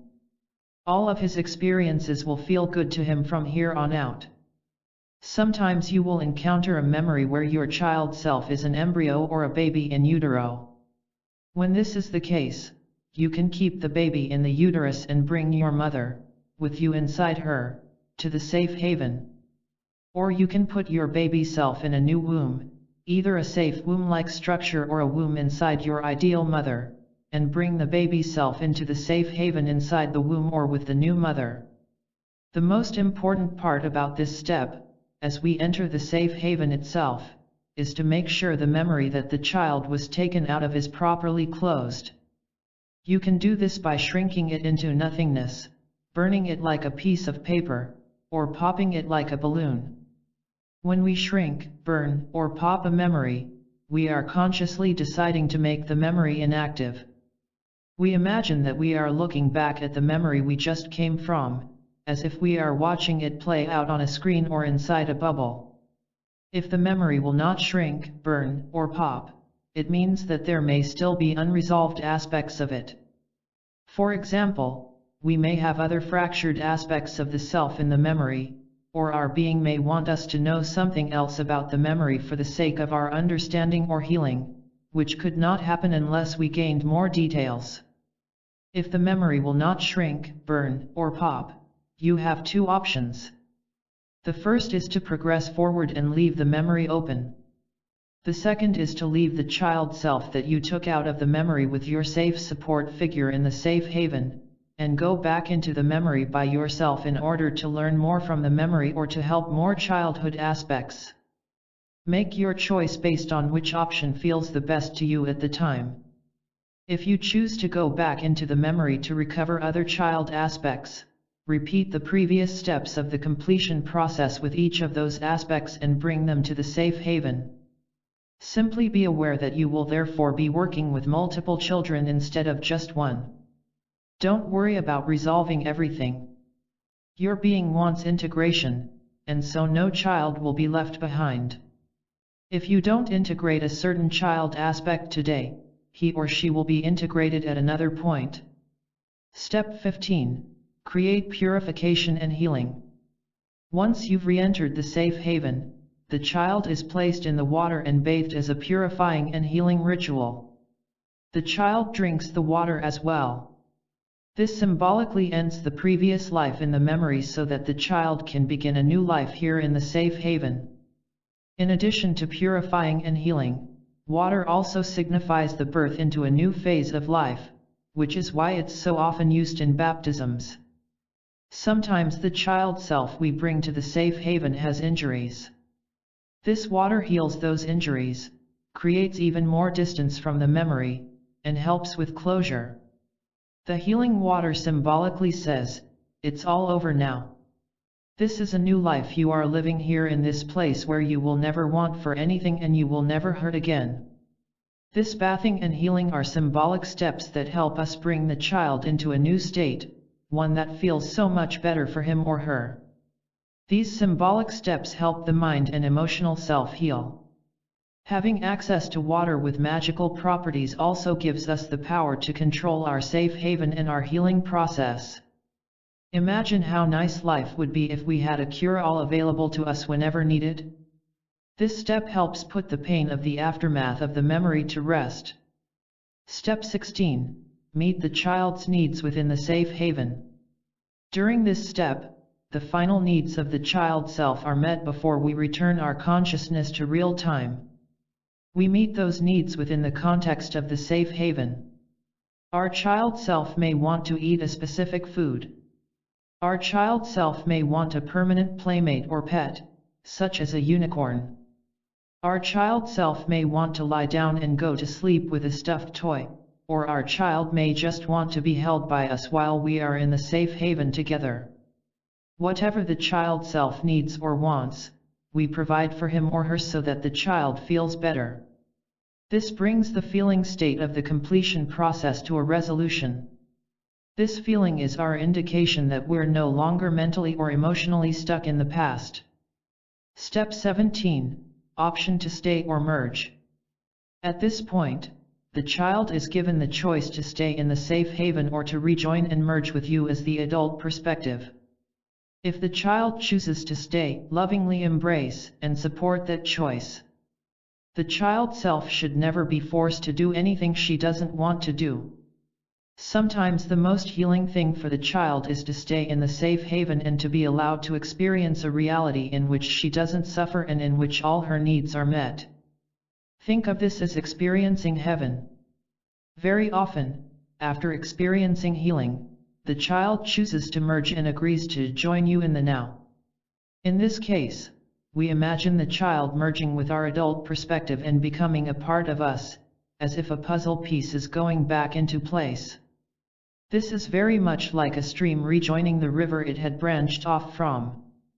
When this happens, the child self, in essence, grows up. During this step, it's common to feel the child self fast forwarding through development to become the age we are now as he or she joins with us. This step is the highest level of integration.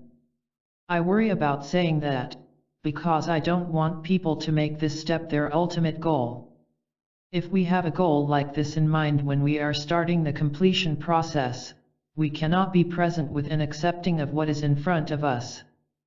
We will be thinking more of our goal than about what our child self really needs. You don't want to try to force your inner child to integrate with you when your inner child might actually have other needs. Put your child first. Sometimes it may feel to us as if the emotion is not altered or improved when we reach this step in the completion process.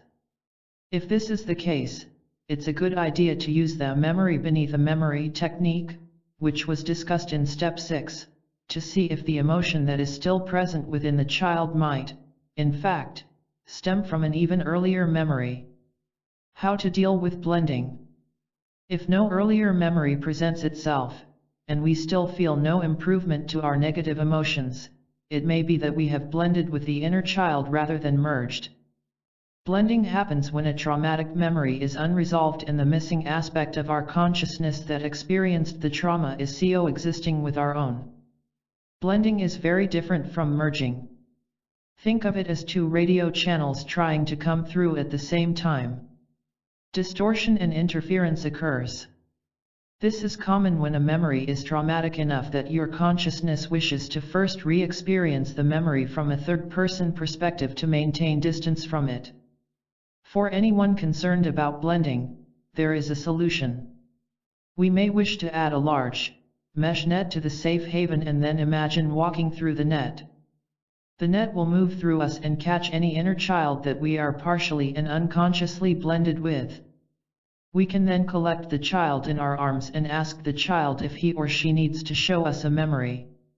If the child says yes, we let the child lead us into a memory and we progress through part of the completion process once again, starting with step 5.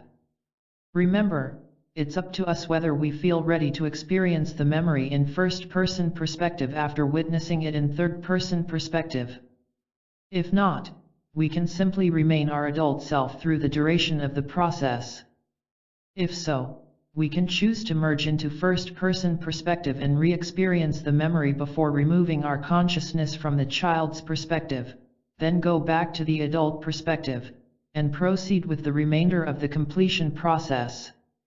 If the child says no to needing to show us a memory, we progress through the completion process starting at step 13, but adding emotional understanding and validation to the process of helping the child move forward to a space where integration can occur.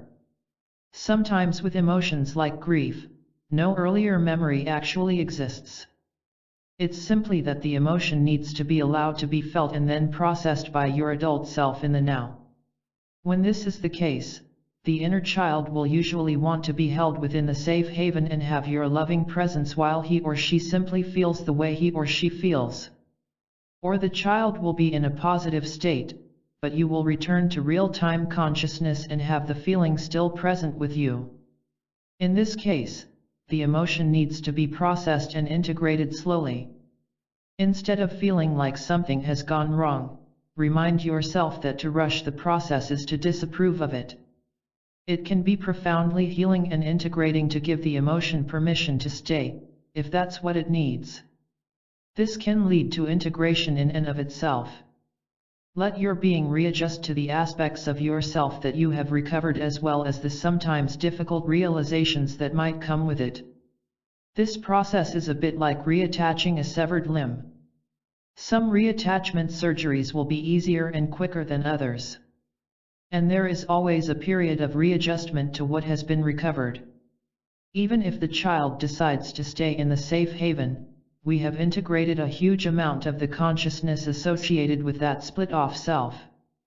We have also altered the vibration of the split-off self and, thus, the causation. Improving the vibration of the split-off self in any way alters our overall vibration.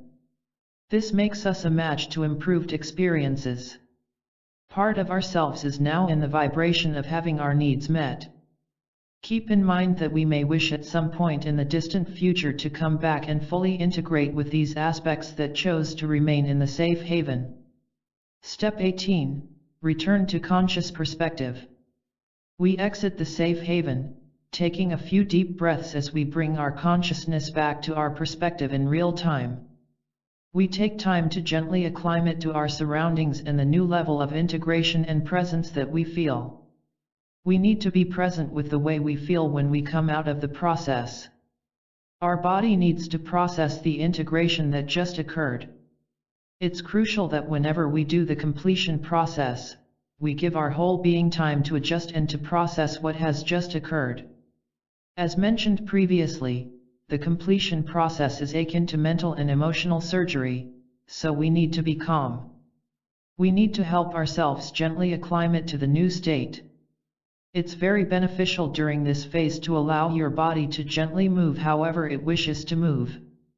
Slowly rocking back and forth and introducing natural movement to your hips and back are especially beneficial when you undergo a change to your system. Also, if you let yourself be completely present with the way you feel as a result of the completion process, you further integrate that new state of being. When we come back to full consciousness after the completion process, usually everything feels different. It will feel as if you are experiencing the now for the very first time. Everything feels more real. Your physical environment looks much sharper or crisper. You begin to feel like you are really here. You feel raw, but being raw and being here is okay. You experience the now as a nice place, which is calmer and more peaceful. There is no hurry or rush. You may even feel as if your beliefs or troubling thoughts are suspended. Though this may be disorienting, you will feel a brand new kind of clarity. Amazing insights and new levels of self-awareness that were previously beyond our reach may come at this time.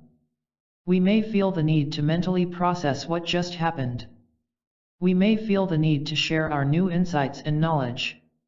When our consciousness originally split, that particular part of our split-off self possessed knowledge, understanding, and perspective. When our consciousness rejoined us, we regained all of that knowledge, understanding, and perspective. To stick with the analogy of the river, when the flow of water broke off into its own stream, it took information with it. When that stream rejoins the main river, that information is now available to the river once more. This is why so much awareness returns each time we practice the completion process. We may benefit from listening to soothing music or smelling essential oils at this time. We may also benefit from sitting in a calm place until we are ready to continue with our day. I also encourage people to write about the experience. When our mind can wrap itself around what just occurred, we become even more conscious of ourselves and the world we live in. Watching for physical changes. Physical changes occur naturally as a result of your vibration being altered by the completion process. Many aspects of your life were a result of painful past experiences. When you go back in time and change the causation, it naturally alters aspects of your current life. For example, you may have experienced your father as chronically unavailable. So in your adult life, you attract unavailable men as the reflection of that wound. If you go back into the memories where your dad was unavailable and allow yourself to heal within the memory, you might find that you are no longer attracted to unavailable men. Or you might decide to leave your husband, who is emotionally unavailable. Or you might find ways to meet your own emotional needs. Physical changes to our lives also naturally follow suit when we make mental and emotional changes.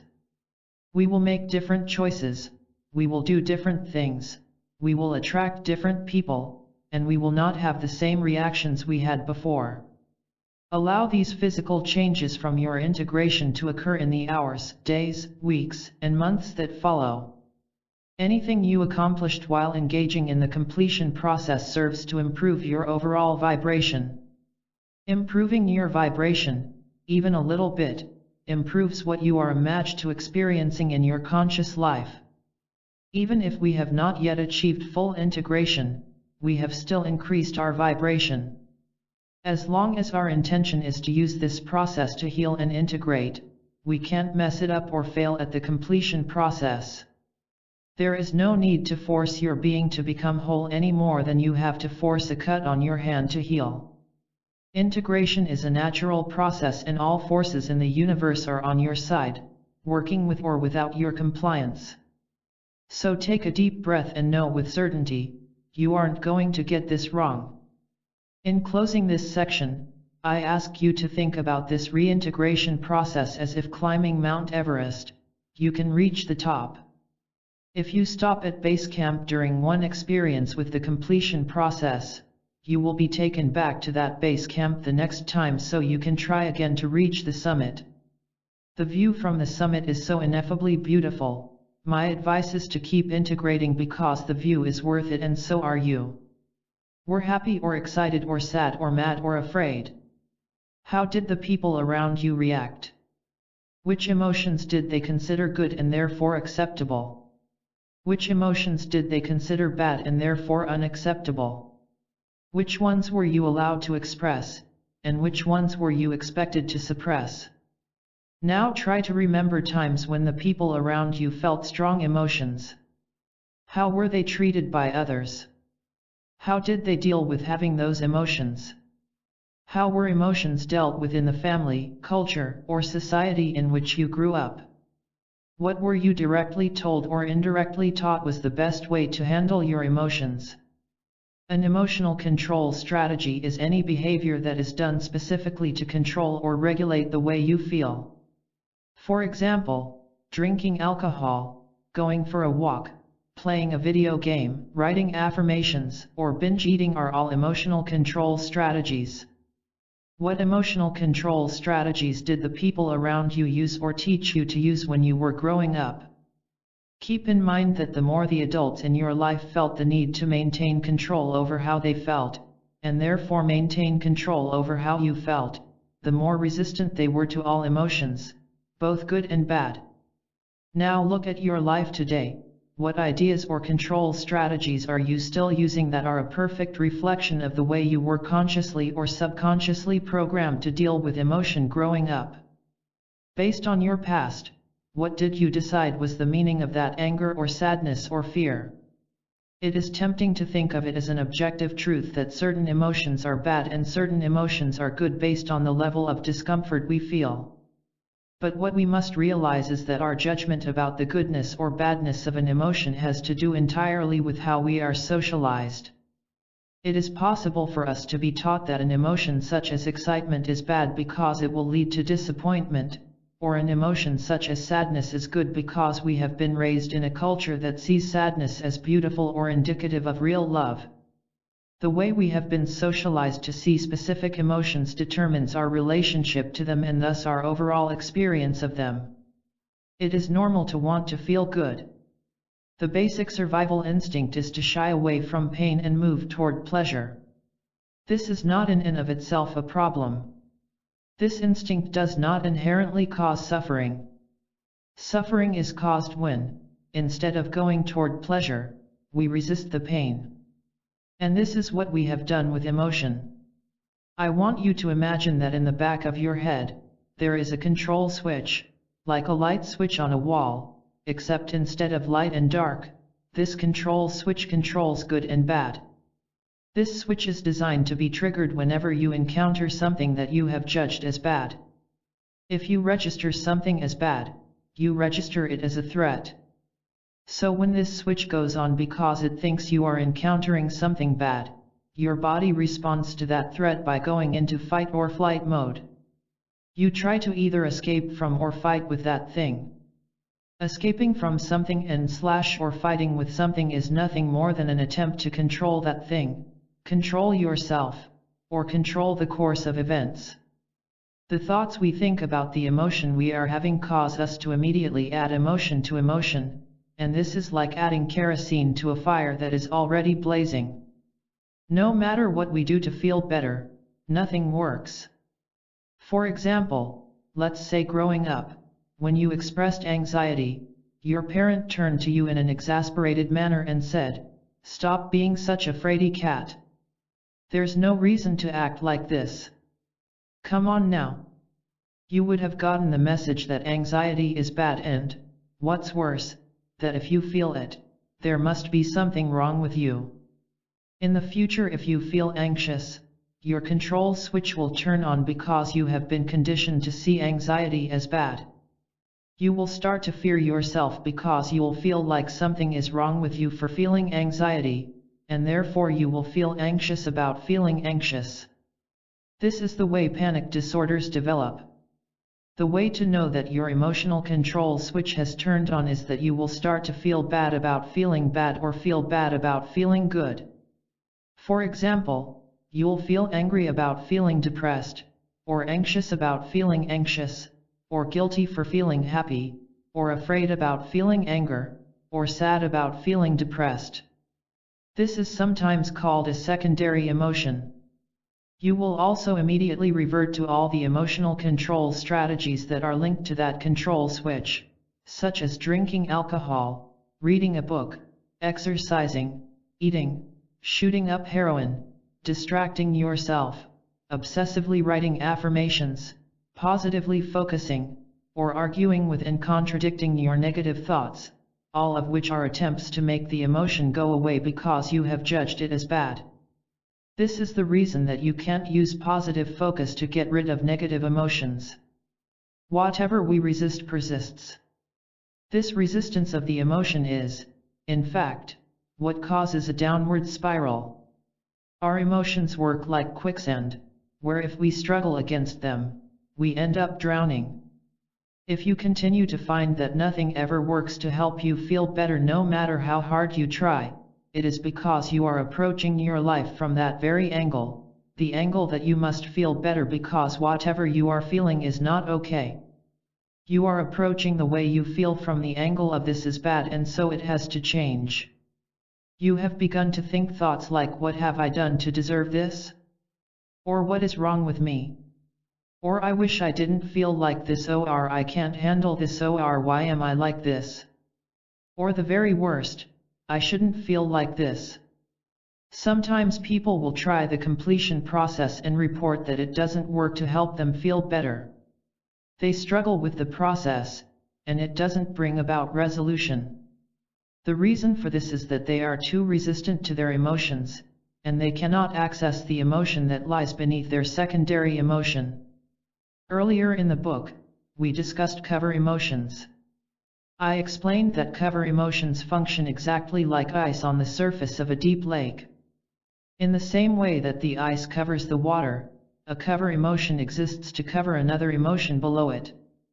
Ice on a lake prevents you from falling through and into the water, and in the same way, the cover emotion prevents you from sinking into and feeling the emotion that it is designed to cover. Cover emotions exist to keep us out of lower vibrational states. They are natural defense mechanisms within the emotional body.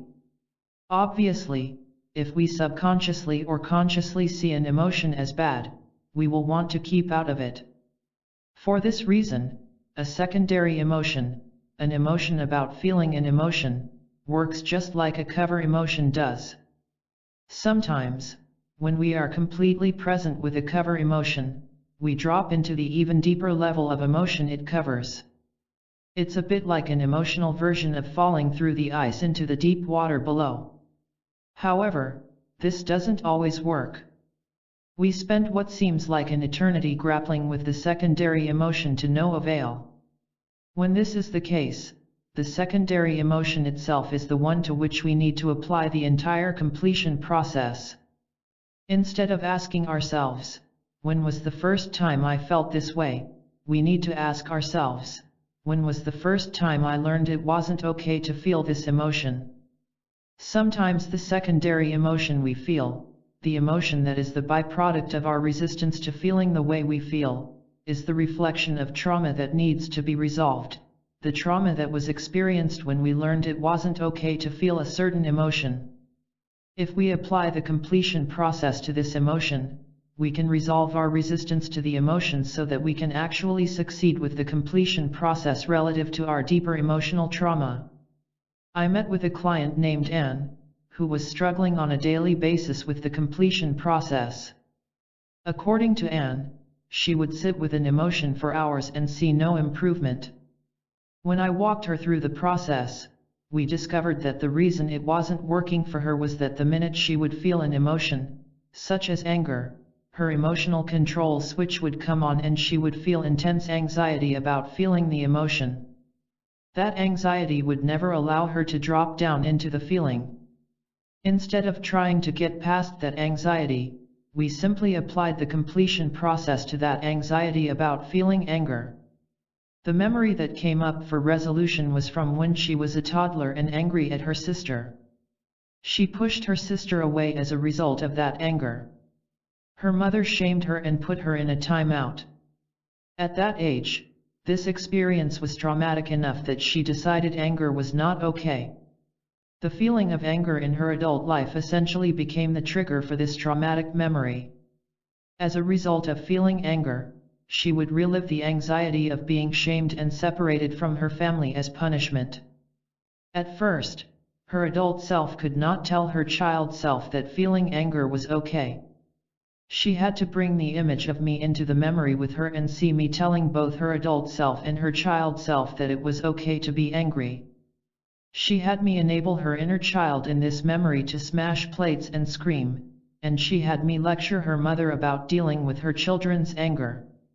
Essentially, by dealing with that memory, we made it okay for her to feel anger. What Anne found was that after resolving that trauma about feeling anger, she could now drop into her anger when she felt it in her adult life, and create resolution for the trauma linked to it. The completion process began to work for her. What's more, she realized that the reason nothing ever worked to make her feel better was that she was not okay with feeling anything she deemed negative.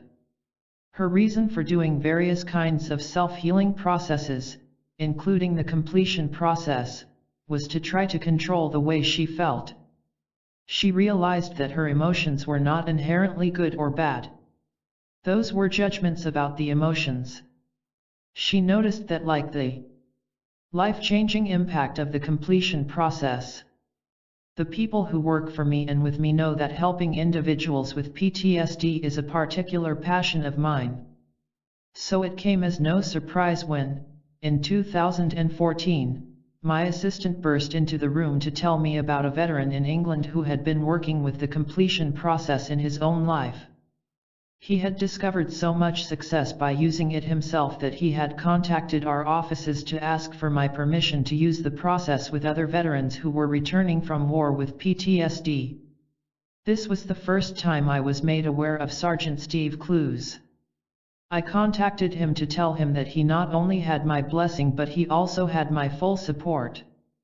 During the months that followed, Steve and I consulted on occasion about the completion process, and he shared with me, on a confidential basis, some of the tremendous successes that particular individuals he was working with were experiencing.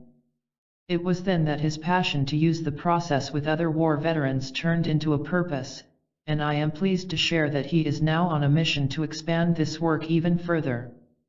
Meeting a man of action. I had the pleasure of meeting Steve and his family in person for the first time in London in August 2015. It felt like a dream come true for me to meet this man, who had independently begun working toward my original vision and was turning it into a reality. You may have noticed in your own life that whenever you develop a strong connection to someone before you see him or her, finally meeting him or her is a very emotional experience.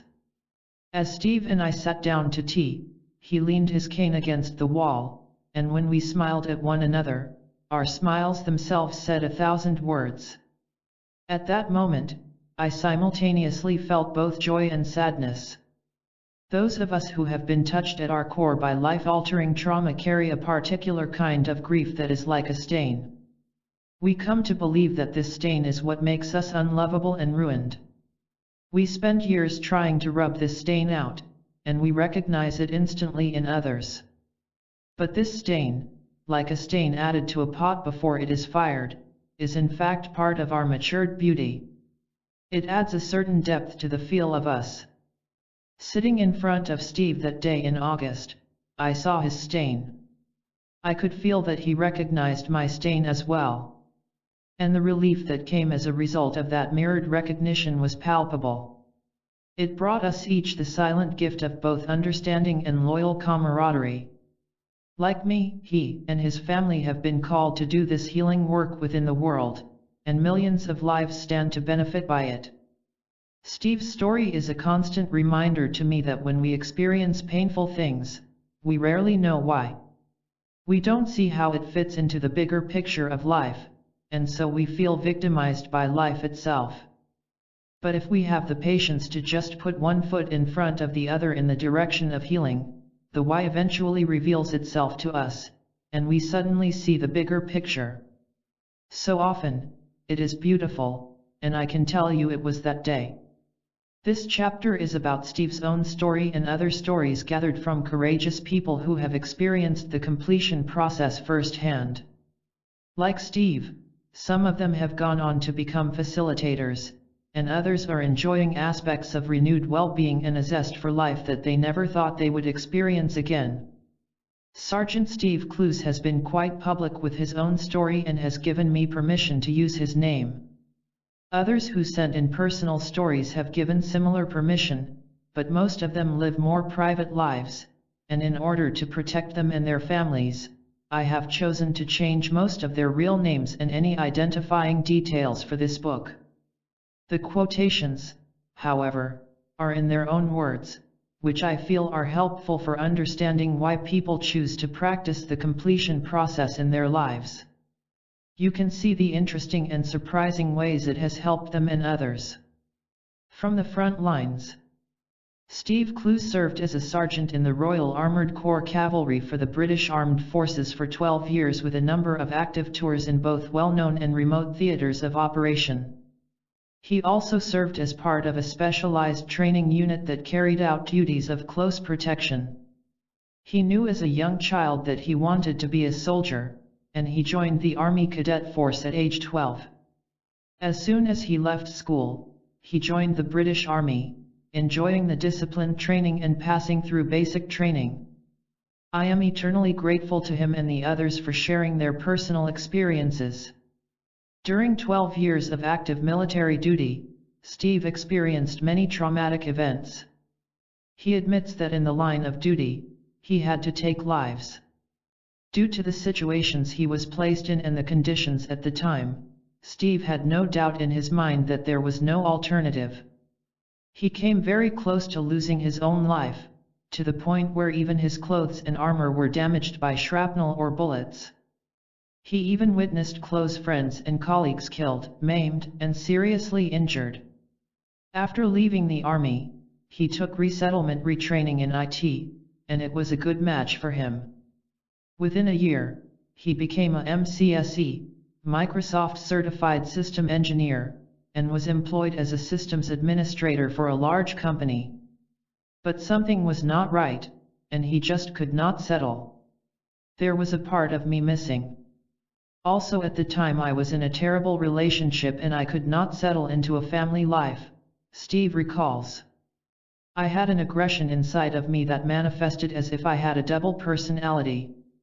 When triggered, this cold, calculating and very dangerous person would just step in and take over. It was as if the real Steve, me, who was a rational and logical thinker with good social morals and etiquette, was completely taken over. I felt silenced or overridden completely by this other person who was so violent. Each time this aspect of his personality took over, it stole more and more of Steve's self-worth and self-control.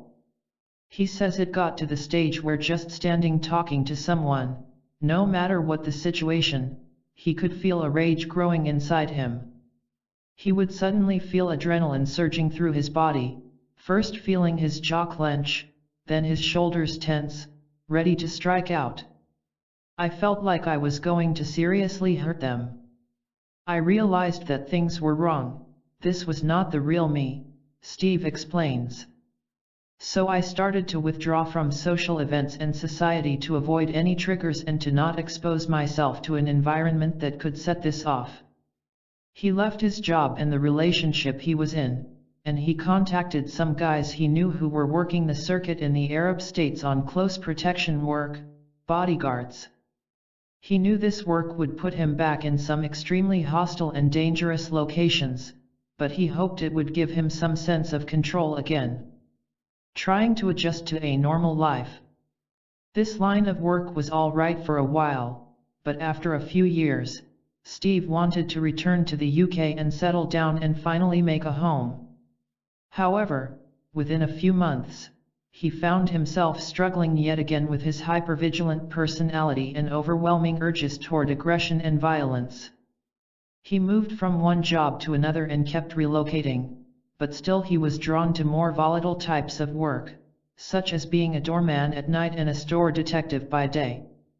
Despite his best efforts, he felt his violent side rise up to the point of almost killing someone, and it freaked him out. Even though he tried to keep himself very healthy and even had his own gym, he found that his overall health deteriorated, bringing with it a lot of pain, bowel problems, and sleep issues. He also suffered with type 2 diabetes and particularly nasty anxiety attacks. Then around April 2013, he suddenly and dramatically faced an even more serious health challenge. He suffered a minor stroke, followed by another stroke a few weeks later. But it was not just his health that Steve was worried about. He had lost his 8-year-old son about 3 years earlier to a brain tumor. At the funeral, Steve found that he could not show emotion or tears. Then over the next 2 years, both of Steve's parents died suddenly, and the same thing happened. Steve could not allow himself to grieve or show emotion. He knew it wasn't healthy to keep so much grief and anger trapped inside, but he just couldn't express his emotions. After the strokes, he felt even worse because he could no longer do the physical things he had been doing, and his health spiraled even further downward. During the next few months, he developed fibromyalgia, chronic fatigue syndrome, and his diabetes suddenly required huge amounts of insulin to control. It was then that the underlying mental issues and PTSD really struck him and struck him hard. I was diagnosed with severe anxiety and severe clinical depression, Steve recalls. I started to suffer with dissociation seizures on a frequent basis, which are like a fit of seizure but without the shaking. Afterwards you don't even know if you remained conscious or not. In terms of physical medical problems, he realizes now that he was suffering from Gulf War syndrome. In the UK, the Ministry of Defence still doesn't officially acknowledge this syndrome, even though Steve has personally met many veterans who suffer from it, seeking some kind of solution. By this time, Steve says that his mental health was causing serious problems, and he still couldn't control his temper. The slightest thing would trigger him into rage, and he often had no idea or conscious awareness of what the trigger was. Like many people in this situation, Steve tried various antidepressants and he was referred to counseling and CBT, cognitive behavioral therapy. Steve admits it did not go well and he stopped going after just a few sessions. He felt like the counselors were patronizing him, pretending to understand him, and those professionals actually became triggers. It was a dark time, and Steve says, "I felt like kicking the 7 bells of dirt out of them." Eventually Steve became a prisoner in his own home, avoiding even looking out the front windows in fear of triggers. This lasted just over a year, during which he never went out and he had to be personally supervised by his wife or a family member. He lost all self-worth and self-control and didn't even trust himself. One day he decided that there was only one way out, which was to commit suicide. He made several attempts, all of which failed. His lowest point came next.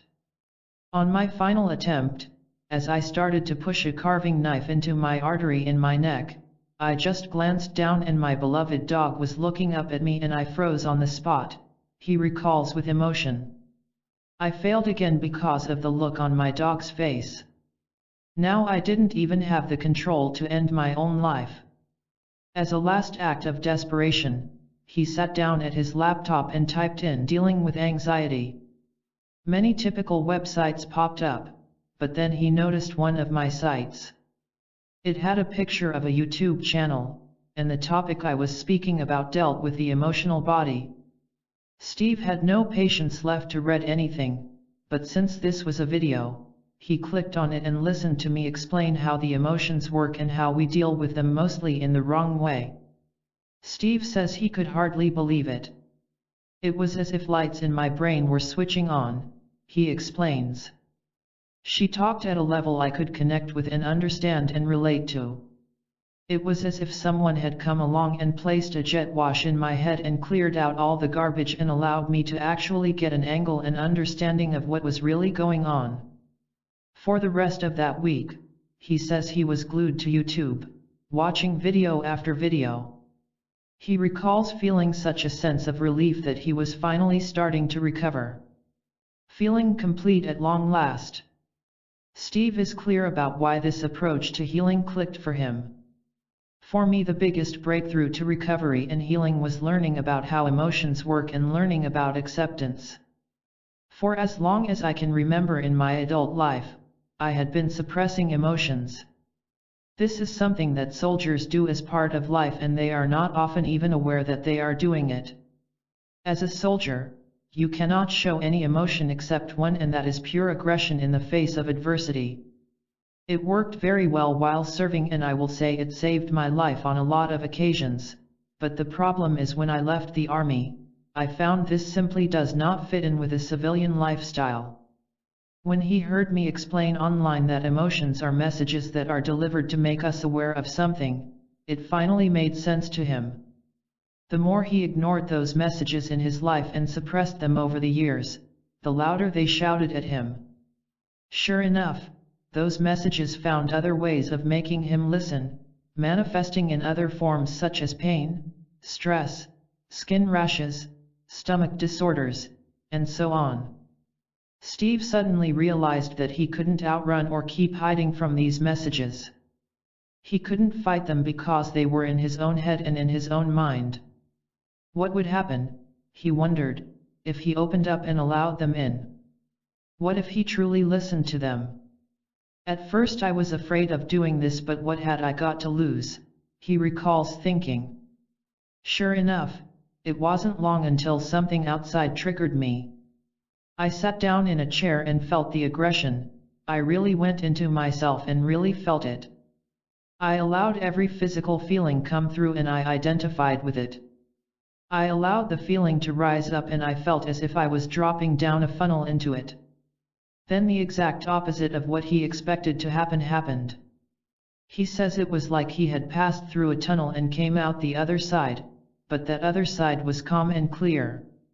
The physical turmoil and emotional feelings passed, and he felt lighter, as if coming up for air after holding your breath underwater.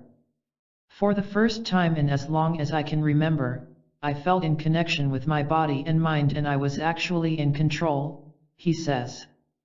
I could not believe at first how easy this had been after years of suppression tactics or distraction. All this time, all I had to do was actually listen and accept what my emotions were trying to say to me. Within a few days of the initial process, my world changed completely. Life was in front of me and now I could take it on with open arms. I felt strong and my energy levels were rising rapidly. Steve realized that if this had worked for him, then he could use it to help others. He was one of the first people to become a CPCP, Completion Process Certified Practitioner. You can find more details about this certification in Appendix B. As Steve says, I started to deliver the completion process to veterans who were in crisis, and every veteran I have worked with has found it to be the answer they needed.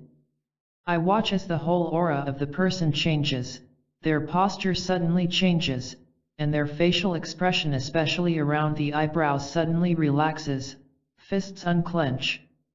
As I bring them out again when they are ready, they look at me with relief.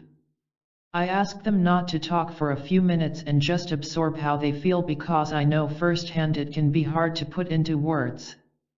I have been successfully delivering the completion process for a year now and I firmly believe it's time to expand this process so that anyone can get the relief they so desperately need and change their lives for good. One of the reasons the completion process works for Steve and his fellow veterans is that it allows us to become less reactive, and the post-traumatic stress response goes away. Even though you may not have faced war, you have quite likely faced trauma, and this process can benefit you in the same way.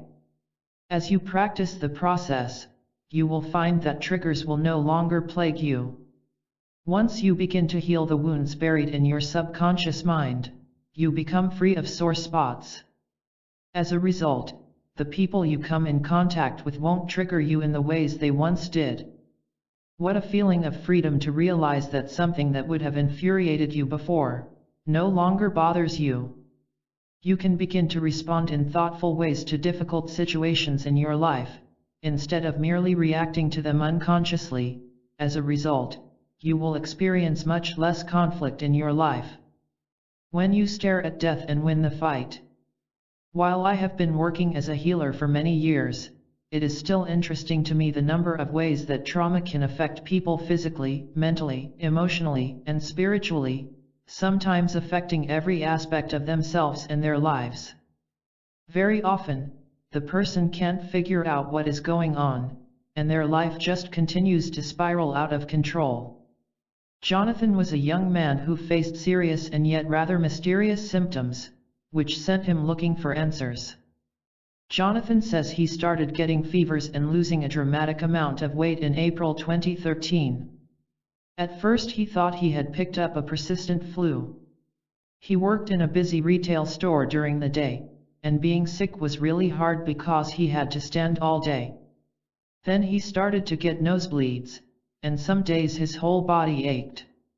He finally decided to go to the doctor.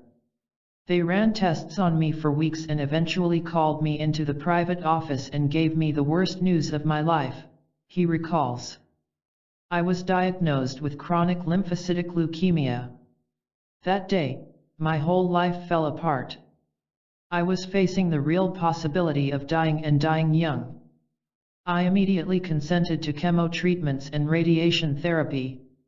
I had to quit my job. There is no describing the emotional and physical pain of the experience. Jonathan says he slipped into a deep depression, and to make matters worse, the medical treatments didn't work. His disease progressed and turned into Richter's syndrome, and at that point, he was convinced he was going to die. Desperate to find a solution, he started to look into alternative treatments for cancer. Then in the fall of that same year, he was listening to a morning radio show in his car about natural health. I was giving an interview and talking about how I sometimes work one-on-one with terminally ill clients. Jonathan pulled over to the side of the road and contacted my office to schedule an appointment. When he showed up for the appointment, he fully expected to be a passive participant in the process of healing, as had been the case with the doctors he had been seeing. He was surprised when I explained my approach, that I wasn't a doctor, and that I believed that the precondition of his illness was not physical but emotional. He admits that what I said sounded far-fetched and even radical to him at the time, but being desperate, he was willing to try anything. So once I met with Teal, I began using the completion process in my own life every day. When I started trying it, my mind would hijack me out of the experience, he describes. But after a week, I woke up with the awareness that I was feeling crushing emotional pain. It felt like my heart was broken. I later realized this feeling was grief. From what I had learned from Teal, I was able to be completely present with this feeling. And for the first time in years, I started to cry. In fact, I sobbed for over an hour. Jonathan says he suddenly understood that for years he had been carrying around a feeling from childhood that he was being attacked from all angles of his life. He felt like there was no way out and that he had no support from anyone or any way to handle the obstacles in his life. He also had another common feeling that I often hear about from clients. He described it this way: I had never actually felt safe in my life. The places I should have found safety, such as my home, were places of hostility, blame, and abuse. I always felt invaded by the harshness of the world itself. I had to grow up too quickly with no support in this hostile world. Once Jonathan learned how to really be with his old feelings, he was able to heal the buried wounds and the grief within himself. It was not long before he started feeling a sense of relief and resolve having faced these old emotions. I was able to provide my inner child and my heart with the things I did not get as a child, and as a result, the world started to feel safer, Jonathan recalls. I even found a best friend during the process who moved into an apartment with me, and some days I even enjoyed my life. I actually forgot about dying for an hour at a time. I was feeling complete, so I figured that if it was my time to die, I was prepared to trust that I could face that. Jonathan could have concluded his comments there, but he continued, "Here's the best part. I went into the doctors after months of doing the process and they told me that my cancer was in remission. I feel that it wasn't the chemo that did it, nor the radiation or any other doctor or person who cured me. It was me that cured myself. I truly believe that I cured myself by actually facing the root of the pain I had been carrying for years and by waking up both spiritually and emotionally. My cancer has been in complete remission for just over a year now. This has not been an easy process, but I have come to realize that true healing is rarely an easy process. Experiencing the freedom of peace. I am sharing these stories to give you an appreciation of what you can gain by making the completion process part of your life. One of the first things you may notice is the potential for experiencing peace. Like forgiveness, peace cannot be forced. You cannot just decide to be peaceful because it isn't something that you do, but rather it's something that organically occurs within you in response to your healing. You might not be aware of it, but peace is not a purely positive state. It's a state that transcends opposites. Peace actually transcends both the positive and the negative. Many people look at an enlightened person and assume that the enlightened person feels positive emotions all the time and that is why he or she behaves that way. The truth is that an enlightened person has made a practice of releasing all resistance from his or her being. It's not that they never experience conflict or pain. It's that they are willing to be open to experiencing conflict and pain. Once you become willing to feel, you no longer resist conflict or pain, and you will no longer fear the future. You will become so open to experiencing all things in life that you won't resist any experiences. In the absence of resistance, you will find peace. In this way, true and lasting peace isn't the result of no longer experiencing conflict. It's the result of embracing all experiences, whether they involve conflict or not.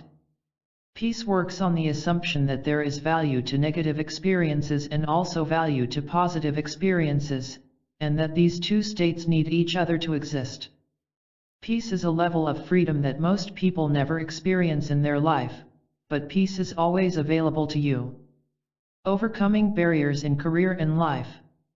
You have now heard 2 client stories that are dramatic, so you might wonder, are they all that way?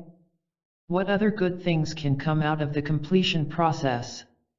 Here is a case where Isaac, a man in his early 30s, found that the completion process helped him secure financing for a venture after years of having difficulty closing such deals. In 2013, Isaac was trying hard, but not succeeding, to raise a lot of money for his company. He seemed to have a number of investors interested in his business, all ready to invest, but every time at the last minute, they'd change their minds, and he wouldn't get the funding. He wondered if he was cursed or something, so he reached out to me to consult about my business and how he could overcome the blocks he was feeling. It was during these consultations that I told Isaac about the completion process, and he started to use it on himself. He soon realized that he struggled with a number of patterns around money, and he began to understand the root of this issue. I was neglected as a child, and as a result, I had the subconscious belief that my needs could not be met by others and that I had to do everything on my own, he describes. I would attract interest in my company through my passion, expertise, and persistence, but then my emotional wounds from childhood would sabotage all of my fundraising efforts. The awareness of this helped him to understand that his most important desire was to be loved and that making lots of money was the main way he was trying to get love. He kept on creating an environment of scarcity at his company, but slowly, he began to see why he did this. I think I was subconsciously proving to myself that my employees stuck around because they truly loved me, he recalls. After all, they could not possibly stay because they liked the daily struggles we were under, and since I could only pay them a salary that was under market level, I figured they must be sticking around for one reason: they loved me. As he continued to use the completion process, he learned how to change his thinking and learned how important it is to connect with how he felt. He started to engage in activities that felt good rather than thinking he had to keep struggling all the time. As he put his new realizations to good use, he soon found that he could not only attract amazing opportunities and outcomes into his business life, but he could also seal those deals. Isaac sums it up in business terms. Once I broke down the blocks and embraced my emotions, I found a renewed passion in my business, closing $1.5 million in funding. We are projected to surpass $7 million in revenue this year. As I have continued to watch Isaac's success soar, I am so happy he is finally living his dreams. Finding your true purpose. Many good things happened when Isaac embraced the completion process, and you can enhance your life in similar ways. Facing and resolving your emotions is an excellent way to help yourself become more authentic. When you do, you will have greater access to what truly brings you joy, and you will discover the gifts that you came to this life to give the world. This might be a new concept to you, but I believe that our life's purpose always comes in the form of what we are meant to give this world. As children, we were not disconnected from what brought us joy and what we were good at. We did those things naturally. In that way, we were closer to our purpose as children than we are as adults. By integrating our fractured childhood aspects the way Isaac was finally able to do, we regain access to these natural aspects of ourselves, rediscovering what it is that we want to do with our lives. We find our passion. You'll also see that Isaac became even more passionate and creative in his drive to advance his company. He felt renewed energy, which is a normal outcome of the completion process. Whenever we reintegrate aspects of ourselves that we have rejected, and therefore suppressed, we begin to feel the urge to create. As we become more authentic, we gain access to the gifts we have come into this life with, and our creativity naturally skyrockets to help us achieve our goals. Living a high-stress life while flying high. People who have aspects of their work that are completely out of their control are often under intense stress. They have to be ready for anything at a moment's notice. Airline pilots would be an example of a job where you have to account for a wide range of variables, such as weather, unruly passengers, airplane maintenance issues, fluctuating schedules, and the safety of everyone on board, just to name a few. I worked with a man who had to face all these things on any given workday and still deal with his own personal, emotional, and physical health. I am amazed by the resilience of such high-stress workers, and I would like to share the story of William, who was able to resolve some long-standing personal challenges through the completion process. William worked as a flight captain for commercial passenger flights for more than 20 years before I met him. He really enjoyed this job because he loved the interconnection between technical things and the human teamwork part of the job. He didn't mind the pace and especially enjoyed the phases of high workload when he had first started. But his early years in life were not nearly as enjoyable. During my childhood, I was very lonely and lost, William shared with me. My parents were extreme Christians, so enjoying life was simply not acceptable. I could not listen to non-Christian music, go dancing, play basketball, or have a girlfriend. Therefore, when I was growing up, my core belief was, if I was happy, God would punish me for that. This left me with a feeling of being wrong. William said that he struggled with this as an adult and participated in 300 hours of psychoanalysis to try to overcome this underlying feeling. He became an avid reader of self-help books on love, relationships, depression, and similar topics, but still he suffered with apathy, extreme shame, perfectionism, suppressed anger, and separateness. He couldn't seem to break free of any of it and says eventually he became hypercritical of himself 24 hours a day. In essence, he treated himself the same way his parents treated him when he was a child. Despite his outward career success as a pilot, William still kept a complete check on his emotions, controlling them at all times so he would not have to feel them. Finally things came to a head for him and, like many clients I see, he developed physical symptoms. This is how he describes one of his lowest points. Following many years of not enjoying life, I got an extreme illness that I almost died from, William admits. When this was combined with separating from my wife, I was left feeling completely hopeless. When he found the completion process, he remembers being surprised to hear that his thoughts could manifest in his body. He had always thought it was the other way around.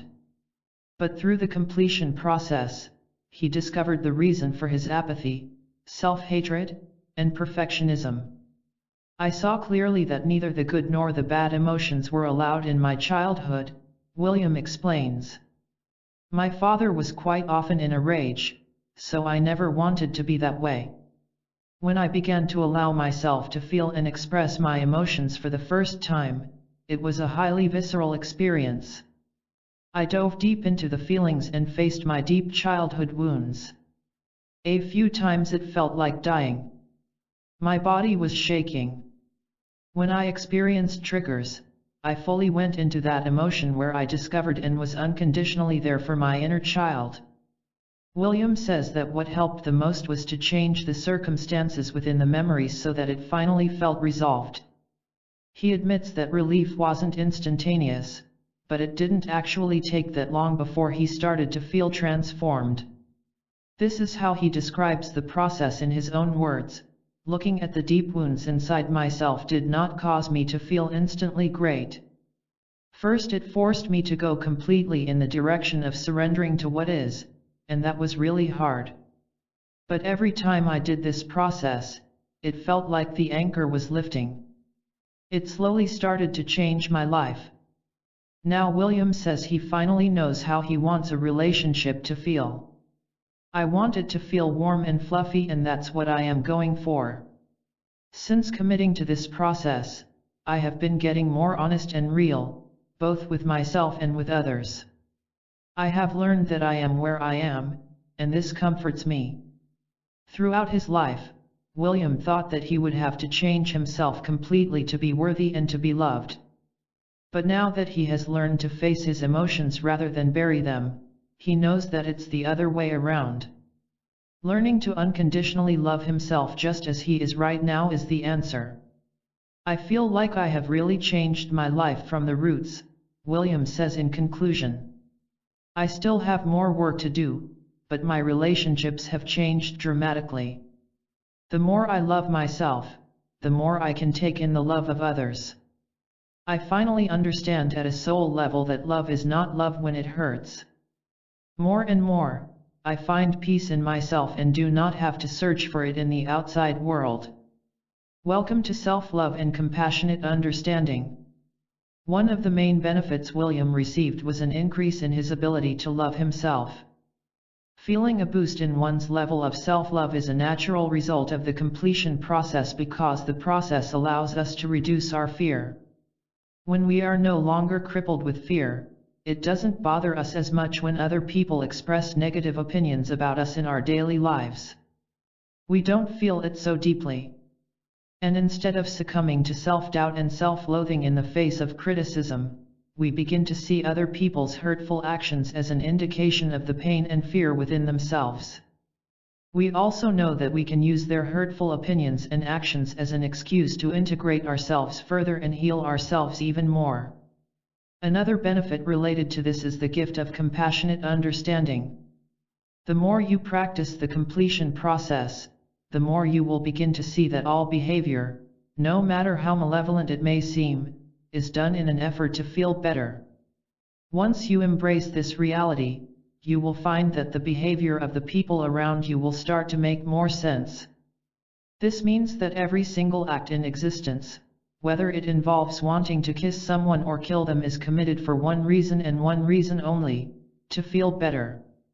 So in fact, there are no such things as hostile, evil, or malevolent intentions in our universe. All things ultimately boil down to wanting to feel better and thinking that a particular action will make us feel better.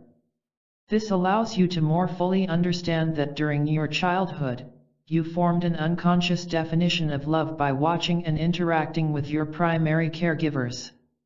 As an adult, you will live your life according to this early definition, regardless of how healthy or unhealthy your unconscious definition of love really is. So if we were shamed as children, we associate love with the feeling of being shamed. Thus, we seek out partners and friends who will shame us because subconsciously we think that's what love is. We assume love hurts. But the good news is that the completion process sheds light and truth on this situation.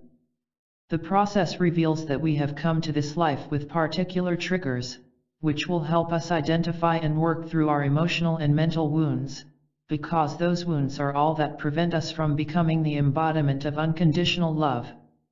That's why when we do the completion process, we begin to uncover this pattern within ourselves and develop the ability to see it in others. The completion process forces us to be unconditionally loving to ourselves, and as a result, we develop the capacity to become unconditionally loving toward others. This produces an incredible ripple effect that radiates far outside of our own circle of influence. Here's how it works. The completion process not only creates peace and compassion within our own minds and hearts, but it also creates peace and compassionate love on an interpersonal, worldwide level. Whatever we do to ourselves affects the collective. When we integrate ourselves, we cause integration within the collective. When we become unconditionally loving, we cause the collective to become unconditionally loving. When we find peace within ourselves, we cause peace within the collective. In this way, the completion process affects anything it comes into contact with. By starting to use it, we set in motion a benevolent shock wave that will forever change the course of our lives as well as the course of the world. When parenting brings up your own issues, as much as we would all like to leave the world a better place, for most of us we are consumed with just balancing our own inner and outer realities on any given day. An example of this that you might relate to is Misty's story. I remember when I first met her, she was a stay-at-home mom of 3. She was struggling to figure out how to be a mother because no one had prepared her for such an incredible personal challenge.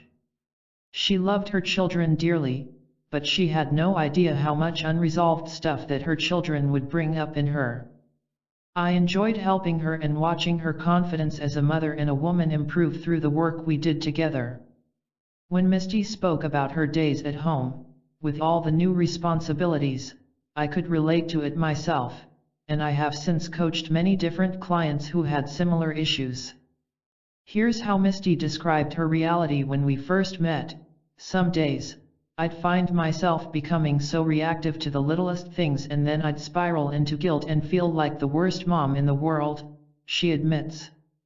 It became obvious to me that if I care for other people every day, I needed my own support, and more specifically, I needed some help dealing with my own emotions.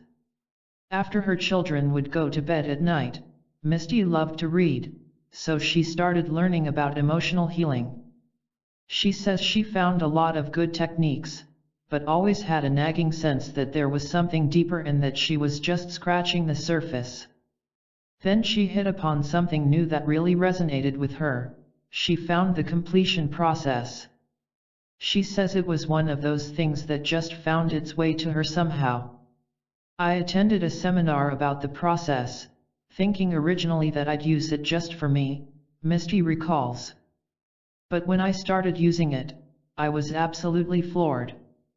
I had thought that I was a really together person. But once I started doing the process, I realized that I was simply coping with my marriage and with my kids by numbing myself out. In fact, I had started to cope with all my difficult emotions and thoughts by using prescription medication. It's hard for any parent to admit this, but Misty knew she could not keep using those coping mechanisms. She went on to say how hard it was to come clean, even to herself. I had never actually faced the trauma in my past, she shared with me. Being the wife of a successful husband and the leader of a women's group in my local church, I was expected to be a role model and set an example in my community. I couldn't just let myself fall apart. But the completion process made me realize how unfulfilled I felt and how insecure I felt as a wife and mother. As Misty gained strength and personal insight, she finally faced head-on how much she hated the role she was playing. One day, she just admitted to herself and to her husband that she had had enough. I let myself fall apart, and it was ultimately the best thing that ever happened to me and my marriage and my family, Misty says. Through the process of facing her inner self, Misty was able to put her full self back together. She began by modeling her life after her actual desires rather than trying to be everything for everyone else in her life. She was amazed by the effects she began to experience not only inside herself but inside her home. I started to notice that the emotional health of my children was improving, she explains.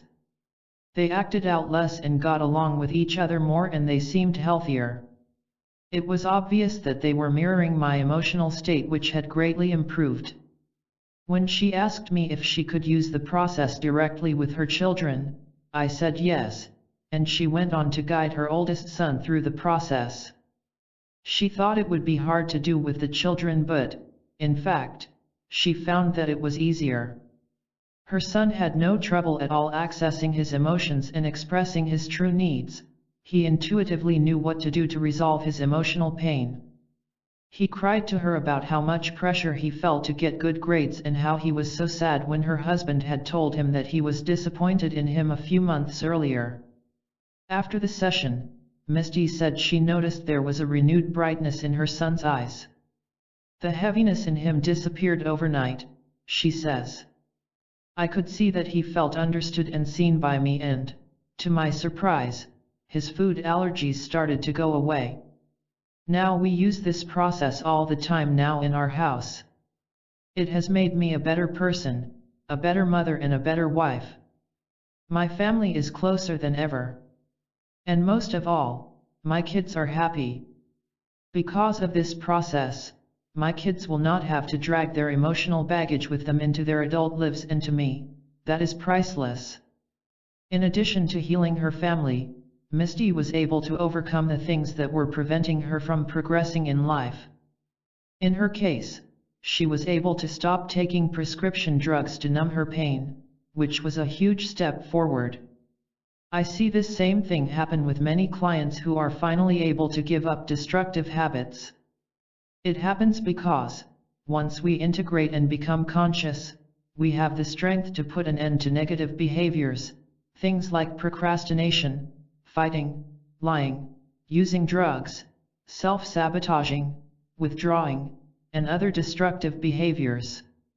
These are all just coping skills or adaptations we developed as a result of our traumatic experiences. Once we integrate those experiences, there is no longer any use for the adaptation, and so it goes away. Overcoming ritual trauma and incest. Anything that causes a person any kind of trauma, at any time in their lives, can get stuck in their body and mind and cause havoc later when a trigger brings up the past in some way. This is particularly true with people who faced ritual abuse in their lives, and I do know this kind of horrific experience firsthand. When I meet people like Angela in the story below, I feel it is an honor to work with them to help them resolve such deep emotional suffering. I am proud of the work Angela has done to secure her own healing. Here is how she describes it: my entire life has been a state of empty dissociation. I had no feelings. I was in a permanent state of numbness with only slight variations of discomfort or pain. I tried years of different therapies and I have read countless self-help books. I was in a state of desperation, dying to get past the internal blocks that kept me disconnected from everything in my life, including my children. Angela found that talk therapy and holistic therapy only seemed to get her so far, but those approaches helped her get started, and she is grateful. Those therapies helped her realize that she was suffering from sexual trauma and deep emotional wounds, but it didn't help much to get her beyond the realization of unhealthy patterns. But when she tried the completion process, it was the first type of therapy that actually got her into her own body to the degree that she could actually feel. The first time she tried it, she started unraveling the trauma that she had locked away through dissociation. She went back into a memory of being 1 year old, and even then she could see she was a victim of ritual trauma and incest. It's one of the most complex and extreme forms of abuse that someone can suffer. Going through the completion process has blown my reality to pieces, but I would never turn back even if that was an option, Angela explains. I would take all of the earth-shattering emotional pain I am going through as I work through this, over the hollow numbness that existed before. Anything is better than being that sleepwalker that I was. Within 4 months, her efforts at healing took off. She began doing things she never thought she would be capable of doing, such as driving a car by herself. She overcame her agoraphobia and soon was able to leave the house by herself. She found that she could think through and process stressful situations instead of completely avoiding them and relying on others to take care of her as she had in the past. Angela says that the completion process woke her up to a reality that she did not consciously create, but rather one that she just drifted into. This has forced me into a position where I have to completely change my life and the relationships I had formed, which has not been easy or without heartache, she explains. I find that I just can't settle for less in my life anymore. The best gift to myself throughout all this is that I now have the ability to be unconditionally present, with myself and with others. Angela still is afraid sometimes that the amount of emotional pain, hopelessness, and despair she experienced might come up again, but now she says she trusts that she has a tool that will guide her through it to the other side. I have now felt joy, love, and happiness in a way I never thought was possible for me. Even though that comes with its own set of fears, I can't help but feel eternally grateful for this gift I have been given in my life. Working with prison inmates. Another group of people I sincerely wanted to impact, even from the beginning of my career as a healer, are people in the prison system. The completion process is a significant breakthrough practice for many inmates because so many of them suffer with trauma, addictions, depression, or chronically low self-esteem. I have long believed that most prisoners within our justice system are incarcerated because of trauma that they had never been able to resolve from their childhoods. This next story is from a man named Michael who works with inmates. He provided me with such a thoughtful description of this population that I was happy when he agreed that I could share his words here. Michael has been a volunteer in jails for many years, mostly teaching meditation to the inmates. He finds this to be a very rewarding experience for many reasons. Jail is a sensory-deprived environment that induces self-reflection because there is little distraction. All the basics of life are taken care of, so inmates have very little to do and virtually no control over their daily routines. Michael says that research shows that an inmate makes only 20 decisions a day, compared to the 200 decisions an average person makes. Prison inmates don't have the luxury to do all the things we take for granted, such as choosing our clothes in the morning, deciding what to eat, when to visit friends and family, or even just going for a walk in the park. Stuck in this kind of limited reality, there is a natural urge for them to learn to be happy independently of their environment, and Michael says that is what meditation offers them, a way to take control of their minds. While he told me that the inmates reported feeling good and were more hopeful after each group meditation session he facilitated, he still had a nagging feeling that he could be doing more. He wanted to act as a sort of anchor to bring them hope, to help them change their lives and create a better reality for themselves if he possibly could. That's when he came across the work I was doing in helping people to heal past trauma. About 2 years ago, he heard about the work and he resonated with my teachings on shadow work in particular.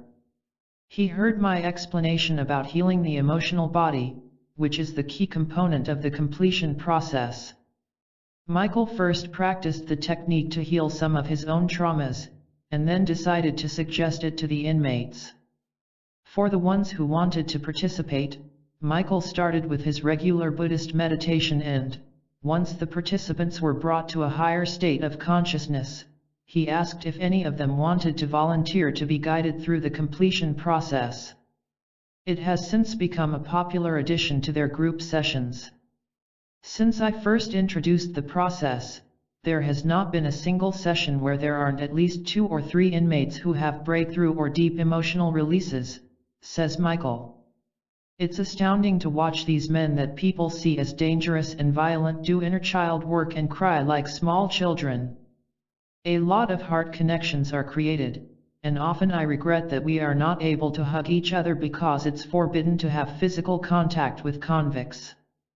After such cathartic experiences, I have learned that a number of these men have been able to create new lives for themselves without addiction and crime.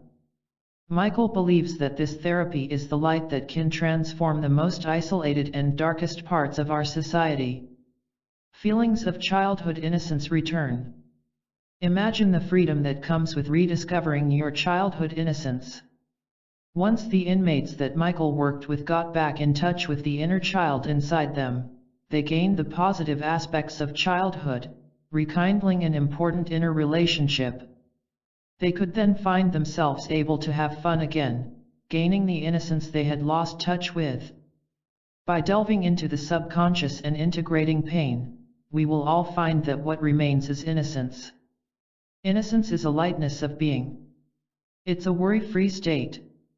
There's purity to this state because there is nothing obscuring our light.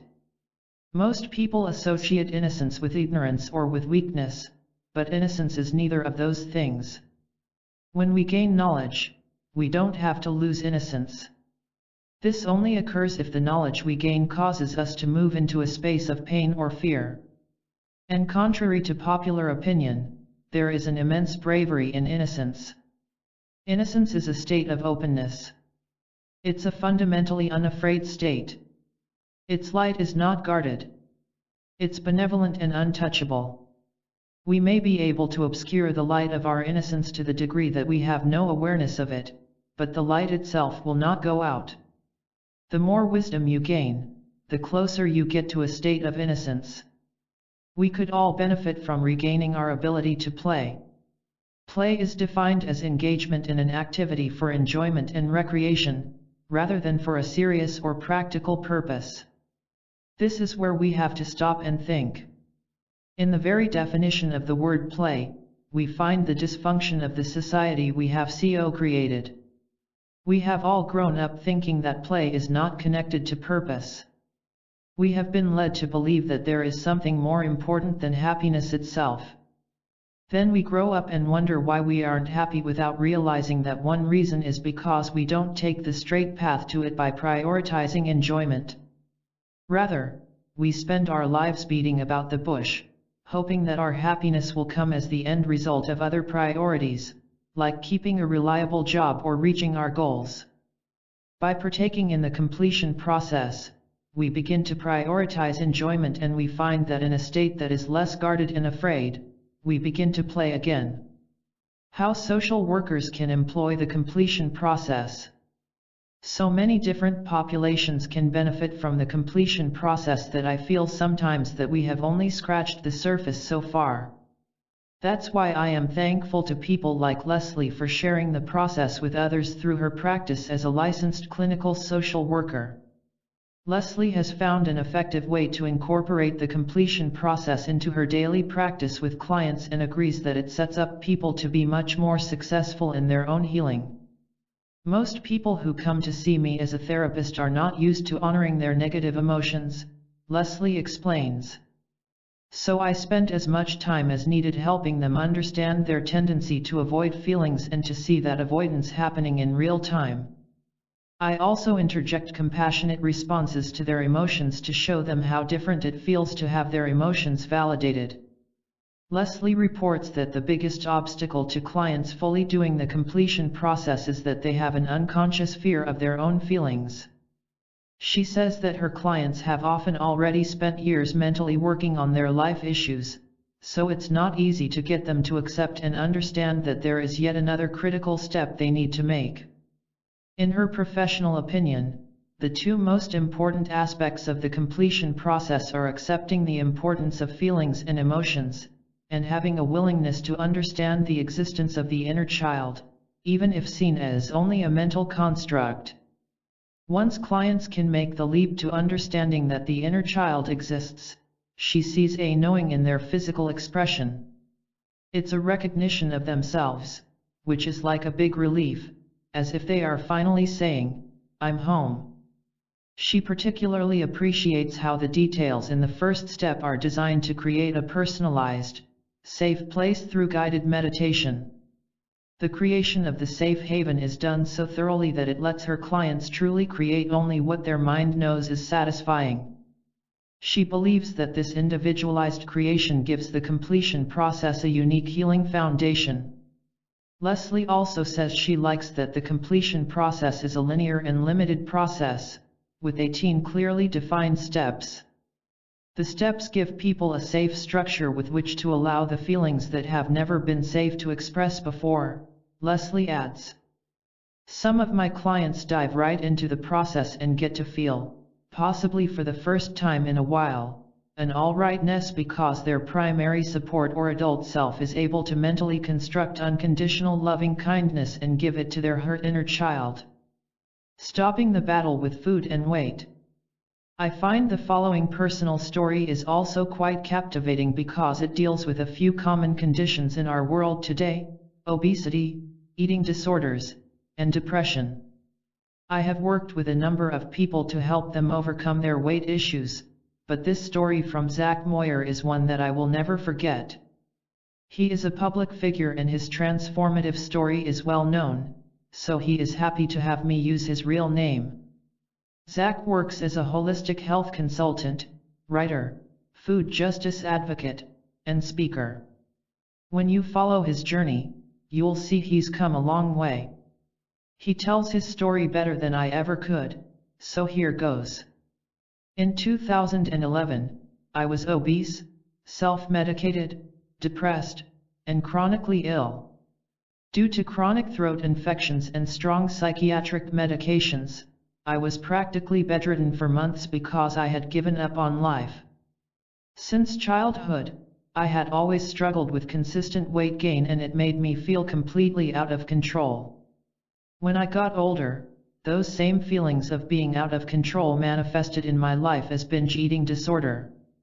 As my health declined and my mental health suffered, one fateful night I contemplated whether I would live or die. In that moment, I felt like I had a choice. I could either take the entire bottle of pills I was prescribed and go to sleep, or I could try to keep going. Thinking of my family and friends and not wanting them to deal with my early departure, I chose to live. Over the years, in an attempt to figure it all out, I sought many opinions. Each psychiatrist I saw explained to me that I had a chemical imbalance in my brain and the only solution was to shoot arrows in the dark at the problem in the form of various drugs, until one of those arrows hit the target. I was put on unfathomable doses of various medications and was told to accept that this would be for the rest of my life. My conventional therapist took a different approach and seemed to have one clear objective: to fix me. My depression was treated as something that I had to fight and resist. My wounded ego told me that my only salvation was to settle down and get myself together. Yet, my spirit was relentlessly determined to not settle or accept feeling the way I did on a permanent basis. But before I knew it, the cocktail of medications I was on was so strong that I struggled to wake up in the morning and stay awake during the day. Yet I was still dangerously overweight, sick, and depressed. Every night, I would make a trip to the grocery store in an attempt to comfort myself. I stocked up on frozen pizza, tortilla chips, shredded cheese by the bag, guacamole, and frozen French fries to be topped off by 2 liters of diet soda and a pint of ice cream. In a manic episode, I would race home from the store each night to prepare my binge. Binging was perhaps the most pleasurable thing I had ever done in my life. In my little private studio apartment, I could hide from the world with the comforts of my food and escape from life, responsibility, and rejection. One night, while I was lying in bed binging on ice cream sandwiches, all of a sudden, my heart began palpitating and I felt a painful, sharp sensation in my chest. In total shock and fear, I put the sandwich down. 2 thoughts crossed my mind in that moment. The first one was, I am literally giving myself a heart attack. If this kills me, I am going to die alone in my disgusting studio apartment. I will not be found for days, and when I am, they will discover me in my own filth, surrounded by food. The second thought came to me in the form of 2 powerful questions. Is this healthy behavior? Do healthy people eat like I do? The answer was a loud and resounding, no. From that moment on, I had a new awareness and then the missing solution came to me through one of Teal Swan's YouTube videos in her series, Ask Teal. When I heard her explain that it is our childhood trauma that roots us in the dysfunctional, debilitating pain we feel in adulthood, I finally realized that nothing is wrong with me. Instead, a lot of bad things have happened to me. This catapulted my healing journey. Once I began the process of facing my emotions and began feeling more complete, I weaned myself off of years' worth of medication and put an end to my dangerous food binges. My depressive tendencies vanished and I was inspired to adopt a holistic, healthy lifestyle. I even began a productive, healing, and restorative dialogue with my parents about my childhood. In return, I lost 110 pounds, cured my hypertension, cured my gastric esophageal reflux disease, and brought my cholesterol down to normal. I believe that going through the completion process was what ultimately helped me break free from the chains of medications, substances, and binge eating disorder. I now feel more empathetic and patient with myself in the context of my own weight management. After living and working with this process for myself, I chose to become certified to facilitate the completion process for others. I enjoy helping people who wish to better manage their weight issues. Instead of giving them a diet and exercise plan, I work with them to uncover their triggers, memories, and emotions. Time and time again, I see that this healing work lifts the anchors that keep them stagnating in dysfunction. We can all learn that it is safe to feel, safe to remember, and most important, safe to be who we truly are. Returning to health and wellness. This story from Zach's life illustrates that physical ailments we suffer with, that are caused by emotional and mental wounds of the past, can indeed be healed. Even if you have been struggling with a chronic illness or disease for years, it can clear up rather quickly once you start making choices for yourself that are in alignment with health. Don't be surprised, then, if you find that your diet naturally and effortlessly gravitates toward foods that are good for you. You might find that you effortlessly gravitate toward activities and people that are good for you. Eventually, you'll find that you are living a much healthier lifestyle and you didn't have to struggle to get there. Quite likely you'll also find that you have more energy when the completion process becomes part of your life. That happened for Zach, and it can happen for you. The reason is that our fractured childhood selves are like lost streams of energy that are now reintegrated into our body. Our whole consciousness is in fact a huge stream of energy, so the more we integrate our fractured selves, the more energy of consciousness we have in the now. Zach was also able to reconnect with other people and open up to a friend, who later became his roommate. This is because when we are fully integrated and develop the capacity for unconditional, focused presence and unconditional love, we are like magnets that are irresistible to people. People begin to gravitate toward us, and we become less lonely. Being around us feels good, and we begin to influence others to heal, just by being near them.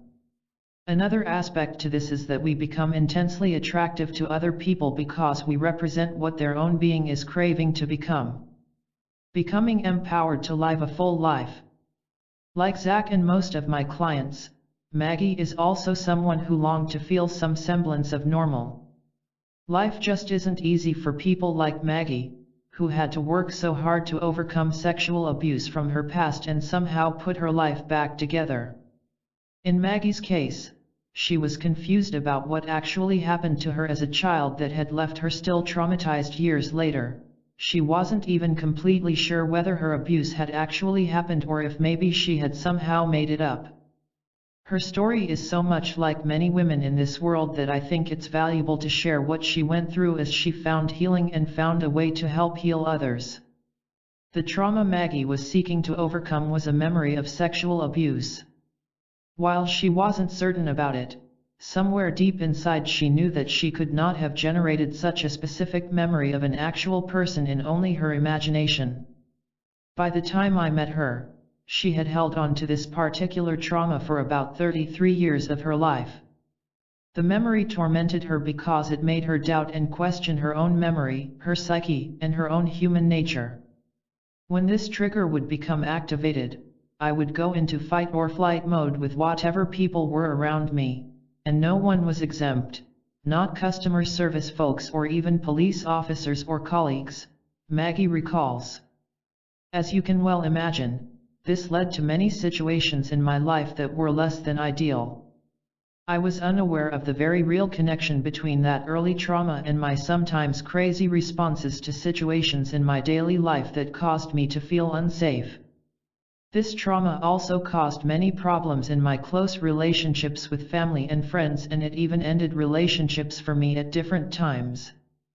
Maggie saw 3 different therapists on and off for more than 13 years.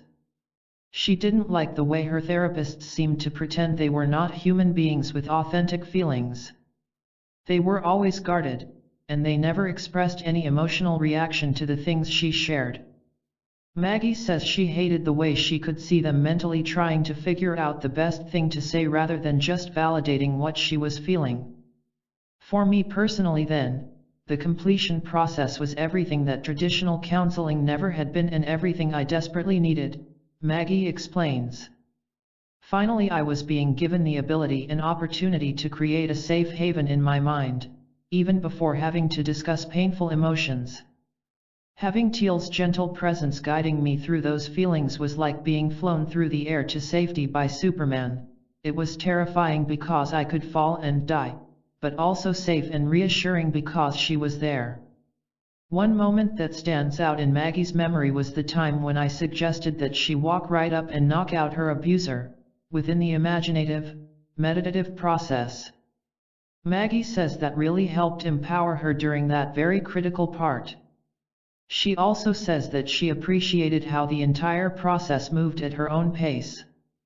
Maggie says she felt really raw during the process, but also more validated than ever before in her entire life. The first time I went through the process, I felt many things such as scared, sad, embarrassed, shaky, and hopeless, Maggie recalls. Then these shifted into feelings of being empowered, supported, validated, safe, and calm. Prior to this point, I found it really difficult to genuinely be present with someone else's emotions. I was unable to connect with people on a deep emotional level. Now I am much more capable of sitting with any level of deep emotional pain, and I know that this is a direct result of sitting with my own pain. Maggie has since become a completion process certified practitioner and says that she continues to be humbled and amazed at the level of healing that can occur, often in just one session. I have had the opportunity and pleasure of helping a great many people to integrate traumas that happened to them at whatever age they might have been, right from time spent in the womb to 8 years old and beyond. I am surprised at my own capacity to be present with the pain of others as they share memories of extreme physical or emotional abuse and violence. Integration improves all your relationships. Relationships naturally become healthier when you begin to heal because you learn how to be loving and interdependent rather than codependent. Before we integrate ourselves, we desperately try to get our unconscious needs met, and so we enter into relationships because we are trying to fill the hole left behind by our suppressed self. We are in relationships for reasons other than love, but we don't realize it. Once we begin to reintegrate ourselves, the holes within our being begin to fill in. We start to become whole, and therefore, we start to enter into relationships through conscious choice instead of subconscious choice. Another way of saying this is that we form relationships for love instead of to meet our subconscious needs. We also become capable of giving love unconditionally, so as a result, conflict leaves our relationships. We become capable of giving and receiving love, and because we have become more conscious of ourselves, we make conscious decisions in relationships. Our partners stop triggering us as drastically as they once did, and we are less reactive. We may even begin to use conflict in the relationship as a healthy excuse to heal together rather than a reason to blame the other person. The practice of putting yourself back together again. At times, the suffering we experience here on earth seems unbearable. But there is an upside to suffering. The upside, and therefore purpose, of suffering is that suffering cuts us off from our true selves and from our joy to such a degree that we cannot take it any longer. It brings us to the crossroads where we have nothing more to lose, so we begin to do things drastically different. You can only suffer so much before the only thing left to do is to stop running from what scares you, no matter what the cost. By deciding this, you set yourself free. You realize that the only answer is to turn around and walk toward your aversion instead. You learn the art of allowing. Instead of feeling better, your aim is to get better at feeling. As a result, you become intensely present. The unconscious within you becomes conscious. Craving becomes pure desire. The shadow within you is no longer separated from the light of your own consciousness. You begin to integrate, and as a result, you start to experience yourself as whole. This is when you catch a glimpse of peace for the very first time. From this day on, you will see each moment of your life as a new beginning. Each moment is an opportunity to begin anew. And so each day, you will seize that opportunity. With clear eyes, you will see that life is not the past and life is not the future. Life is now. All that you are has culminated in the now, and all that will be is manifesting in the now. The objective reality of eternalness, which exists far beyond the confines of the subjective truth of time, contains a glimpse of an axiom. The axiom is this: because time does not exist, it is your choice what you become in each moment. You cannot become more or less of what you already and always are. The common thread that weaves its way through all the varied experiences that people have with the completion process is the feeling of being put back together or becoming whole. But the truth is, you were never broken. You were never less than complete.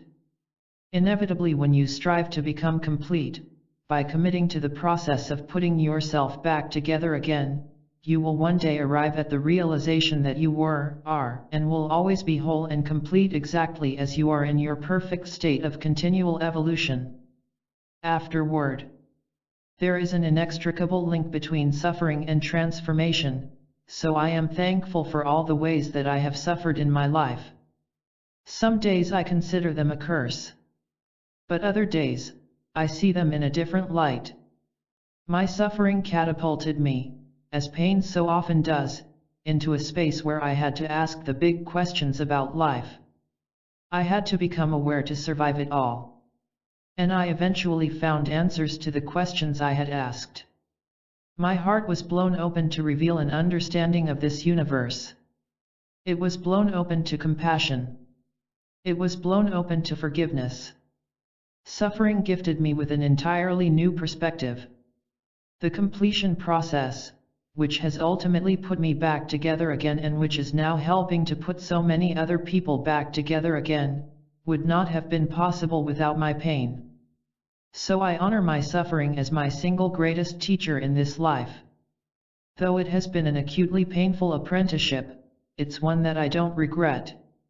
When we look at something across the world that causes suffering, or when we look at something in someone else's life that causes them to suffer, we feel powerless. If we are empathetic, we want desperately to do something to improve the situation. But we don't know how.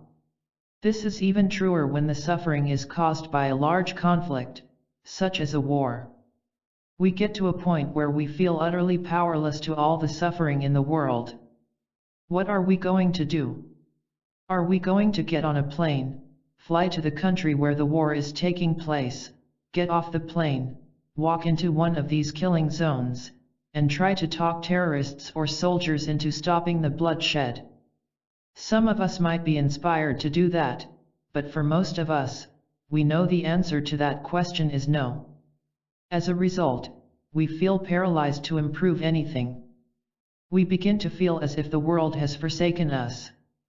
The most crucial thing for us to understand is that we will never feel good about the world we live in or about ourselves until we stop addressing suffering in terms of specific, isolated incidents.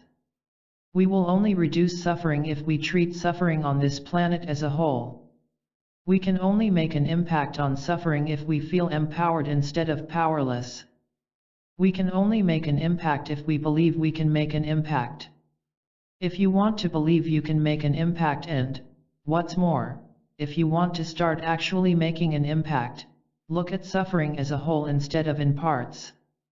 Instead of focusing on that one war that you feel like you can't do anything about, instead of focusing on isolated incidents that cause suffering, focus instead on suffering in and of itself, or at least on collective human suffering.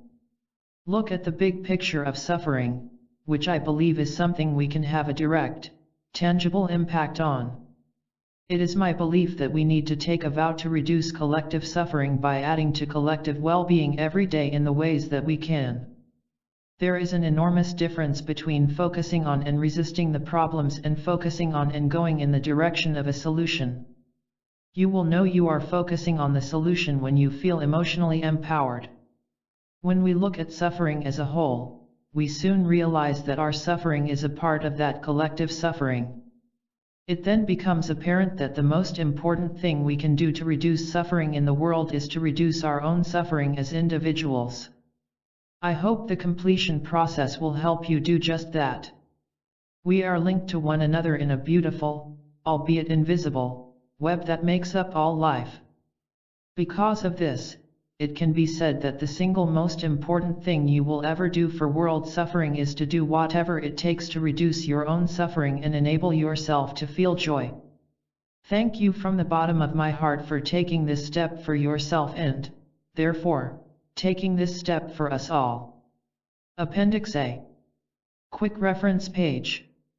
The completion process list of steps. 1. Create a safe haven. This needs to be done only once. 2. Emotional vipassana. Exploring the feeling or trigger. 3. Validate the present feeling. 4. Invite the memory to surface. 5. Re-experience the memory. To be done in first-person perspective. 6. Validate the feeling within the memory. 7. Step into adult perspective within the memory. Move from passively witnessing the memory to active visualization. 8. Validate the child's emotions. 9. Await relief. 10. Call back other fractured aspects of self. 11. Meet the child's needs within the memory. 12. Choice to stay or go. Give the child the choice to stay within the now altered memory or go to the safe haven. 13. Check for completion. If the child wishes to stay, repeat steps 10-12 if necessary and bring the process to a close. Once the child opts to go to the safe haven, continue on to the next steps. 14. Enter safe haven and deactivate the memory. The memory the child was taken out of is then closed, shrunk or popped like a balloon. 15. Create purification and healing. Do this for the child or children to create distance between the past and the present. 16. Meet the child's needs within the safe haven. Meet whatever needs the child may have within the context of the safe haven. If incomplete, repeat steps 2-15. 17. Option to stay or merge. Offer the child or children the option to stay in the safe haven or merge with the adult. 18. Return to conscious perspective. Appendix B. Becoming a completion process certified practitioner, CPCP. As you know now from reading this book, I am very much at peace with the concept that the completion process is one that you can use to heal yourself. You are the one with the power to put yourself back together again.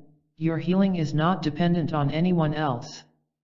That being said, while I am confident that an outside facilitator isn't absolutely necessary for the majority of individuals in this world, I also know that there is comfort and benefit in having a trained practitioner to walk a person through the completion process, which is, without a doubt, a rather intense emotional experience.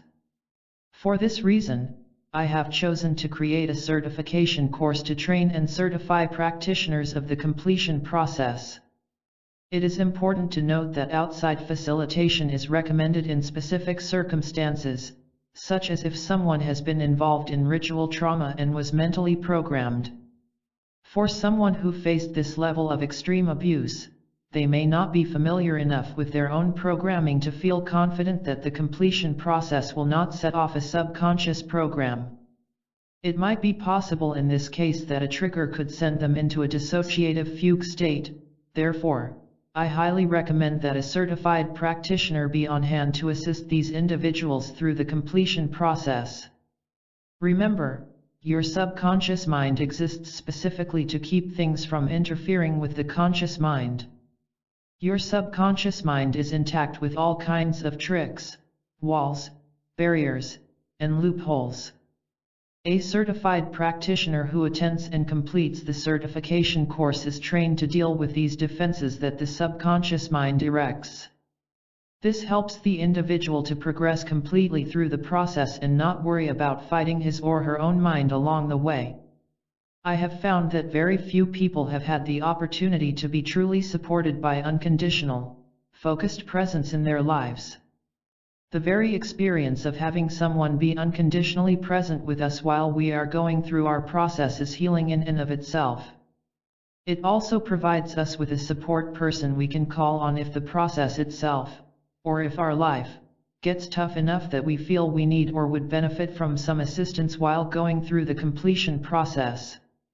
All completion process certified practitioners are familiar with the process, not only because they have been trained to facilitate other people through the process, but also because they are committed to the process themselves.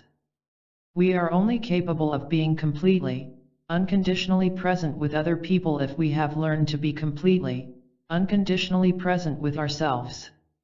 In the certification training course, we must develop a certain level of intuition and empathy in order to work with whoever might approach us for help.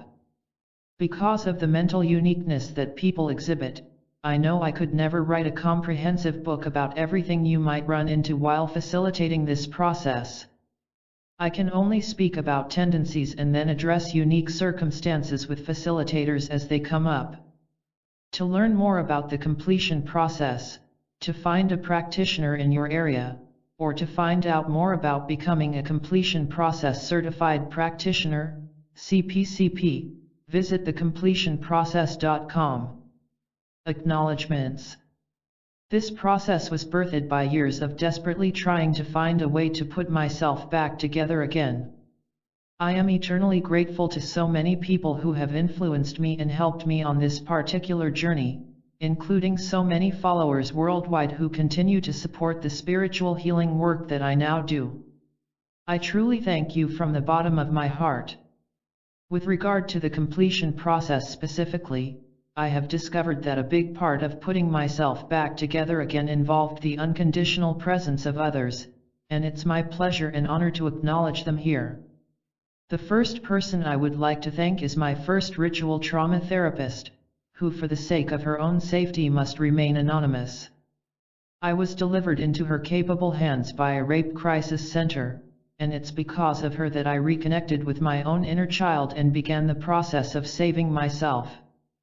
I have never met a warmer or more empathetic therapist in all my life.